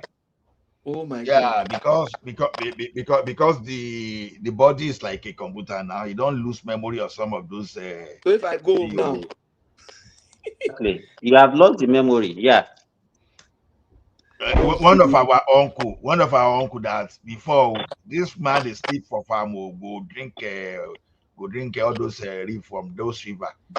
When he came around in 1999, the guy just go drink Eva water. You think Eva water was being produced by Coca-Cola, and all those bottled water, Shara go use Eva water. The guy still get typhoid though. Even though I don't even know whether that water they call typhoid, but you don't say that's a common belief. Dr. Simba, say that water they call typhoid. It's not only I water. think dirty water is the most common in Nigeria. That's all. Cold food. Because you know what you used to tell anybody that has typhoid, that you don't chop shit. So you can eat it in any form. Because it's through stool. I mean your feces that typhoid is spread now. So if you drink contaminated water, contaminated food, or any contaminated material, that's where you get typhoid from. Well, I've never had typhoid though. There's one question I want to ask Dr. Simba. How did they now finally control or eradicate Ebola? Was it control or there's immunization for it? How did they manage to? No, it was control. There's no immunization. There's no immunization against Ebola. So that means Ebola is just has just gone in hibernation somewhere now. So you see it happening in some confined area. Now, do you think within that area, within that time, that the body system within Africa has learned something about Ebola and already developed immunity? No, but unfortunately, it's not the kind of virus that you can develop immunity against. Because before you do it, it will kill you. Before you develop the immunity, you go don't fight. Yeah, you'll be dead. You know one thing, all these viruses we are seeing these days, I think there is something suspicious about some of those viruses, because but Ebola is not it's been there for centuries now. So I learned that. But all these flu they are shouting these days, and all this the one that what is making it popular now is because of travelings now. You know, now it's a global village. Everybody move around. That's what is actually popularizing Somebody it. told me it was in East Africa before. There's a village, there's a place in the East Africa called Ebola or something. I don't know. Yes, now. And Congo DR. Okay. Is that the city of Gonga or is Guinea? Okay, Gonga is from Guinea, Abi. Okay. It's actually endemic in Congo DR and some part of is it Guinea in West Africa. It's actually this bird bat is bat that actually abhors it. When you mean endemic, it means it is there. It's there permanently. Okay. So I heard you discussing this matter for Farotimi and the traditional rulers. To me, I still believe that what Afenifere Babalola did, that I still think as a Yoruba person, I think it's okay. I know that our body dey hot. We want to know what happen, but then in the same light, I can see what happened between the very dark man and Femi Falana. You understand? Because I know that there have been some cases of a defamation like that people just eventually settle. So, why are people just want to make sure that they want drag to that? embarrass Babani?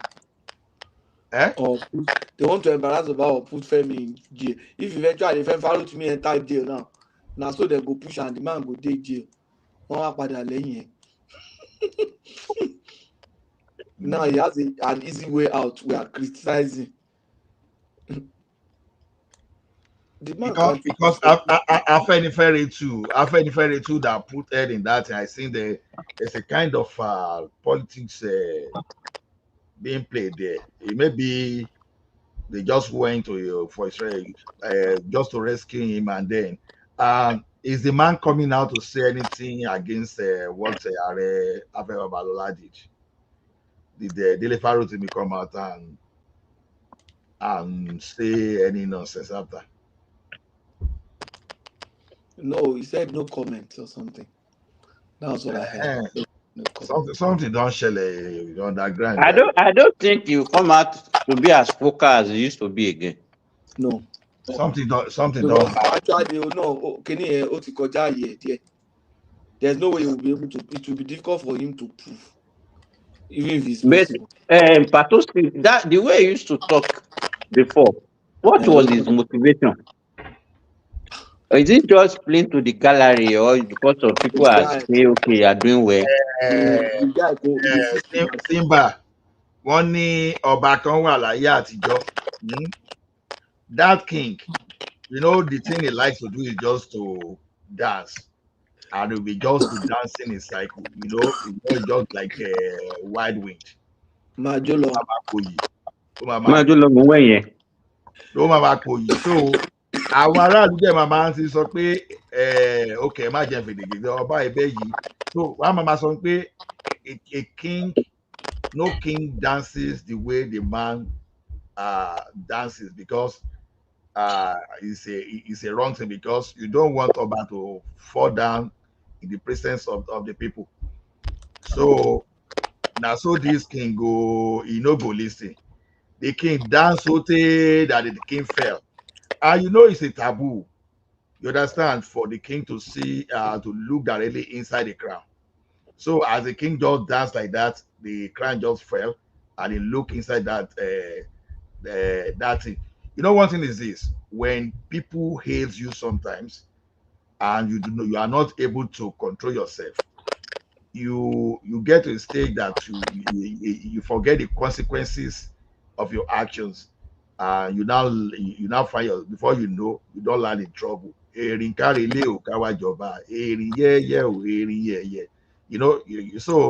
it's like the proverbial element. So I think Dele Farotimi was enjoying the accolade, and this man too is a businessman too, as he was cutting the side of obedience. Don't take it out of that context that it could be a So very cheaper way of. Binasi, is it himself like a celebrity, eh? Yeah, he did in estate business too. As he was cutting all those obedient people, he gradually he may be expanding his own market share. So he may be enjoying all those things. Like we have one Yoruba guy now that he knows how to cut obedient area because they go give money. Unlike this show now, if you shout from here to tomorrow, people still no go give you money. They know even the like self. But that guy once he just press the button like this, oh boy, from that show alone, the guy could make $500. They give him money just because he was saying what they like. So I believe Farotimi was just marketing himself and dancing to what people would like to hear. He overstepped, And I heard some people here that were saying, "Oh, he has something to hide," and I see some people here that he should have gone further and trying to prove. The thing is this: that man found himself in a dicey situation because at his age, I think he would think beyond himself. He would think of his children and some other thing because, well, wait, if he's an old man, he may decide to say, okay, I want to see the end of this thing by force by fire. But sometimes we know that as the elders would say, atakoro wọnú àdókò lè mú ọmọ ẹ̀wọ̀. Exactly. So exactly. So when it got to a stage that your bosom friend and the traditional rulers, they are now coming to you. For traditional rulers to be going to him, two things must have happened. It's either they were appealing on behalf of Farotimi, or some people want to believe that maybe they were telling Baba so that let Baba no go open your own yash. I don't believe that. I think the elders in the land just maybe they realize where the thing could lead to, and that little thing could further even extend the fractions among the Yorubas.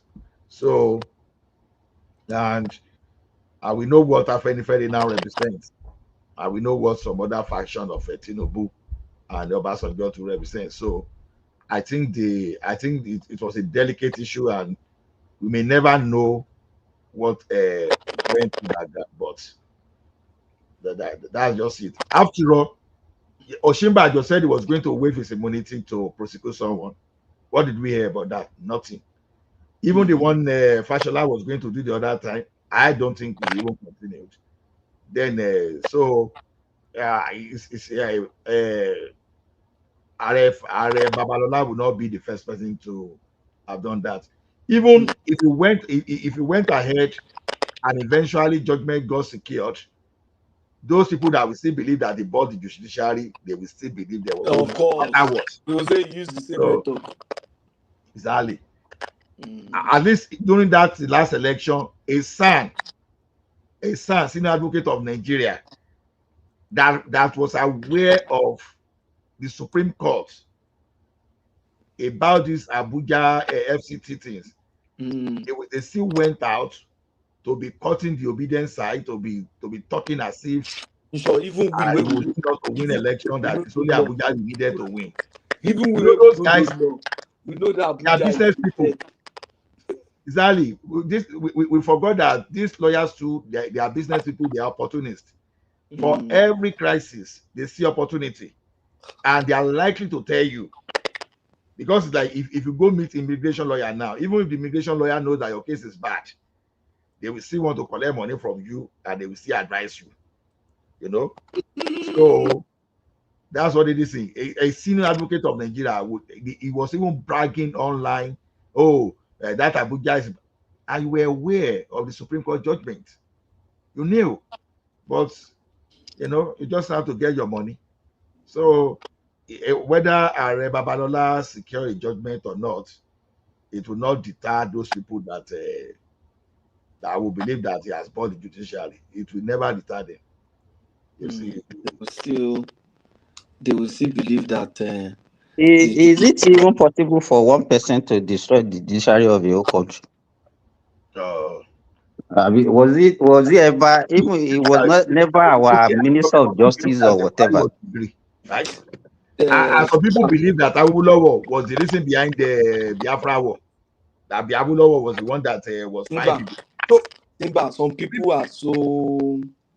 How do I put it now? I've forgotten the word I want to use. That a particular man has bought the judiciary. Anyway, when I find the word, I will talk it. I'm trying to look for a word, and the word came to my mind now. That I can imagine that I will use to describe them. It's unfortunate that we have come to that point in our country. Okay, what I wanted to say is that you see some activists, they are refused to outgrow their activism, or even mature in their activism. I'll give you a good example. Farotimi was an activist. As a scopper, Farotimi sued the federal government. You understand? They didn't want to give NYC certificate before. He got his NYC certificate. As a scopper, he sued the federal government. The mindset of activism that you have in school, when you grow, you leave school, you are supposed to outgrow it. It's just like all of us. Even Patoski, I believe you were a student union leader too, right? I was an activist now. I was a student leader. Now, yeah. The thing is this: okay, you were like some years ahead of people like us, but I thought your said too. You were among those people that formed the alliance that went to that got bribed from some of the breweries in Nigeria. There, when we didn't want to allow a particular brand of beverage to enter the campus, that eventually. So we asked for campus. I'm not mentioning them. You exactly know what I'm talking about. Yes, I was the one. They now bribe you guys to negotiate. But I'm coming now. They now bribe you guys with Pojo and Costa. You understand? That is where corruption started. Simba, I don't know whether Simba is aware of all those. Do you know? Me, I didn't know they got Kojo and Costa. Me, I eventually got a campus rebate on my campus for that drink. Because I don't want to mention it. People Because were coming to our campus to buy drinks to go and sell outside because we got a campus rebate. I didn't know that they bought car for people. I remember going to Ibadan to attend meeting their international representative, and we insisted, and it wasn't even difficult. We got it so easily. So I'm sure the people that got the car, they were the ones that asked for it because the company was willing to give campus between you and me. When we got the after but probably that time you were not attending Nan's zonal meeting. No, I didn't. I just simply did not want to get. I didn't go to negotiate. That's why you know. That's why you didn't know now. I negotiated the terms of. Or you just called them with Pojo and Costa. So that's the. So you will see the activism. What I'm even trying to say is this: some activism, there is a motivation behind it. The motivation, sometimes the motivation is not because they seek liberation. The motivation is just they see the thing as occupation that we normally call with benefit and come because when you are in contact with people. Exactly. For negotiation. So, like most student union Look at, for example, Showore is a professional activist as far as I'm concerned. He has refused to grow. His own is another level to be sincere. His own is another level entirely. His own is another level entirely. But the like of don't let me mention him. Just I'm being careful not to mention him. Look at Maigu was like 1 year or two senior to Showore na Unilag. Not be that Mayegun, the other no be clarify it, not be this Mayegun. Sheikh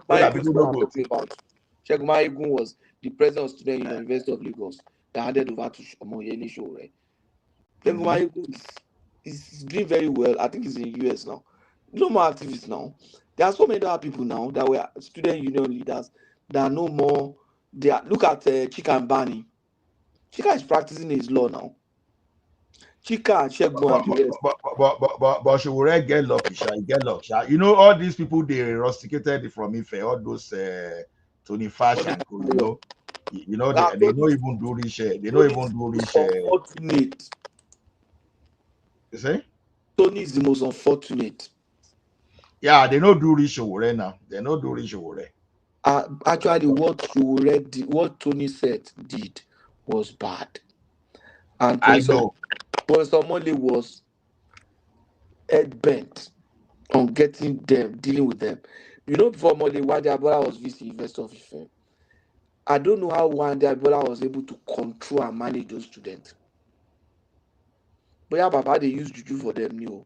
You are talking of those people that they were done on their own now. Like, can you say, show any sorrow? Because that Omole you mentioned, so Omole no be only run now. If exactly. So Omole was the main thing. They now went to Omole's house, official quarters. Student invaded the house. How do you do that? They went to his house, enter his sitting room, his bedroom, scatter everywhere. Which kind of activism is that? They rusticated. Tony was in final year medicine. His mates have become consultants before they told him to come and finish. You can imagine. Wọ́n ti parí residency, wọ́n ti di consultant. Very unfortunate. Very unfortunate. And Tony, fine boy, was brilliant student, law, final year medicine. I have one of my friends, Tony George, classmate. The guy is an orthopedic surgeon in Manitoba, in Winnipeg now. He was telling me because he now came to practice in FMC. The wife is my friend's wife. His wife is my wife's friend. He was born in Padimini. He was not telling me, Tony, and I told him, I know Tony now, student union. That we do student union together and stuff like say the boy did deal. As at that time, that my friend was but I hear say the guy go do ICANN, so now like so he no go do ICANN. I think he went to do something else, but later eventually won the case to go and finish up. I don't know whether he went to finish. As he was rusty now. I've been back Simba. Hello, Simba. Yeah, Simba has lost a warrant. Okay, somebody that took a break from medical school because of student union, they rusticated him. He went off medical school for like almost 12-15 years safe. No, you can't. No, now I can't. You can't go for meeting again now. They now said you should come and continue. Even as a doctor, if you are not practicing for like even 2-3 months, you lose a lot of things. It's not only medicine. You will lose. Even this our IT we are talking about. Oh, IT is even worse. IT can leave you within 2 months. Within 2 months, you will. So it's very sad. So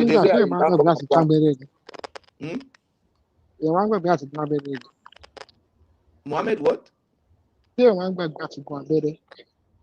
No,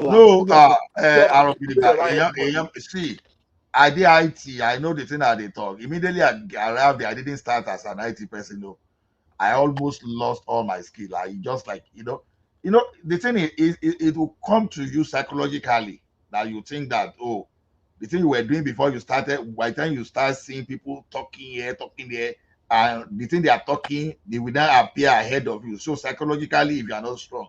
Some of those things, so they might understand language or more. Exactly. Change. I to migrate from to cloud, from real server to cloud. Was there real server to update towards the cloud? You'll be lost now. You have to even look at people that have actually ventured into some other things. How many of them do you think that will go back to where they started from? Look at all those medical doctors, even lawyers that have been in politics. Can they go back? Let me even give you an example. So someone ordinary paracetamol. I don't know if he can't know the dosage of the paracetamol. Let me shock you. The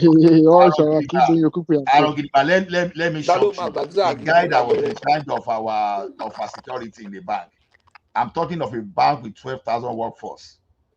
Now, when the guy came here, although the guy went to a particular company and he left that ski for a while, but when he came here, the way they shook the guy, you understand? The guy lost interest in cyber security immediately. And this is a guy that has been in charge of our security for years. You understand? The people they shout cyber security up and down now, they forget say something. Now some people they for that security, even when you say now all those Cisco weary certification and other certification in security. You understand? They just see the guy, they just watch the guy down when he got to this place. But you know, Simba, anybody here now can now do cyber security now within 3 months. But that time, you know, when you are out of it for just like a month or 2 months, like people will be telling you. Me, I left the bank.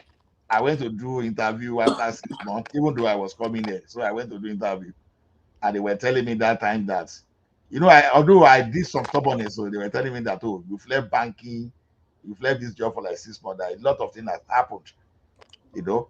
But I knew that what that guy was saying anyway was just to bomb me because I was basically still selling IT products at that time. But then it was reality. It was reality. When you leave your profession for like a year, oh man, it's not you are not the same, to be honest. You are not the same person. You might catch up within a month, 2 months, but then the reality is that you are not at the same level again. It's not like that. Experiment. In fact, in medicine, even if you are applying for a job and they ask for there shouldn't be any break in your practice. If they see even only 1 month break, they will ask you what happened within this, and they might even use that one against you of not taking you. So that's what they do that. What about that's what they do here in job? If they see a gap now, job gap now, employment gap now, like a crime mail. Yeah, but if you're able to explain it. But some people will not even give you that chance now. So people this is the 8 years. This is the 8 years by the time you screen some people out. You know? But if they hand over your resume to someone, it's a totally different thing, so they can give you chance. But with all there's 8 years, when they feed it to the system like this, it will just sort the thing out, say employment gap. You know? But Simba, if you can't take a gap in practice, what about No, you can explain that. Yeah, your maternity. That's maternity. The leave is not a gap now. The leave is not a gap. Okay. No. I understand what Arogeriba is saying. The reality here is this: if you know someone, okay, I gave my resume to Patoski, he submitted the resume for me in his company. That one is referral, so they can take my resume apart and call me for interview. Then I have chance to explain myself.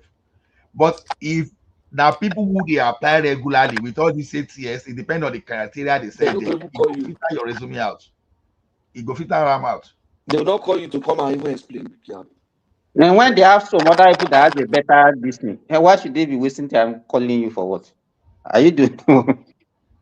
They will call you. You know how bad the market is. Even when you are doing private business, sometimes okay, let's assume that you are a desktop, the desk side support engineer, technician as an IT person now. So once they cannot link you to a standard company, maybe like a big bank, like maybe Scotia Bank, or they can't link you with CP Rail and all those BB company, you are now saying you are doing freelance.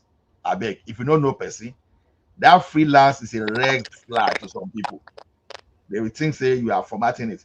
And some people now, before people will go register company and they go just put them for LinkedIn. Now they have solution now that will go and look at it. How many people even they work for this your company self? Once they know that you are the only one, they're gonna say, okay, this one no dey employment. They go filter you out. That's why LinkedIn. I no go lie to LinkedIn. If I be position of that from today, LinkedIn is one of those things that I will filter out, because that thing will kill people careers. They kill people career because you that can do something, they now force you to the extent that out of your 10 skills, you have to be consistent in one. Once you put that on there, people know you. That means if that thing is not working for you again, you go change. And I can tell you, these people, then you get to another solution, they think they make money, will be tracking what you've been doing for the past 2 years. I would think they are not tracking you. No, So okay, they you the need solution. recruiters. See, you know how this company like Pleading and all do, you know how they profit. Recruiters. Yes, now Some of these recruiters, yeah. except they are big companies, they don't go to that length. They don't go buy software that can track you and track, Once they're able to filter you, they come to you, you come to them, then they discuss. No, If you are able to discuss and prove yourself, they might not even bother if you have those gaps. I've attended interview with gaps on my record, my employment now. Some company they do them. I go tell you, some company then they do it. It's a waste of money. Yeah, look, because the people that are desperate to sell this application management solution, they are the one bringing all those crazy ideas because they want to create value, and those value they keep people's career. So I tell you, yeah, they are doing it because if you've never seen them where they market that solution, people will think that they are not tracking. Ask yourself, when they get all these background check solution, background those people they background check, ask yourself, how were they getting the information? Okay, now you can't pick a phone now and call Service Canada now and say, I want to know whether Patoski work is so company. Service Canada not go give you information. Canada will not give them that information. You understand? Now the question is now they can't call credit company and say, credit company, we want to know the profile of Lagbaja, whether he has his employment record there. Now ask yourself question, where are they getting the information they are passing? Because now you know here that your boss like 3 years ago now, if they call him now about you that, we want to know whether Patoski work with you, this is say, your boss will say, I work with him a very long time, but he will just give excuse not to give them anything because they are afraid that if they give any bad recommendation and you find out they can sue them, so they prefer not to even recommend you at all, not to even reference. Even if they want to reference with their good accord, they will ask you, bring your resume, and they will talk on the resume you present to them. Now, where are those background checking company that goes beyond fingerprint or criminal background check? Where are they getting their own information about them? Do you know? Let me tell you one thing that happens. All those background company, there's a limit to what they also get to, because they are going to. I get background check. Let me explain to you now. Some of the major background check companies that I know, they go based on what you provide for them. So some of them, big companies, they don't even send your letter to the. They don't even send your letter to the HR of your company. They just contact your supervisor. Big background check. Because when I was working in SCM, when I was working that place where I just worked briefly before I came here, you remember now? We have a subsidiary that does that. See, so it is based on the information that you provide for them too. Baba, I don't tell you what thing that they do. Some of those background, see, now the person they charge, you see, some of those people that they do web scraping, and then they do web scraping, and then they do and they store data. Web scraping, like you know this this thing something analytics. This company is this Google Analytics. Analytics, or which analytics company that won't enter Wahala like that. Then you go to scrape one company online. So those company they do that thing. Okay, now for example, for those of us that can write a script to do web scraping now, people will intentionally create API and they'll be storing those data. The only difference is that they are not telling you how they are doing it. Now, what you post online today now, they will scrape. Even Indeed, you see today, you know what Indeed used to do? at a particular point in time, if we go to all those websites around, if we scrape the website, we look at the opportunity there, we come and report it on Indeed that okay, these are the job application. That is exactly how some people profile people. They will go and have your profile without your knowledge, and they keep, you know, some of them keep updating and they keep repackaging all those things to sell. You understand? Let me tell you something that happened when I was in my, was it the machine learning, or it was just a data analysis generally that time. You understand? So the prof was telling us, okay, I think it was digital marketing or whatever, but I can't even remember. He said he tried one thing one day, that he put his own profile. He tried to use a particular application to search the web. He said he was shocked about what that application returned about her. That the information he never thought it was online, that he was shocked that he brought everything out. Now the question is this: who stored those information? Where were those information coming from? That is why that when you are doing things online, you understand, you have to be very, very careful. Yeah.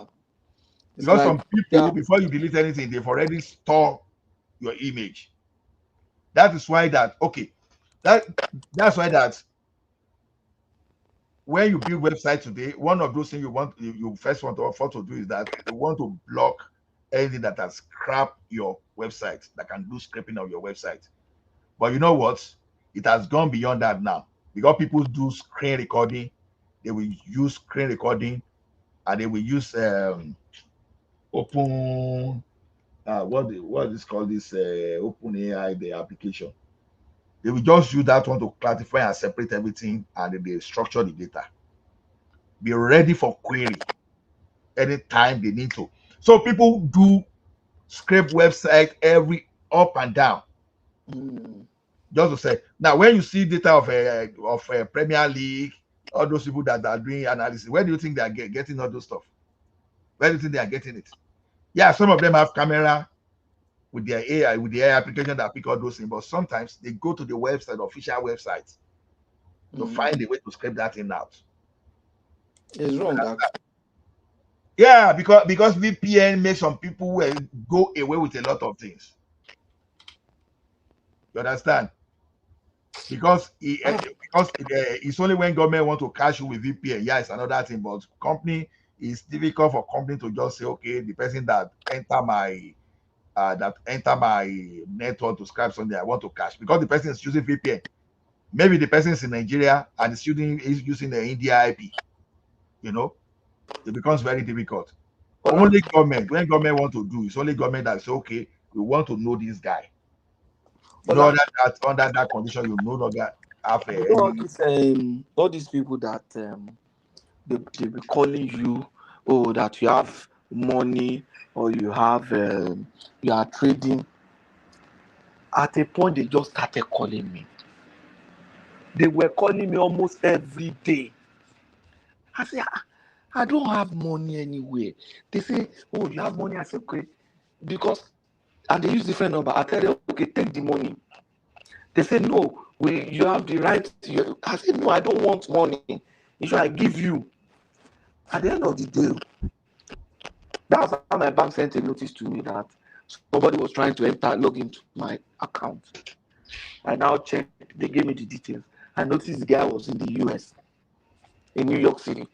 Me will be saying, if I go US, I never even entered New York before in my life. I know they go to New York. He said I was in New York City, try to log in, is this you? That if it's not you, just change your password. So I just went on to my site and go and change my password. And now put like two-factor authentication and other stuff like that. So I now feel that each time they call me, maybe if I respond, maybe they use that process to just do some other work. That's how they were able to get into my account, because I don't know. I'm not the type that is careless. Okay. Let me give you an example of how. See, sometimes we say we don't have information outside. We have a lot of information outside. Then I will tell you something. Now, your ear. The only reason that they are not able to use your SI number and some other things to really take something away from the scan counter just because there are some kind of level of authorization you have. Let me make you laugh. A company, although I was that time I had a contract to have access to a critical national infrastructure. You understand? It's a rail system. I must have told you this thing before, but those guys, they were staying enough. You know that when they were doing the background check for the secret background, right? This guy, they now sent to me that I should put my mother's maiden name on the Excel sheet. I said, no, my mother's maiden name. My mother's maiden name. I said, excuse me. No, of course, the thing was coming from something that looks new. You understand? I know those people that were asking me. I told the director, I said, excuse me. I said, can you give me your mother's maiden name? I said, do you know what that means? So I said, why did you ask for my immigration record? No, and I said, why didn't you ask for my immigration record and my bank account, and my password and everything? I said, like, seriously? And you were even asking, and we're putting it on Excel sheet. I said, like, seriously? The guy said, I understand. I said, it's not a matter of understanding. Why should we even try that one with me to start with? And now? Why should we even try it? Now, what I'm saying is this. You know, there's something happening in Canada, and it's terrible. A landlord will be asking, for your SI number. Eh? A landlord will be asking for your SI number. Nonsense now. Because you want to do credit check. You understand? Now, all those phones where you go apply for phones, so when they take your SI number too, there are some guy there that they don't need to know the entire number. Once they can see the middle number, the last 4 digits, and the last 4 digits, they can compile your their people. Because you know, some of us that work in the bank before, you understand, there's something we know. You understand that, oh, people will say this thing until they started implementing this PCI DSS or what I can't remember. Yeah, payment industry, whatever, data was compliant that time. Started implementing that. They was giving that in full encryption. Before, you can unzip some kind of thing and see plain data. So some of those data they are collecting there. Some people, while they are collecting those data, they are writing something down. And again, do you know that you can actually buy database of a number? You can have database, the what we normally call it, the phone database. So of course, you can get that. Okay, like there was a time now I was looking for someone in Nigeria. Nigeria one time now. Yeah, I have to buy the number. I have to buy the number I was to check for the name. I was shocked. So you can buy number. So those people that are sending you this thing at random too, it's possible that they bought your number somewhere. Yeah. Right. But why some of them cannot do anything? Number one, some of them they don't know your SI number. And even if they have your SI number, there are some things they still need. Otherwise, you will see these people, they will have opened account in your name if you have a very good credit, and they will even book credits in your name. Before you know, they will withdraw that money and the thing will still be in your name. And if you are not the type that check credit, bro, you won't even know. No, even for every cent that goes out of my account, I get a lot. No, that means if they open the account now, get a credit in your name.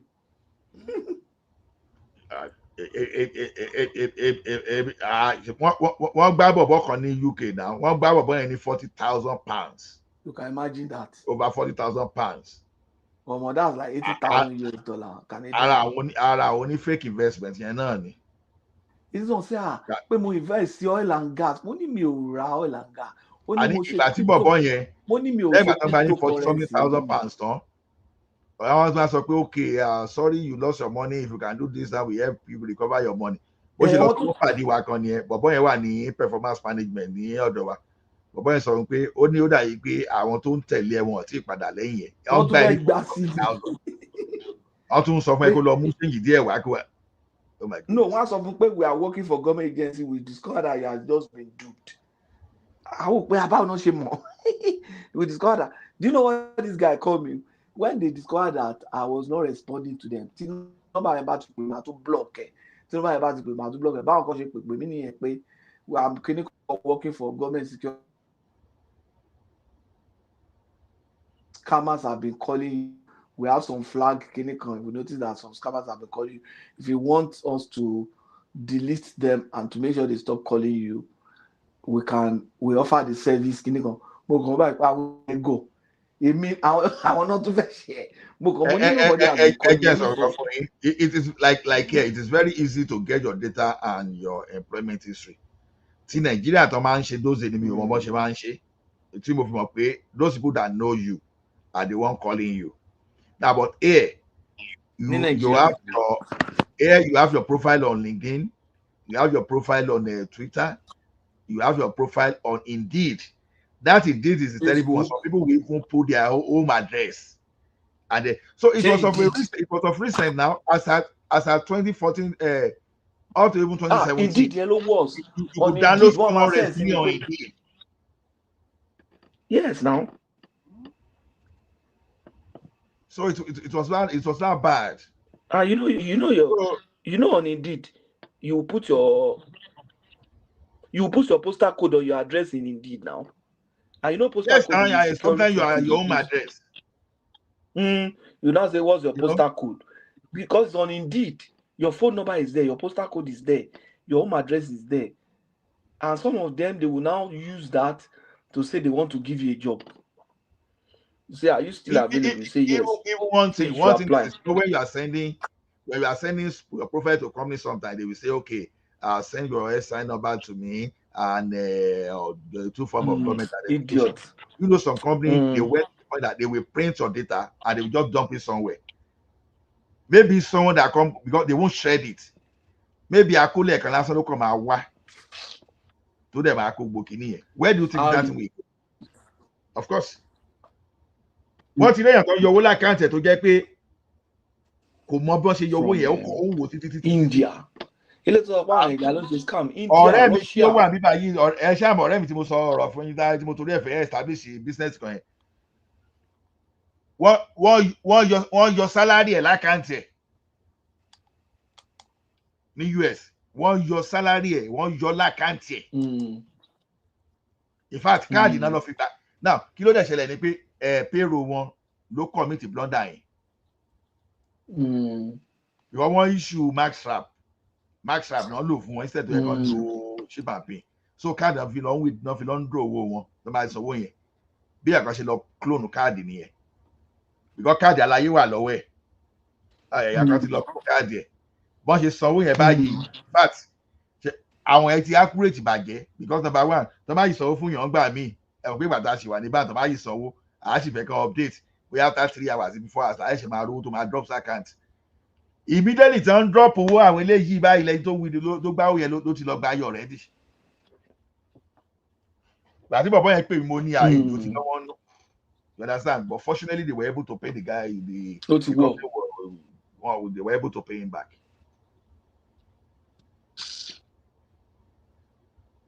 So that's why gbogbo àwọn face cap.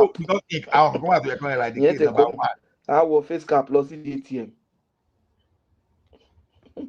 So I think gbogbo àwọn kan wà tó yẹ kán ṣe nígbà tó bá fẹ́ secure data. I think this idea of people going and be using the SI number, using it to buy phone from I think that should stop. They should be using biometric instead. I should stop allowing all those people there to be entering people's SI number. Even from the area of taxation too, it's a dangerous thing too, because if you are okay, you are in the tax industry, you understand what I'm saying now. That you are a tax expert. You know what I'm saying. That's, you know, actually, etimoya akata tó ti ṣe wọ́n nílùú yìí ṣá. To yẹ pé wọ́n jí owó company. To yẹ pé you are supposed to be part of the financial controller company. Ẹ wo kéèsì yẹn kan tó ń gbé jáde láìpẹ́ yìí, tó ń jí owó company. Ẹ wo bọ̀bọ̀ kan náà, oh my goodness. I think we are too exposed. Data is too exposed online, and I think the government is the culprit. Is major culprit there, because you can simplify all these things. You don't. Why will you be allowing landlords to be asking for people's SI number? Why will you even give them the deal? Why will you give them a chance for even to be able to even find out to find it? Why will you be allowing the landlord to run the background check? Landlord we should credit check. Can you imagine? That's too open. Yeah. You want to go and buy a car, they will be collecting all those sensitive information. Why don't you find something simple? Oh, sad. I look at so maybe ayé ìgbà kan ló jẹ́ pé that one is still understandable when that tó jẹ́ pé àwọn kan run command ẹ kàn dédé rí pé ATM tó wà níbi kan kàn dédé máa po owó inú ẹ̀ jáde. ATM máa pọ̀ inú ẹ̀ jáde fúnra rẹ̀. Yeah, now some guys attacked what's the name? I think it's some Russian. They will hack the ATM. Yeah, they went away with almost 1 billion, over 1 billion. Hacking different ATMs. They cleaned them out. Yeah, they cleaned them out. Yeah. It is possible, Otto, because our laptops they're not come and hack now. Only 7 the computer ATM. Naturally, the way ATM works is this: you have a logical configuration from the laptop, from EFT. You mean the processor. We have a front end processor, we have back end processor. That's why we call one FEP. If you still remember our language that time. So the thing is this: that is where you have the logical configuration and you have the physical configuration directly on the ATM. But meanwhile, that same ATM without the FEP, you understand, without the front end processor or the back end processor, you can still command ATM to take money. But when the manufacturer manufacture this thing, they manufacture in such a way that if the vault is not closed, the ATM should not be able to dispense. But those people that know how to write that code, they will go inside that application itself. You understand? They will disable that function and they will relay the software. So just a single command like this, even the banking process, the bank processor, whether we use Flex Cube and FEP, all those things, they will be blind to all those stuff. They don't cut all those things. They are dealing with the ATM now from the kernel of the ATM itself now, from the code, from the source code. They will just be releasing the money out. So all the cyber security, it's even good. That's why I think the cyber security expert, they will still get more job to buy. I don't even think they feel that industry is yet to see the growth. Because there will still be more fraud, that there will still be more cyber situation that they will need more cyber security expert. But everything is going cyber. Yeah, but the best security government should do is to stop further exposing the citizen data. We are too exposed. Our data are just too exposed. This two-factor authentication is just a matter of time. Trust me. It's a matter of time. Okay. Yeah, and the best password today. The best password is that when you are typing password, the best password you give space. Maybe they will say combine a number with a special character, all those things. I tell you, there are some algorithm now. It takes some algorithm now just 3 seconds to bypass. They'll figure it out. But the one they've not figured out is the one that you can even write it later. The one you put space in between. You can write password, you put space. like how to fight this thing. Now you can even write only letter. You may not put one, but the one you put space in between, you put gap. They are the hardest to break for now. Okay, Atimar, what if we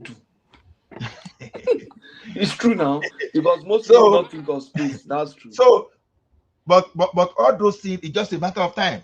We should remember that some people are writing it, right? But when you start expanding, some crooks we start coming to that sort of organization that are building all those applications too. You understand? Anybody that produces antivirus is a potential malware writer too. You understand? Anybody that can develop an application is a potential hacker. You understand? Especially those people that are very good in algorithm. So the best way government Ola, can you develop application? Oh no, I'm coming. Yes. Right. So you are a potential hacker too. Just to make it light. I just want to crack joke. No. I know. I just you said it. You said anybody that show my auto GOWOJU in the bank. She very tell she applicant no na ba on pato scheme. Our cash officers no GOWOJU in the bank. Of course. They will even see that money, even their boss will not even know how they are stealing money. Ola shake is of our cash officer call. Our auditor Abi. Our credit officer no GOWOJU bank. Okay, credit officer, okay, yeah. That's what people don't understand. A single credit officer can create a loan of 1 billion. How they long? How they be escape? I'm telling you. You should ask you one bank here, go there to Joe. You should want no bank here. I'm a service. There was this guy. He's just like the guy was just an SCA. That's the top level. Top level in the bank. I think SCA during that time will not earn more than the salary is same by 7.2 million. Salary is 8 pen. Okay, 7.2 million. Yeah. Let's see. Am I still correct? 7.2 million. Yeah. Let's say maybe 7 million. Yeah. That guy had farm of over 60 million in Niger Delta. SCA. Someone because when you enter 7.2, right? End of day, by the time they remove your tax, everything, you will go on with like about 4 point something in a year, right?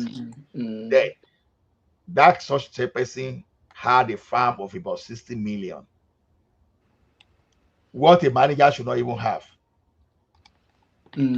I think I agree with you there. But do you know how we know? Because no, we were following up on people because we part of my unit there to just make sure they maximize the cash available. You understand? Putting money so that customer will not miss money. You know what these people were doing? Some of them will take the money from inside the ATM. They go give it to all those 11%, 12%ers. Lend them from customer. No, they are not. Some of them are not seeing that money directly. GL, negative money. Reconcile exactly. Also our auditor gone. Because the auditor, they didn't even know what to do. And unfortunately, some auditors were even colluding with these people too. The funny thing is, only you had to help me travel. You helped me when my wife was head of operation. ATM, man balance. But anytime to buy travel, to buy ATM, only balance. They don't know to anytime to buy tele, cash officer or ATM. To buy phone, to buy the car, low. O máa ti wá pé àdá pé tiẹ̀ mọ̀ kí n balance o ṣáà ń san gbèsè ó ń sanwó tó bá ti balance wọn á sáré sanwó yẹn pé kó balance á máa wá ìgbà tó wá rí pé gbèsè yìí máa pọ̀ bó ṣe lọ plant phone camera phone sínú inú ATM ó lọ plant camera phone sínú ATM pé ó fẹ́ mọ ẹ tó wá jí owó nínú ATM yìí You know, Thomas log down people and can you man be because there was a time that thing was affecting my job. Yeah, well, inspection in where Shakarapo Nikini. Ìjọ kan wà tó jẹ́ pé ìkan lára àwọn auditor yẹn wọ́n sọ̀rọ̀ fún mi pé if you don't cooperate they may send you at this I say ọ̀gá pack well get away from me. So did I see money? Because that time ó ti ní mi lára gan tó jẹ́ pé I be going to Babish police station, I be going to EFCC. The worst part, the worst thing that what they was they asked me to go to the court. I say it's enough fair. They asked you to go to online, not now. To court. Mode court. Mode court. The first day mode court by the mode court to join. You know me do one this place. The second time don't give me court. Money or guy I know they go. I say I know they go. Like by force. The bank can fire you. I say go ahead and fire me. No, you know, because I was in IT, that's the problem. Now, people some of them somebody post. Okay, they were supposed to load 8 maybe 10 million. They can't load the 8. Now, the issue is this: and don't be lend the house. Or to your 9 million kroner. I have 1 million in no 8. I have post 10 million. And so for me, bao ni GL she very balance. One ní problem pa àwọn reconcile ẹ ṣọ pé tí ẹ ní GLA máa ń fọ́ ní ìgbà mi so wọn làwọn máa reconcile tẹ́ni ẹ bá ti wá san owó yẹn wọn á dá padà but problem tó wà bẹ́ẹ̀ ni pé some of them greed wọn á tún yá ẹlòmíì tàbí in the process. Mo bá a ṣe mọ̀ ọ̀gọ́ tó ń ṣe ni mọ̀ pé ìgbà tá a máa ṣe àwọn cash out report tá a máa send some people yẹn mọ̀ kó ṣe wọ́n á lọ yọ kárìdà mọ̀ pé tí kárìdà mọ̀ tí customer bá ń bọ̀ tó bá ti kárìdà ò bá wọlé báwo lè fẹ́ withdraw owó tó bá ṣe kí ni ẹ̀ wá yọ kárìdà yẹn sẹ́yìn. So how that put mo ṣiṣẹ́. I know ATM were online. I can repay owó lọ. Okay, the ATM that okay mọ̀ pé tiwa ti lo SQL that is analytics wa that is release report.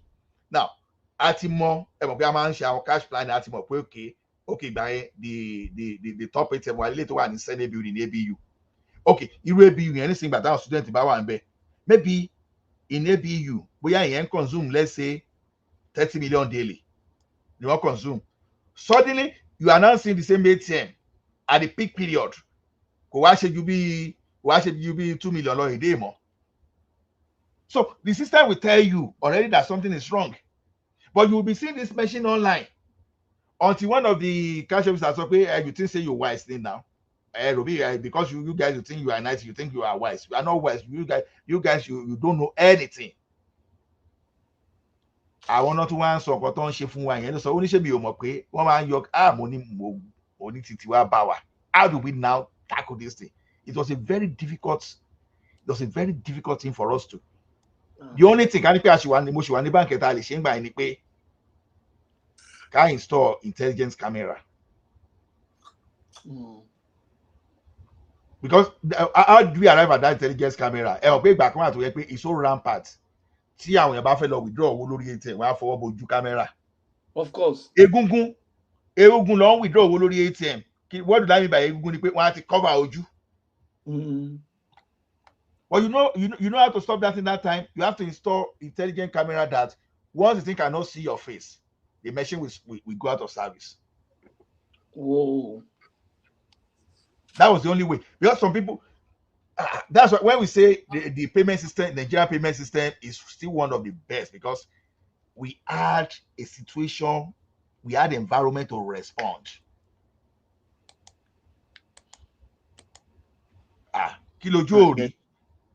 Mo sọ kíní ẹ̀ fún yín náà ní ìbàdí tó yẹ pé there was a guy, a military officer ni, ó ti wá harass wa ní head office. Kíní kan. Àṣà àbúrò ìyàwó ẹ̀ ló jí owó. Àbúrò ìyàwó yẹn ló dẹ̀ wá ń finá fiancé ni o ló wá ń finá pé those people they are rogue kìnìkan bàbá yẹn bá máa lù wá gbà yẹn. The only saving grace ni pé when we now brought out the image a máa show image yẹn báyìí bàbá yẹn freeze ni pé ó ní àbúrò fiancé òun lélẹ́yìn náà. Sean, what did you lose your account? Lórí ATM mi rí. They stole, they withdrew 450,000 ní Ìlọrin. That's 2008 or so. One withdraw say 450. Mo kàn ní kí n lọ wo account mi sáré check nǹkankan. Mo á gbà 450 tí kúrò l'account mi. Mo á try láti pe HOP mi sálẹ̀. Gba mo ṣe manage branch kan bẹ́ẹ̀. Pé ó yá. Ta ni ó withdraw owó yìí? Wọ́n bá lọ sí kámẹ́rà wa. Àṣé àwọn kámẹ́rà ATM wa ò ṣiṣẹ́. I'm telling you. I was embarrassed because I was too sure pé my money ẹ̀ pé ATM ó lo because ó lo àwọn machine tiwa. Kámẹ́rà wa ò ṣiṣẹ́. Ó lo GT mo ní à. I can solution là ń lò ń gba ìkíní ẹni problem ẹ after like kámẹ́rà GT náà ò ṣiṣẹ́. Kámẹ́rà GT náà ò ṣiṣẹ́. Owó ẹyọ kan ló gbà ń Zenith. Ẹyọ kan tó gbà ń Zenith yẹn. Kámẹ́rà Zenith pick. Patoski, sorry. Mo fẹ́ relate nǹkan tó happen sí mi náà. Wọ́n wọ́ about 255. Wọ́n fi USSD, wọ́n fi wọ́ kó l'account mi. Yeah, when it was 2021. Okay. Finland mo wà ìgbà tí kíní yẹn ń ṣẹlẹ̀ torí pé email mi mo máa ń lò. Wọ́n ṣe ń send bí bọ̀bọ́ yẹn mú owó yẹn lọ fi ń ra Richard cards 20,000 ló ń wọ̀. Immediately mo dẹ̀ pé báǹkì GTB ó lè believe pé wọ́n ò gbé fóònù, wọ́n ò gbé anything. Mo send email wọ́n ṣe ń kankan. Máa gbọ́ bọ̀bọ́ yẹn dẹ̀ withdraw Ọlọ́run pé bank ẹ̀kọ́ ni main account mi because I'm sorry I'm still old fashioned.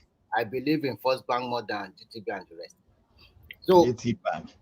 Yes, so wọ́n wọ owó yẹn wọ́n wọ títí ó kù 251 naira ń bẹ̀. So ìgbà tí wọ́n á lọ Naija mo lọ complain fún wọn sọ pé nǹkan tó ṣẹlẹ̀ ni pé mi change telephone number tó jẹ́ ti bank mi pé kí n lọ sí CBN kí n lọ filing complaint again. Because o lo number yẹn mọ́ àbí? Mi lo Naija number yẹn mọ́ náà tí mo pé mo. Same ti ṣẹlẹ̀ sí mi náà báyìí o. Ó láti kan ti assign number yẹn to somebody else now. So nígbà tí mo tẹ̀sí wá gé recharge card ló máa fi lápò máa text is one thing that I really don't like about it that they now telling me they know the people. No, one send message sim títí send message email sim later pé àwọn ọmọ ẹni tó wọ owó yẹn àwọn ọmọ bí account tó gbó yẹn àwọn ọmọ account number ẹ̀bọ̀ kò sí nǹkan táwọn lè ṣe ní ìsìn Nàìjíríà. Mo ní nígbà tẹ́ mọ bí tí ó ń lo another bank mi tó withdraw owó yẹn sí àbí tó transfer business why take it up? Wọ́n ní àwọn ò lè take it up until tèmi fúnra mi bá wá Nàìjíríà mo lọ Nàìjíríà mo complain. Rẹ̀mí jẹ́ kí n parí ẹ̀tàn so wà lè sọ̀rọ̀ so wọ́n ní kí n lọ sí CBN mo lọ sí CBN ní headquarter ní Nìbàdàn mo lọ fight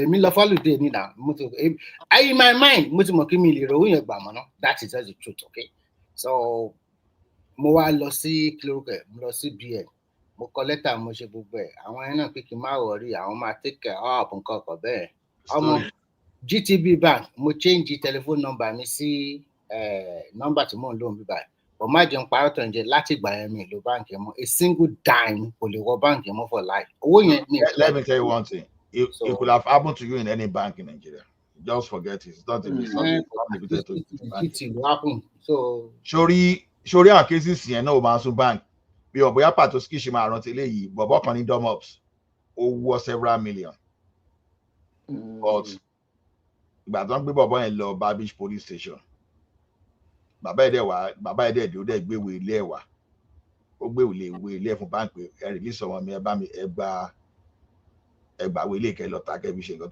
tó máa wò yín báńkì kọ̀ọ̀kan ń ṣagídí nígbà tí bàbá yẹn tó ti wèrè bọlẹ̀ fún ọ pé so what do you want to do owó lọmọ gbé ìwé ilé tó ń dẹ̀ gbé fún yín ó dẹ̀ ju kíní lọ ẹ bá ń gbọ́ ọmọ mi o.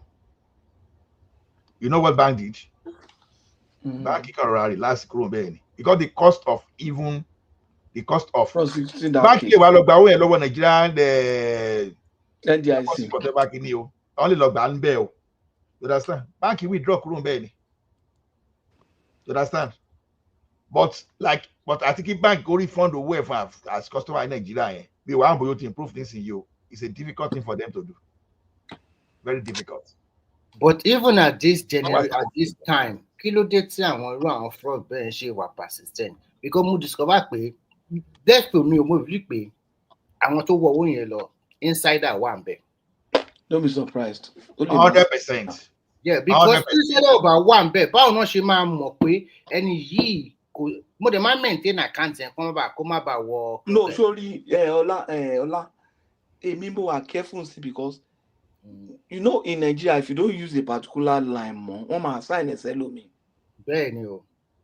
Tí alert bá dẹ̀ wọrí tí phone bá alert bá wà lórí account yẹn tí ẹni owó bá wọ account yẹn ọ̀dọ̀ ẹni yẹn alert máa lọ. Ṣé o rẹ̀ wọ́n pé GT wọ́n lè fi star kìnnìkìnnì kan kó fi ra recharge card. Bẹ́ẹ̀ni. Ó dẹ̀ sọ fún mi pé recharge card ló ń rà. 20,000 ló ń rà lẹ́kọ̀ọ̀kan. The funniest thing wá ni pé wọ́n ti trace ẹ̀ débi tó ní another bank account ní other bank. Wọ́n trace ẹ̀ débi tó pé àwọn báńkì ló ń sọ bẹ́ẹ̀ yẹn fún mi o but still wọn ò lè ṣe nǹkan kan náà. Wọ́n lè trace orúkọ ẹ̀ wọ́n lè trace BVN wọ́n lè trace gbogbo ẹ̀ but what I'm saying is that because wọ́n á fi nọ́mbà yẹn trace BVN ẹ̀ so a máa fi star kíní kan ra card a máa tà fáwọn tó ń ta recharge card. Exactly. Nǹkan tó ṣe ẹni dáadáa tó fi sọ pé káàdì nìkan ló ń rà. Ìgbà sọ pé káàdì nìkan ló ń rà yẹn 2020k bó ṣe. Ìgbà tó ní káàdì nìkan ló ń rà yẹn mo ti mọ̀ pé nǹkan tó likely kò jẹ́ bó ṣẹlẹ̀ nìyẹn. Ó ń receive alert lórí fóònù yẹn. Yes. Because fóònù yẹn wọ́n ti register in his own name wọ́n ti fún ẹnìyẹn ní nọ́mbà ẹ̀. So wọ́n á receive alert ó mọ̀ pé owó wà ń bẹ̀. Ó dẹ̀ rí pé GT ni. Ó dẹ̀ mọ̀ pé GT ń ta kiri kan. Babala loophole nìyẹn o babala loophole. Loopholes ni irú èmi ń sìn báyìí account mi ló GT yẹn nọ́mbà mo phone number mi ẹ ti change but èmi ò lówó lákàntì yẹn mọ́ owó tó wà ń bẹ̀ wọ́n lè mú. Èmi náà ti fowó tó wà ń bẹ̀ sílẹ̀ fún wọn mo ń láyé wọ́n bẹ̀rẹ̀. Ẹ mọ̀ gbà tí bọ̀bọ̀ kan ń gbà yẹn. Owó yẹn ti pọ̀ díẹ̀ but no really working. Ṣé Adéṣọlá tiẹ̀ ní àbíbo ní kíní ìtẹ̀ wà náà bó ní báyìí ní branch yìí wà á lọ síbẹ̀ yẹn bí around 12 a.m. ni bọ̀bọ̀ yẹn máa ń lọ bẹ̀ yẹn á wá máa lo e-transfer lóde ìbò tẹ́ bá ní 10 million sí ATM yẹn bọ̀bọ̀ yẹn máa gba owó yẹn tán ní irú ọjọ́ yẹn ni. E-transfer the question you ask yourself ni pé and this guy should not be able to even withdraw to that. Now ask yourself question. How was it possible? Ó kò láì pẹ̀lú insider kan nìyẹn kò lè ṣe bẹ́ẹ̀ yẹn. Ó ń lórí lódébù so ta ló ń báwo ni kìíní ẹ̀ ṣe ń reset lórí switch.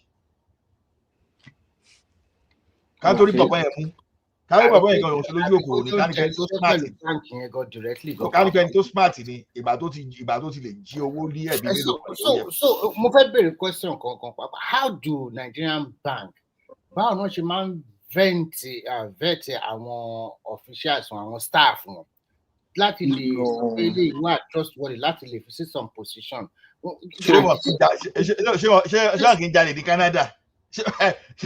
Because let me tell you one thing because ilé tó mọ̀ ni wọ́n wọ owó lákàntì ní Canada tá a wà àti àwọn táwọn Canada wọ́n wọ owó lákàntì. Rẹ̀mí from my experience ní bank o maybe bí tí mo ti ṣe ni people defraud. I've seen frauds where they defraud the banks and not the customer.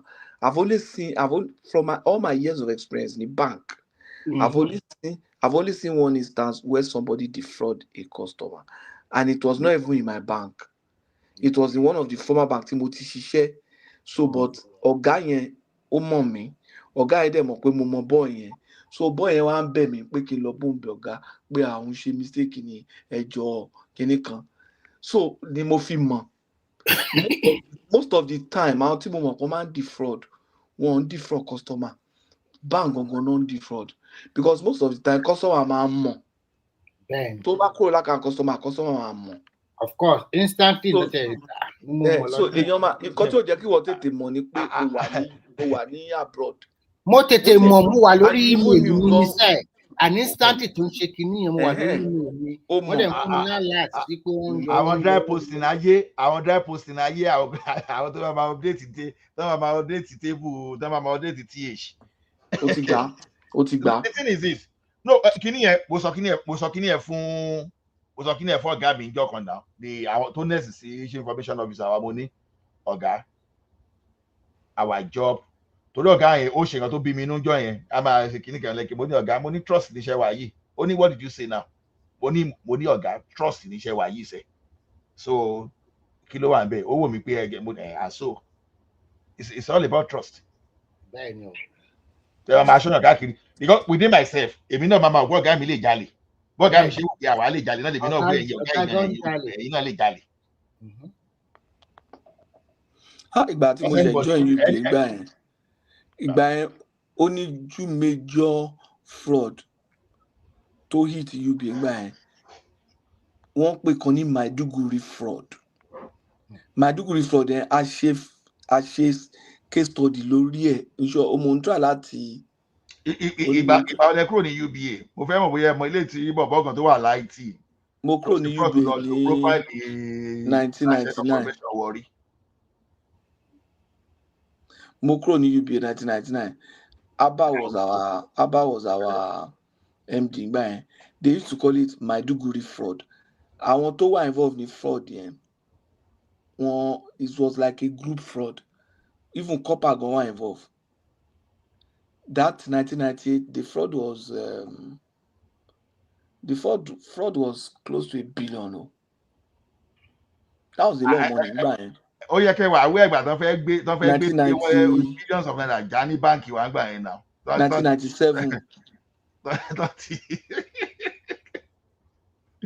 Kí náà tẹ̀ máa ń lò fún transfer by wire transfer transfer owó lọ. The same year foreign operation fraud ṣẹlẹ̀. Foreign operation fraud how many $1 million? Oh my goodness ayé àwọn èèyàn ti ta o. Head of foreign operation ló ṣe fraud yẹn. Ó dẹ̀ já lọ. Ayé àwọn èèyàn ti ta àwọn èèyàn kan ní ọkàn gan honestly. Tẹ wá jí mílíọ̀nù mọ́ bílíọ̀nù ẹ fẹ́ wọ́n kúrò ní báńkì. Àwọn èèyàn ò pé yẹn ó wà ní bank ó jí fraud. No.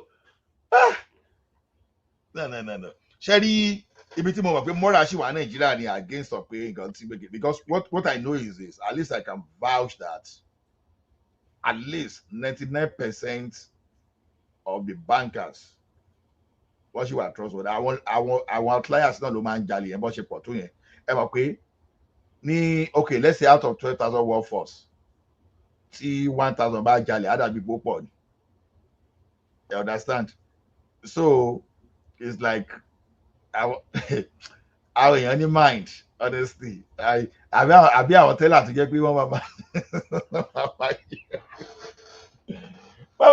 òkè ṣé lómi so stupid ni because you have camera everywhere watching you. Ẹ máa wo olè tó ẹ ṣe iléṣà ní ilé tí náà tẹ̀ ti jà tí àwọn olè lọ rọ́ọ̀bù bank tí àwọn staff bank ẹ̀ tó sáré lọ jí owó ní ètè. Owó nìyẹn. Táwọn olè wá rọ́ọ̀bù bank so àwọn sáré lọ jí owó ní ètè ẹ̀mú tí wọ́n so wọ́n fẹ́ kà wọ́n. But Patoski àti Ọlá, the only thing tí mo kàn fear, I like banking job because my brother also work in Patoski. My brother also work in the bank for nearly 20 something years. But nǹkan tí mo máa ń fear bẹ́ẹ̀ ni pé ìgbà tí arm robber wà rampant yẹn, mo máa ń ṣàdúrà fún mi pé Ọlọ́run jẹ́ kí ẹ rí wàhálà mọ́ wa o. Rẹ̀mí jẹ́ fún ẹ ní story kan. Ìgbà kan wà tó jẹ́ pé ìgbà kan wà tó máa ń rọ́ọ̀bù branch bank tó wà nínú Redeem. So a lọ bẹ̀ níjọ́ kan o. So a ṣẹ̀ṣẹ̀ ń set up àwọn bí ATM àwọn ATM ṣáà ní kí n sọ afẹ́ lọ attend ọdún sọ. Bí bá a ṣe gbọ́ pé àwọn olè ti dé o in fact ibi tí wọ́n ti kọ́kọ́ ti gbogbo amọ́lé yẹn náà ó ṣàwò pé iṣẹ́ àríbì kan tùbúrú jáde. Tí mo bá tùbúrú jáde báyìí inú igbó tí mo wọ̀ báyìí mo kàn rẹ́ni náà tó kọ AK-47 mo ní mo ti lọ bàbá yẹn ní kíkì láti pé mo kò ní pé àmì ọgbọ́pọ̀ ó ní àmì ọgbọ́pọ̀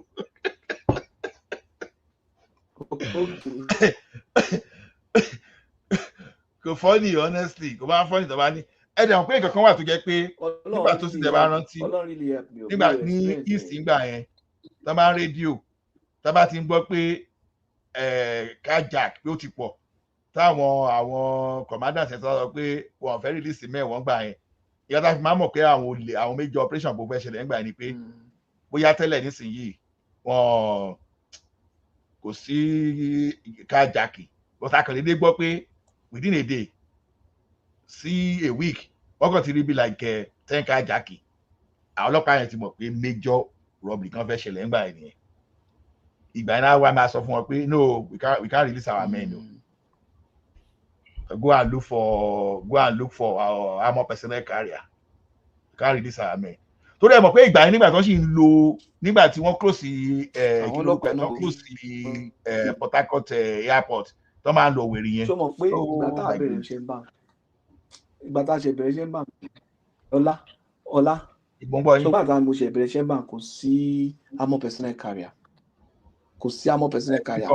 ordinary pick-up ni là ń lò ìgbà tí mo fi jẹ́ kọ́pà manager mi ó kàn ń lò mí anyhow as in kò yẹ kí n máa escort cash I was just a copper èmi ló wá ní àfẹ́gbé cash láti jẹ́ bóde èmi á kàn bọ́ sí inú station wagon tó bá ń tẹ̀lé pick up lẹ́yìn yẹn tó pé náà làwọn ọlọ́pàá máa wà màá jókòó sáàrin àwọn ọlọ́pàá èmi á sùn lọ tèmi tí bá ti pray mo sùn lọ.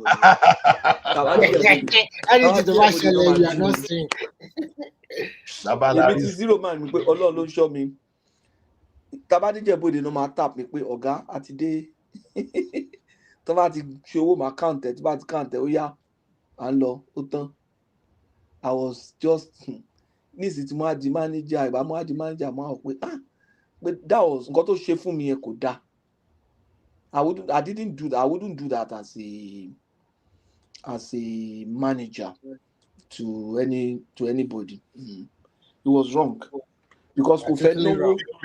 You rather take a copper because tó bá gbé normal staff á san aláwí á san hazard allowance á san gbogbo ẹ̀ but as a copper ó tẹ̀lé má san ọkàn lè fún mi ní táṣẹ́rẹ́.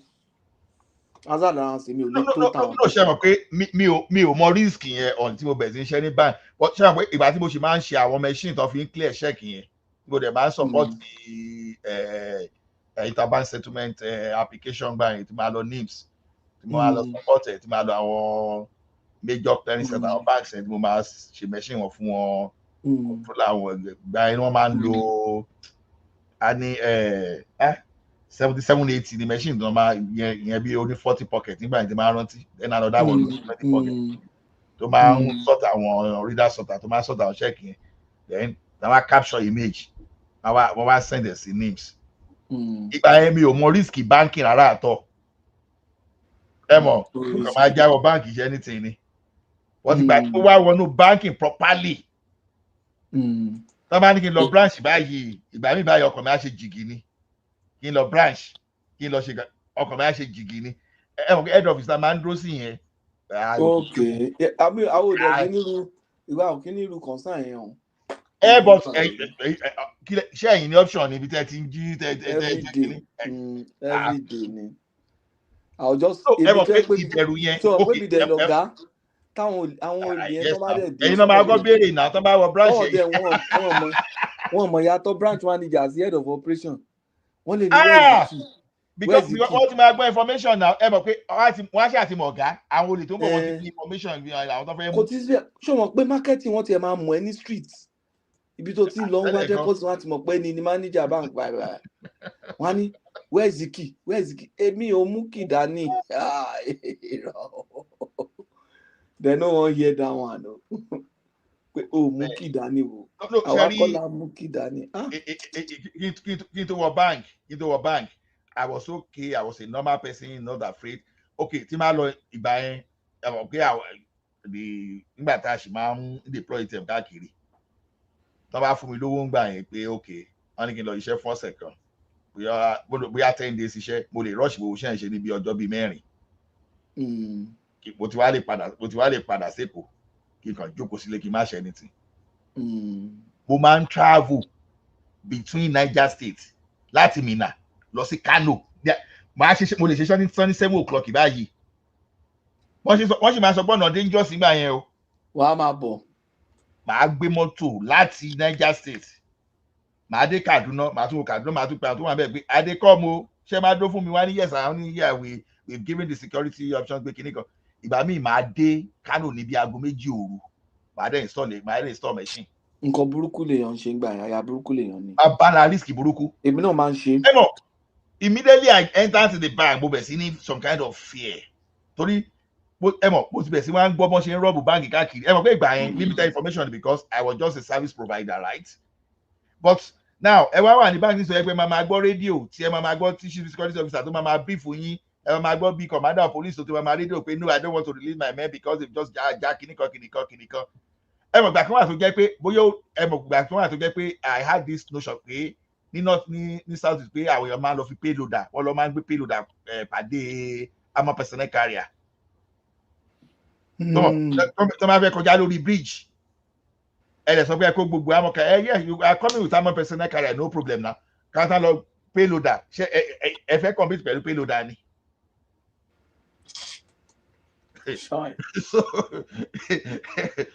ẹ wo iṣẹ́ yẹn wà risky o I no go lie you that's why tó yẹ pé alternative channel of banking like electronic banking and all those things is still far better because kí ni motivation táwọn ò lè fi ń jà ẹ nígbà yìí pé torí pé máa rí káàṣì gbé. àbọ̀ Nàìjíríà ti bàjẹ́ gan-an. mo ń bọ̀ ẹ mọ̀ pé ó dé stage kan tó jẹ́ pé àwọn olè nígbà tán kì í lè rọ́ọ̀bù báǹkì mọ́ wọ́n á wá lọ sí ATM wọ́n á wá gbé wedding machine dání tá a fi kọ́ọ̀tì ATM wọ́n á dẹ̀ dúró nídìí ATM wọ́n á ṣe they will work for like almost 4 hours just to cut through that ATM that time but ká ní pé báńkì fẹ́ náwó ń gbà yẹn náà ni pé àwọn cassette kan wá gbà tó yẹ pé tán bá rà wọ́n ṣe kíní yẹn ó yẹ kó spray àwọn owó yẹn ni kó spray dye ni useless kó spray dye kó spray dye so ìgbà yẹn because ọdún àwọn vendor náà wọ́n ta machine necessarily more unnecessary èrè àjẹpàjúdé náà jẹ́ ń gbà yẹn so you know so. nǹkan tí mo fi ní pé Nàìjíríà ti bàjẹ́ ìgbà ó ṣe sọ pé ó máa ń travel lọ sí north yẹn I remember that time mo máa kúrò lóṣọ́nic I will leave Ozumba Mbadiwe around 6 and I will be facing Benin on that Benin on the road. ẹni sùúrù iṣẹ́ lóṣọ́nic Ozumba Mbadiwe yẹn rí àbí. ṣe bí Ozumba ní kọta wà ń gbà yẹn. àwọn olè máa fojú bẹ̀rẹ̀ rí o láti bẹ́ sómi.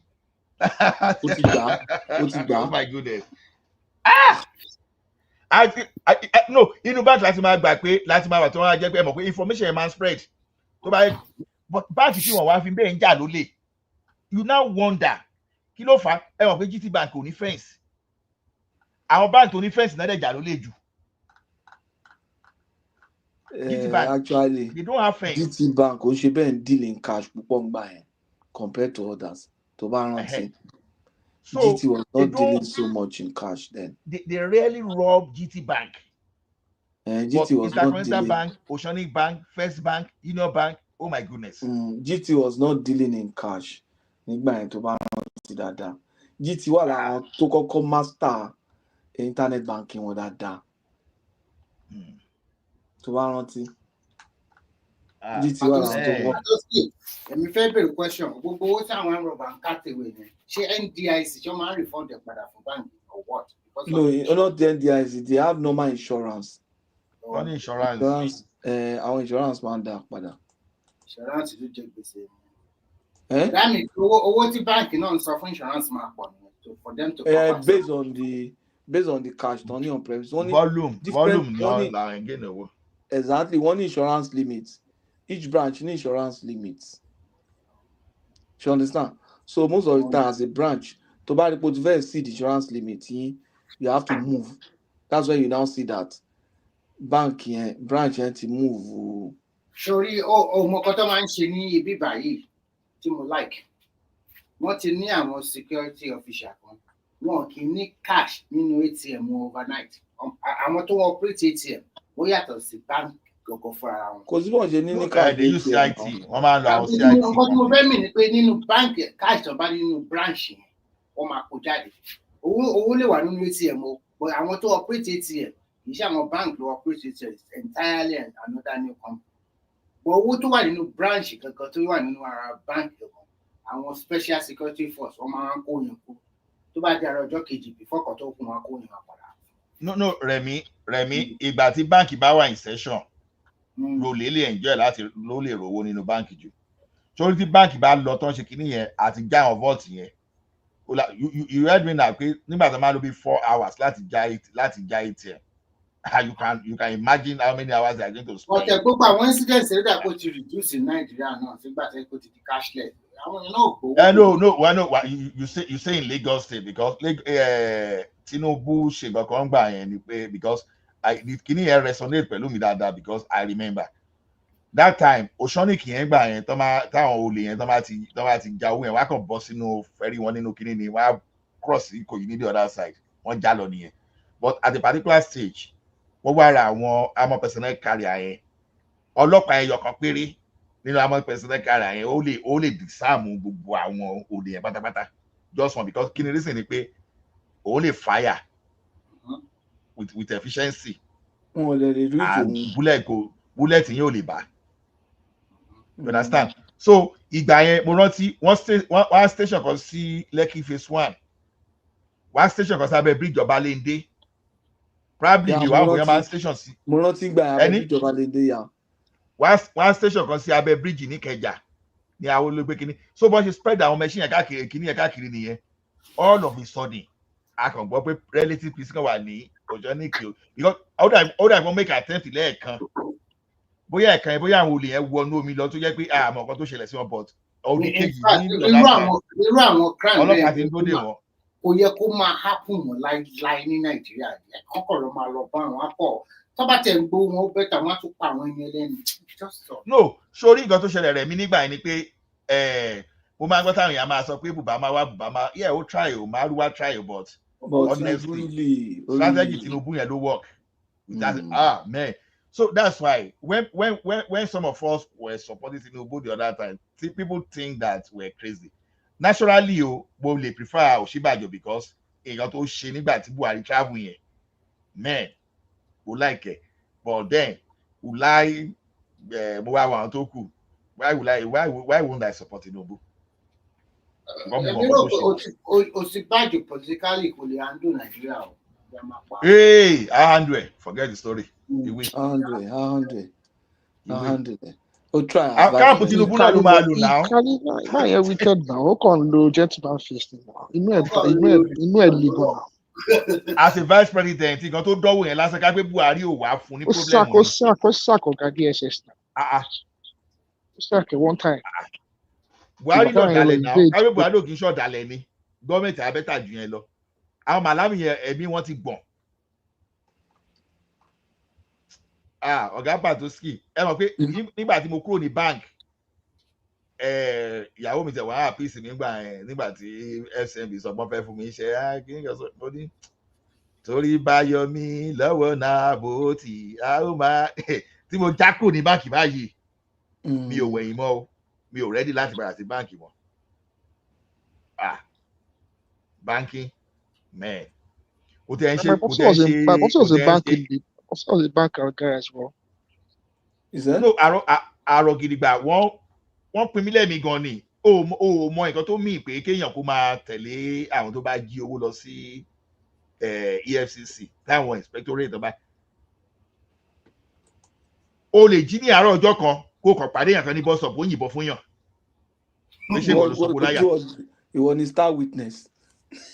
Exactly risk nìyẹn náà ẹni tá a jọ grow dàgbà ládùúgbò wọ́n padà ń lọ́gbà so because when people are saying oh I will show you people are not looking at that risk the risk that time was too much for me. Ìwọ ni star witness. There was a time they asked me to go and support one person in the FCC láti bẹ̀rẹ̀ mo ti make up mind pé mo máa frustrate the case yìí so that wọn ni mo mi débẹ̀ mọ́ fortunately for me nígbà tí a débẹ̀ yẹn bọ̀bọ̀ tí ó jẹ́ case officer yẹn EFCC guy. Oh boy, you didn't watch that match yesterday. That's a story in here. That's how I know how these people investigate you. Sometimes you take some suspect to them. They could leave the suspect for like 6 hours. Throughout the time I used to go to FCC, I've never seen them. I've never seen them. Maybe they were doing that too. That I don't know. Well, because I Premier League exactly. So even the person they were bringing out, detention of the person will just sit down, we will all be gisting. So that's how they told me. Fraud, or it's a very funny fraud.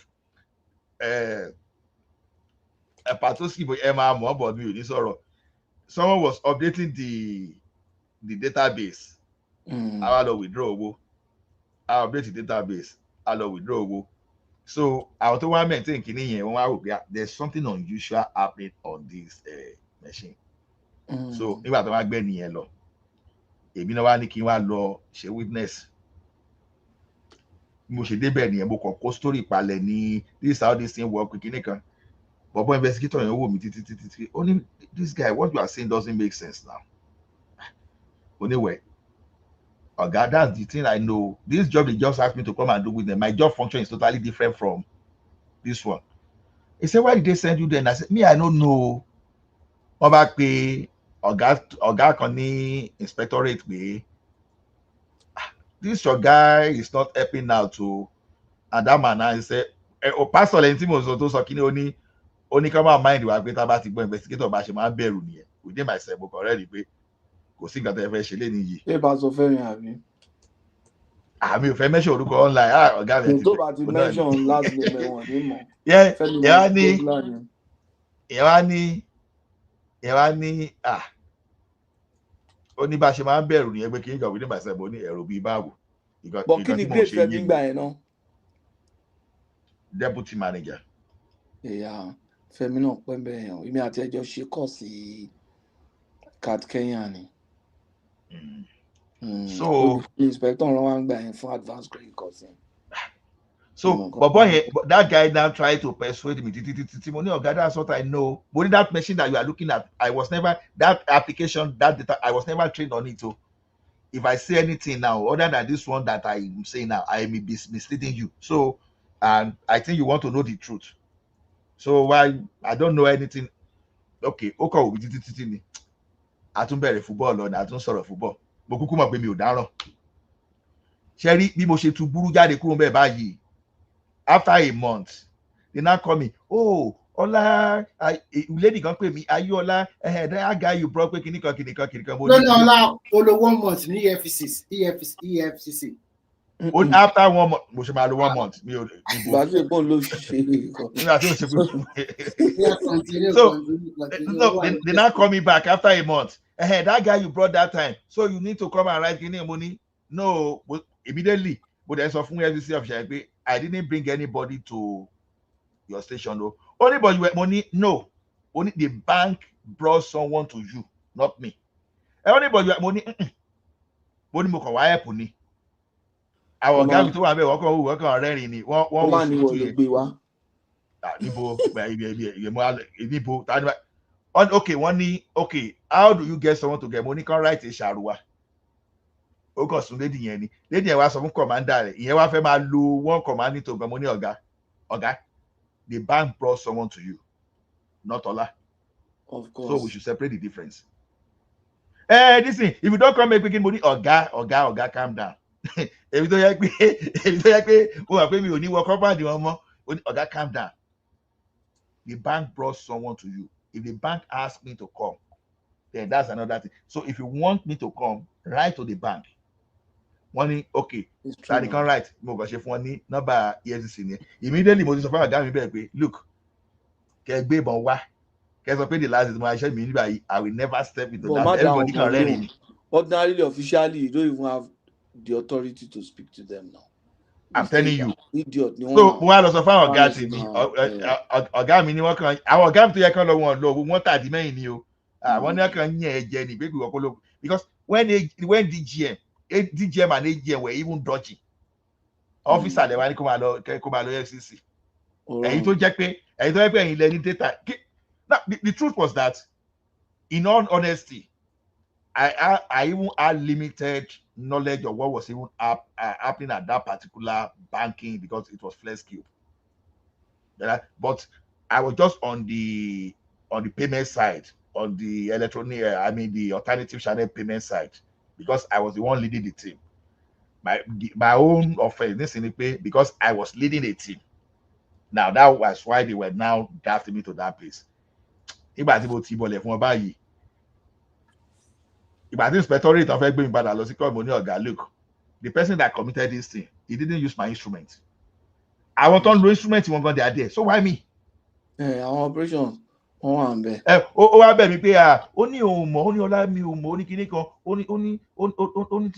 please, if you can just honor me, okay. But that's why when we went to that court, I honor you today, Neil. The next time you come send the mail by you, because ignore mailing one. But the people you say, if you even want to pursue me away from this bank, it's better than Kenya to pursue me out of this art. Nearly anybody look at me because you will see that you will think these people cannot trace you.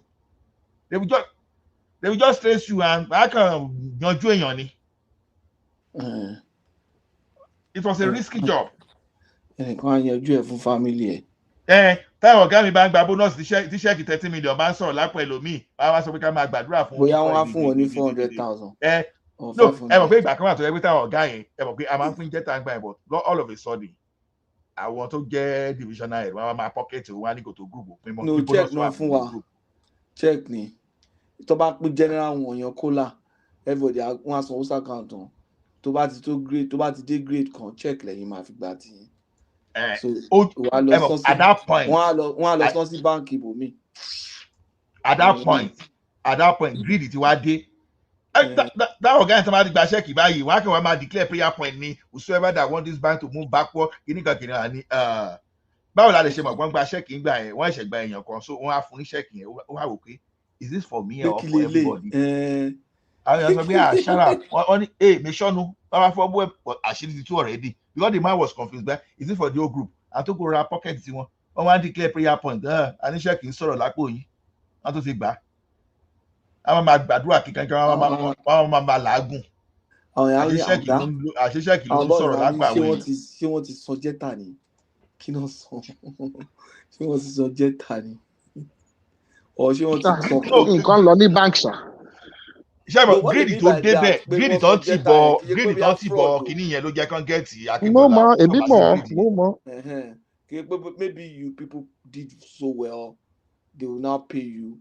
I mean what I do is if they pay me I share the money to the even àwọn tó jẹ́ contract staff àwọn tó jẹ́ cleaner in short I've had cause ẹ pé mo gba performance bonus ẹ pé mi ò gba one kọ̀bọ̀ nù ẹ̀ because tí n bá máa pín tí n bá fẹ́ gbà nù eventually àwọn èèyàn ní rí much so I eventually just gave them everything. My mom was in the bank as well now. I was a bank exec for many years. Because they did the work, you know. So you just want them to have a feeling. Bonus na máa san tó yẹ pé ẹ̀kan lè jí báyìí wá kàn sọ pé kíní kan last kíní kan ẹ̀kan lè wọ àkáǹtì yín láti 1.1 million. Ara ìkẹ́ faith ìfẹsẹ̀ ẹ̀kan gba Shoprite lọ́dọ̀ kọ́kọ́ lọ rà ẹ̀kan lọ rà kan náà ẹ̀ máa gapá káàkiri jẹ́ ẹ̀bí pé. Well, it was in cooperative bank, to the this guy bank. Where I think Popsy retired in around 2000. Okay. Around 2000, yeah. Left around 2000. Although some of us stock exchange, if I stock exchange around 2000. Yeah, stock exchange before a room in bank, right? No, cooperative bank. Oh, okay. Yeah. But my dad got to add this kind bank. You work for a cooperative bank? No, my dad. Okay. Show me where Mizotani. Emma Soluko online. Head of preparation. She's a public figure now. Join Fasi now. Join Fasi. You know, Fancy Abikini. No. Okay, the ED. Okay, Otoniye. The executive director. Yeah, Momo. Yeah. He's a public person. Mom Popsi was MD of Cooperative Bank. Olupiton was the one that was there when my dad was there then. Olupiton will take over from Olupiton will okay. take over from that person. Okay. Yeah. Olupiton and first son there. Ó fẹ́ fẹ́ ẹ̀gbọ́n ọ̀rẹ́ mi kan. Olúpìtàn ló take over from Dr. C and Tani. Olúpìtàn yẹn náà wọ́n gbàgbé orúkọ ẹ̀ báyìí wọ́n ti ẹ̀gbọ́n orúkọ ẹ̀gbọ́n yeah ó máa wà baby Benz kan gbà kan níbi 90s yẹn báyìí. Tó mọ́ra báyìí pupa. Ó máa wà baby Benz gan ó jayé nìbàdàn gan. Na fine boy. Na UI guy now. Na fine boy. Yeah. Kí ló ń gbé náà? Onírèké. Bóyá ká ní Sanusi ò sí ìjà báńkì ìṣẹ̀bù. Wọ́n lé káàkiri wọ́n tún nílé kìlọ̀ kan wọ́n lé Bódìjà náà. The younger kids were my friends. Oh, okay. Some of the younger the siblings were my friends. So two of the siblings were my friends. Báyìí náà bí wọ́n gbé mi pọ̀. Ó dà pé bọ̀bọ̀ yẹn kú náà. Sanusi ò tí dà báńkì ìṣẹ̀bù ló gbà yẹn bóyá àwa kan báyìí ló dé. I can't remember. That. I'll ask my brother. Whatever.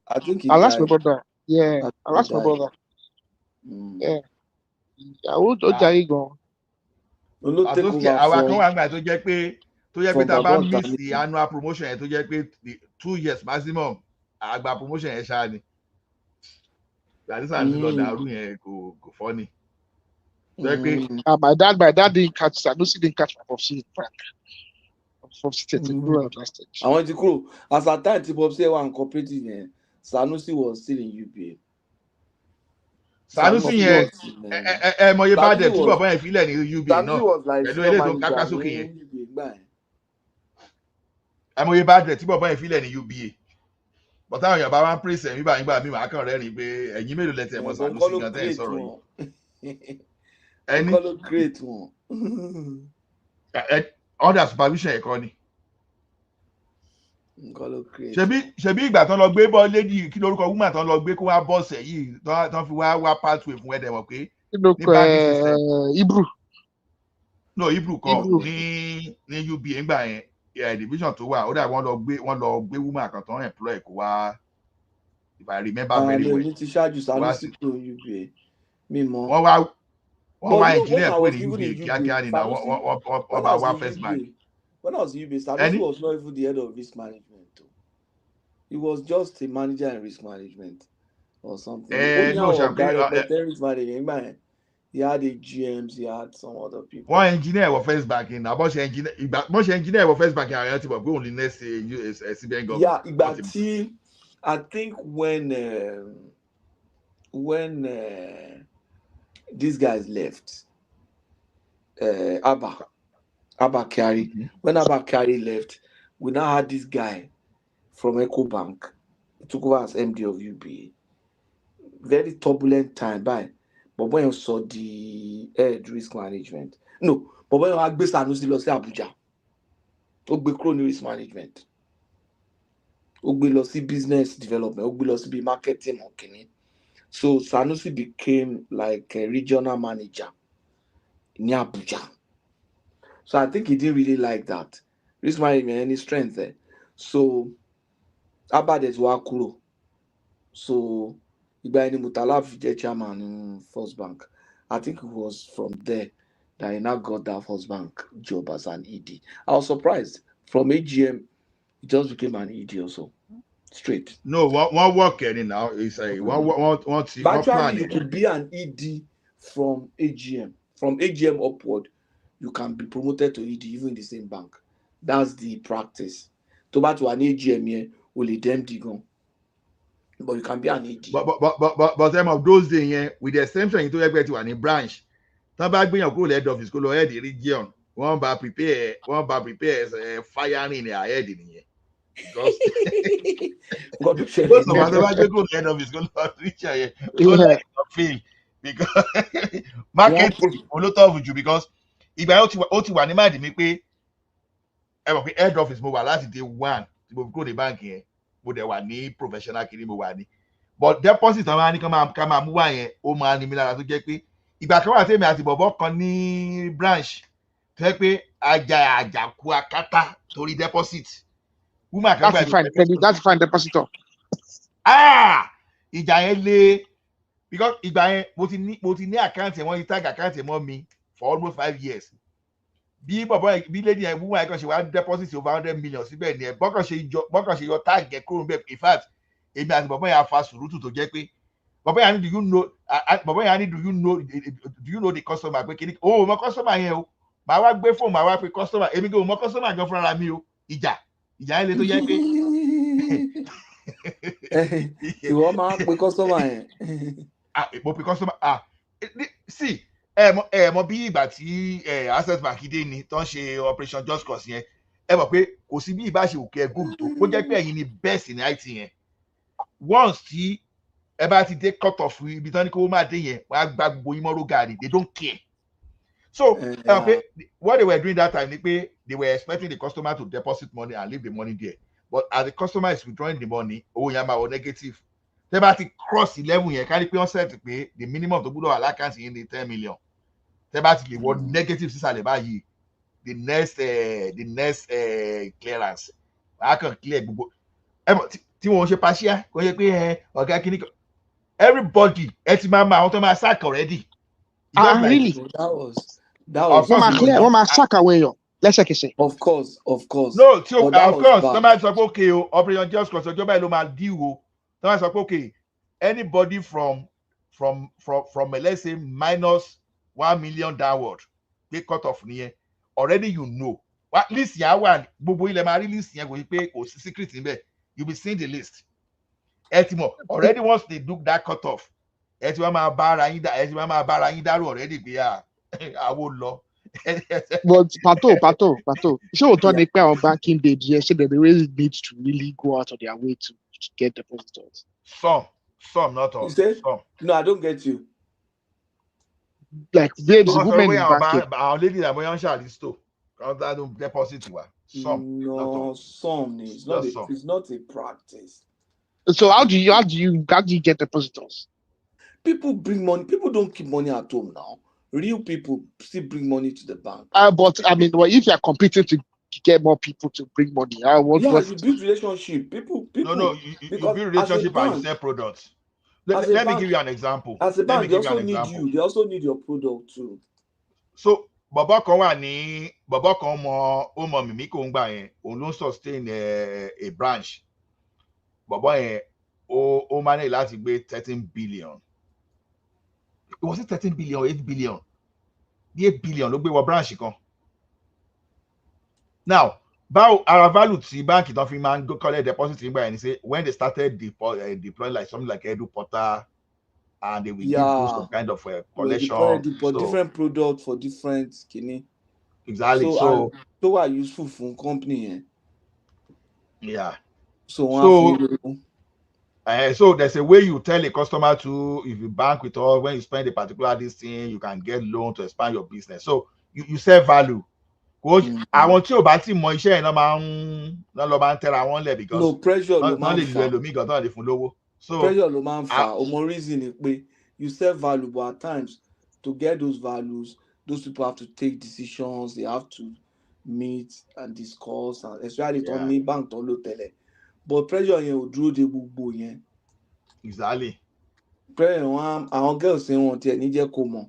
They will go ahead. But ọkùnrin náà ló wá máa mú wọlé jù náà báńkì ẹ̀ náà so how do we now explain that? Because to the person I'm not knowledge. Nǹkan tó ṣẹlẹ̀ ni pé mo discover pé tó bá ń fẹ́yàn ẹni ò ní fẹ́ kó mọ nǹkan tó ń worth. Okay. So they will not even give you money. Wọ́n á kàn fẹ́ ló táṣẹ́rẹ́ kan because wọ́n mọ̀ pé àwọn tí ń fẹ́ and tó bá mọ̀ pé wọ́n lówó wà máa make demand on them. You get what I'm saying? Yes. So they just keep when they keep 10 million account lọ́dọ̀ ẹ̀. Just to keep you going. They have like 300 million, 500 million somewhere with one guy. Because mo rántí gbà yẹn lọ́dọ̀ wa ní Intercontinental wa ní tàǹgbà yẹn. Tíìmù wa ọkùnrin ní gbogbo tíìmù wa. ìṣọ ní ìgbà tí mo wà ní Abẹ́òkúta team wa nìkan ló jẹ́ marketing team tó yẹ pé àlóbìnrin ẹyọ kan all of them boys àwa aládé ń pa ṣojú our boys. Àrògìdìgbà IT ni mo wà o, but I told you. Yeah, because I know now, because that's why I was asking questions. Because I mean, you said you're IT, so I'm like, why are you able to bring money? Mo fẹ́ ìgbà kan wà mo fẹ́ sọ king size dílé king size tó yẹ pé tó bá ń wá mi bọ̀ báyìí king size tó ti máa rí mi. King size ṣe mo ti ibi tó ti jọ nìyẹn o àbí báwo. You are looking for more than food here. You are looking for more than food. You are trying to build network. So our boys nǹkan tó ṣẹlẹ̀ ni pé àwa ń gbà yẹn tá jẹ́ boys ní branch wa bank wọ́n empower wa. Ó pẹ́ ẹ̀yin tẹ́ wà market ó tẹ̀ pé ẹ tẹ̀ àtàjọkùnrin wọ́n empower wa gan. Ìwọ tó jóbìnrin tó lọ ń gbéra ẹlẹ́ wàhálà ni èmi tí mo jọkùnrin ìwọ tó lọ bá MD company tó gbéra ẹlẹ́ tó bá sùn fine èmi tí mo lọ bá MD company tí mo sọ pé o ní line of credit o ní letter of credit tó fẹ́ fund ó ní di 800 million èmi dẹ̀ fún ní 800 million ṣé èmi ló máa fún lówó àbíwọ̀ èmi tí mo help business ẹ̀ with 800 million kò yẹ so èmi ló máa ta sí èmi dẹ̀ ní branch wa fáwọn power ń gbà yẹn èmi mo lè walk up to MD nígbà yẹn pé I have this deal àwọn wọn ò ní gbowó power yẹn èmi mo lè phone ED mi kí n máa commit látòrí phone kẹ́mdì máa ní ìgbà tá a máa win Kwara State orí phone ní tọ́pẹ́ ti gba approval orí phone. Mo rántí ìgbà kan tí mo bá àwọn marketing team lọ sí Arik a fẹ́ gba deposit wọ́n gbà tó yẹ pé we started selling different value in fact bọ̀bọ̀ kan grill níbẹ̀ tó yẹ pé mo wo the next exit tí mo ti máa fẹ́ jáde mo sọ pé mo propose value kan báyìí tí bọ̀bọ̀ yẹn tó dismantle value yẹn pé why will you do this ó dàbí pé kílẹ̀ kó lanu kó gbé mi ní pé bọ̀bọ̀ yẹn ká ó ká ẹ pé marketing tough gan. ilé fẹ́ fún onígbòǹjẹ mo gbà yẹn àwọn máa fún ọ ní nǹkan tó ẹ̀ business wọn àrò mo ní customer kan ní Abẹ́òkúta ń gbà yẹn customer mi yẹn sister in law ẹ̀ ó ṣiṣẹ́ ní another bank ṣé o mọ̀ pé èmi mo ní more deposit ju sister in law ẹ̀ lọ ó fún èmi more deposit ju kó gbowó yẹn fún sister in law ẹ̀ lọ. Kò ní fẹ́ kí sister náà kó mọ bóun ṣe tó náà. Everybody, I think it's natural as well. Most people don't pay. Business tó ń ṣe yẹn òun àti ìyàwó ẹ̀ náà jọ ń ṣe so ìyàwó ẹ̀ náà mọ̀ ń pa ẹ̀ ìyàwó ẹ̀ gan ni operation ni head of ni manager operation àbúrò ìyàwó ẹ̀ tó gbọ́dọ̀ ẹ̀ tó ẹ̀ pò ló train ẹ̀ ìyàwó yẹn ni but it just felt èmi fún un ní proposition tó pè òun àwọn á ti close ní 4 èmi máa yẹn tó bá fẹ́ gbó wá ní 9 PM èmi ti ní personal arrangement pẹ̀lú ẹ̀ bá ṣe máa ṣe mo ti gbé owó máa yẹn sínú boot over the weekend rí máa yẹn gan mọ̀ pé boot mo kówó sí ẹlẹ́mi o millions mo kàn ní ó ní òun ní oṣù gbogbo ọjà tó ń tà ní weekend yìí kíníkan mo ní ta ló mọ̀ ó ní kò sí mo ní mo ń bọ̀ mo kàn drive lọ ni mo lọ sí branch mo lọ gbé car nínú garage mo kàn drive lọ sọ́dọ̀ ẹ̀ ni nobody tó mọ̀ mo kàn gbó yẹn sínú boot mo dẹ̀ lock ẹ̀ mo dẹ̀ drive mọ́tò ẹ̀ ọ̀nù garage nínú bank mo dẹ̀ park ẹ̀ sínú bank mo dẹ̀ lọ mo á mú kọ́kọ́rọ́ lọ you understand mo kàn park ẹ̀ àwọn security rò pé mo kàn á gbé mọ́tò mo jáde mo lọ ìgbà tí mo dẹ̀ di ọjọ́ kejì mo wá jáde mo wá gbé mọ́tò ẹ̀ jáde mo wá padà wá dà kó mo ṣe lọ gbówó ni mo wá ṣí boot mo wá ní kan bá ṣùgbọ́n ká máa lọ gbówó ní customer side. Yes na mo mọ̀. So wá dà kó mo ṣe lọ gbówó yẹn ni mo wá kó fún so that next time tí bá ṣe rẹ̀ wọ̀n ní wò pé máa yìí máa ń gbó sínú mọ́tò. Mo ti rò pé máa lọ jẹ. Èmi àti ẹnìkan ni so gbogbo risk yẹn èmi ti take dáadáa ìgbà mi ò bọ́ yẹ kó máa gbó yẹn fún mi màá gbé sínú mo níbi small tube vault kékeré nínú ọ́fíìsì mi because kò ráyè wá kàwé yẹn máa ti bá kó síbẹ̀ ogun ká ó kàn sọ̀tẹ̀ ó kàn tó pọ̀ ni ó kàn kó sínú bẹ̀ ni tó bá ti fẹ́ wá kà ọjọ́ tó bá fẹ́ kà báyìí ọjọ́ tí màá ń sọ secretary mi pé mo busy màá kàn tilẹ̀kùn mọ́ nínú ọ́fíìsì mi màá ń gbé machine lọ sọ́dọ̀ ẹ̀ á sort pàtó sí gbogbo ẹ̀jẹ̀ dúró ṣé àní lọ sí background báyẹn ni tó bá fẹ́ wọlé ká fún ọ ní link kankan bóyá lọ sí background ẹ̀. Okay, let's post the link so that anybody that want to join will just come. Let me just quickly post the link and send the thing to. Màá ṣe gbogbo yẹn fún màá yẹn so all those services ó máa jẹ́ kó trust wà ó máa kówó ẹ̀ fún mi for days ó mọ̀ pé owó ń wá secured with me ṣé rẹ̀ tẹ̀ so the trust yẹn máa jẹ́ kó continue láti máa dé pẹ̀lú mi nǹkan tó wà ń bẹ̀ nìyẹn. So I used to tell ìgbà tí mo dé lọrin ni mo ṣẹ̀ṣẹ̀ ní female marketer ìgbà mo ní Abẹ́òkúta male ni gbogbo àwọn marketers mi so ìgbà mo dé lọrin tí mo ní female marketer máa sọ wọn pé well pé don't ever if you are under pressure. Pàtó ṣẹ̀jẹ̀ for me in just few seconds. So whoever want to join the background, I posted the link. You can take the link and join, so we can accept them in for after the show discussion. Thank you everyone for sharing the enjoyable moment with us. See you guys tomorrow. Thank you. Thank you guys. So most of the time, man,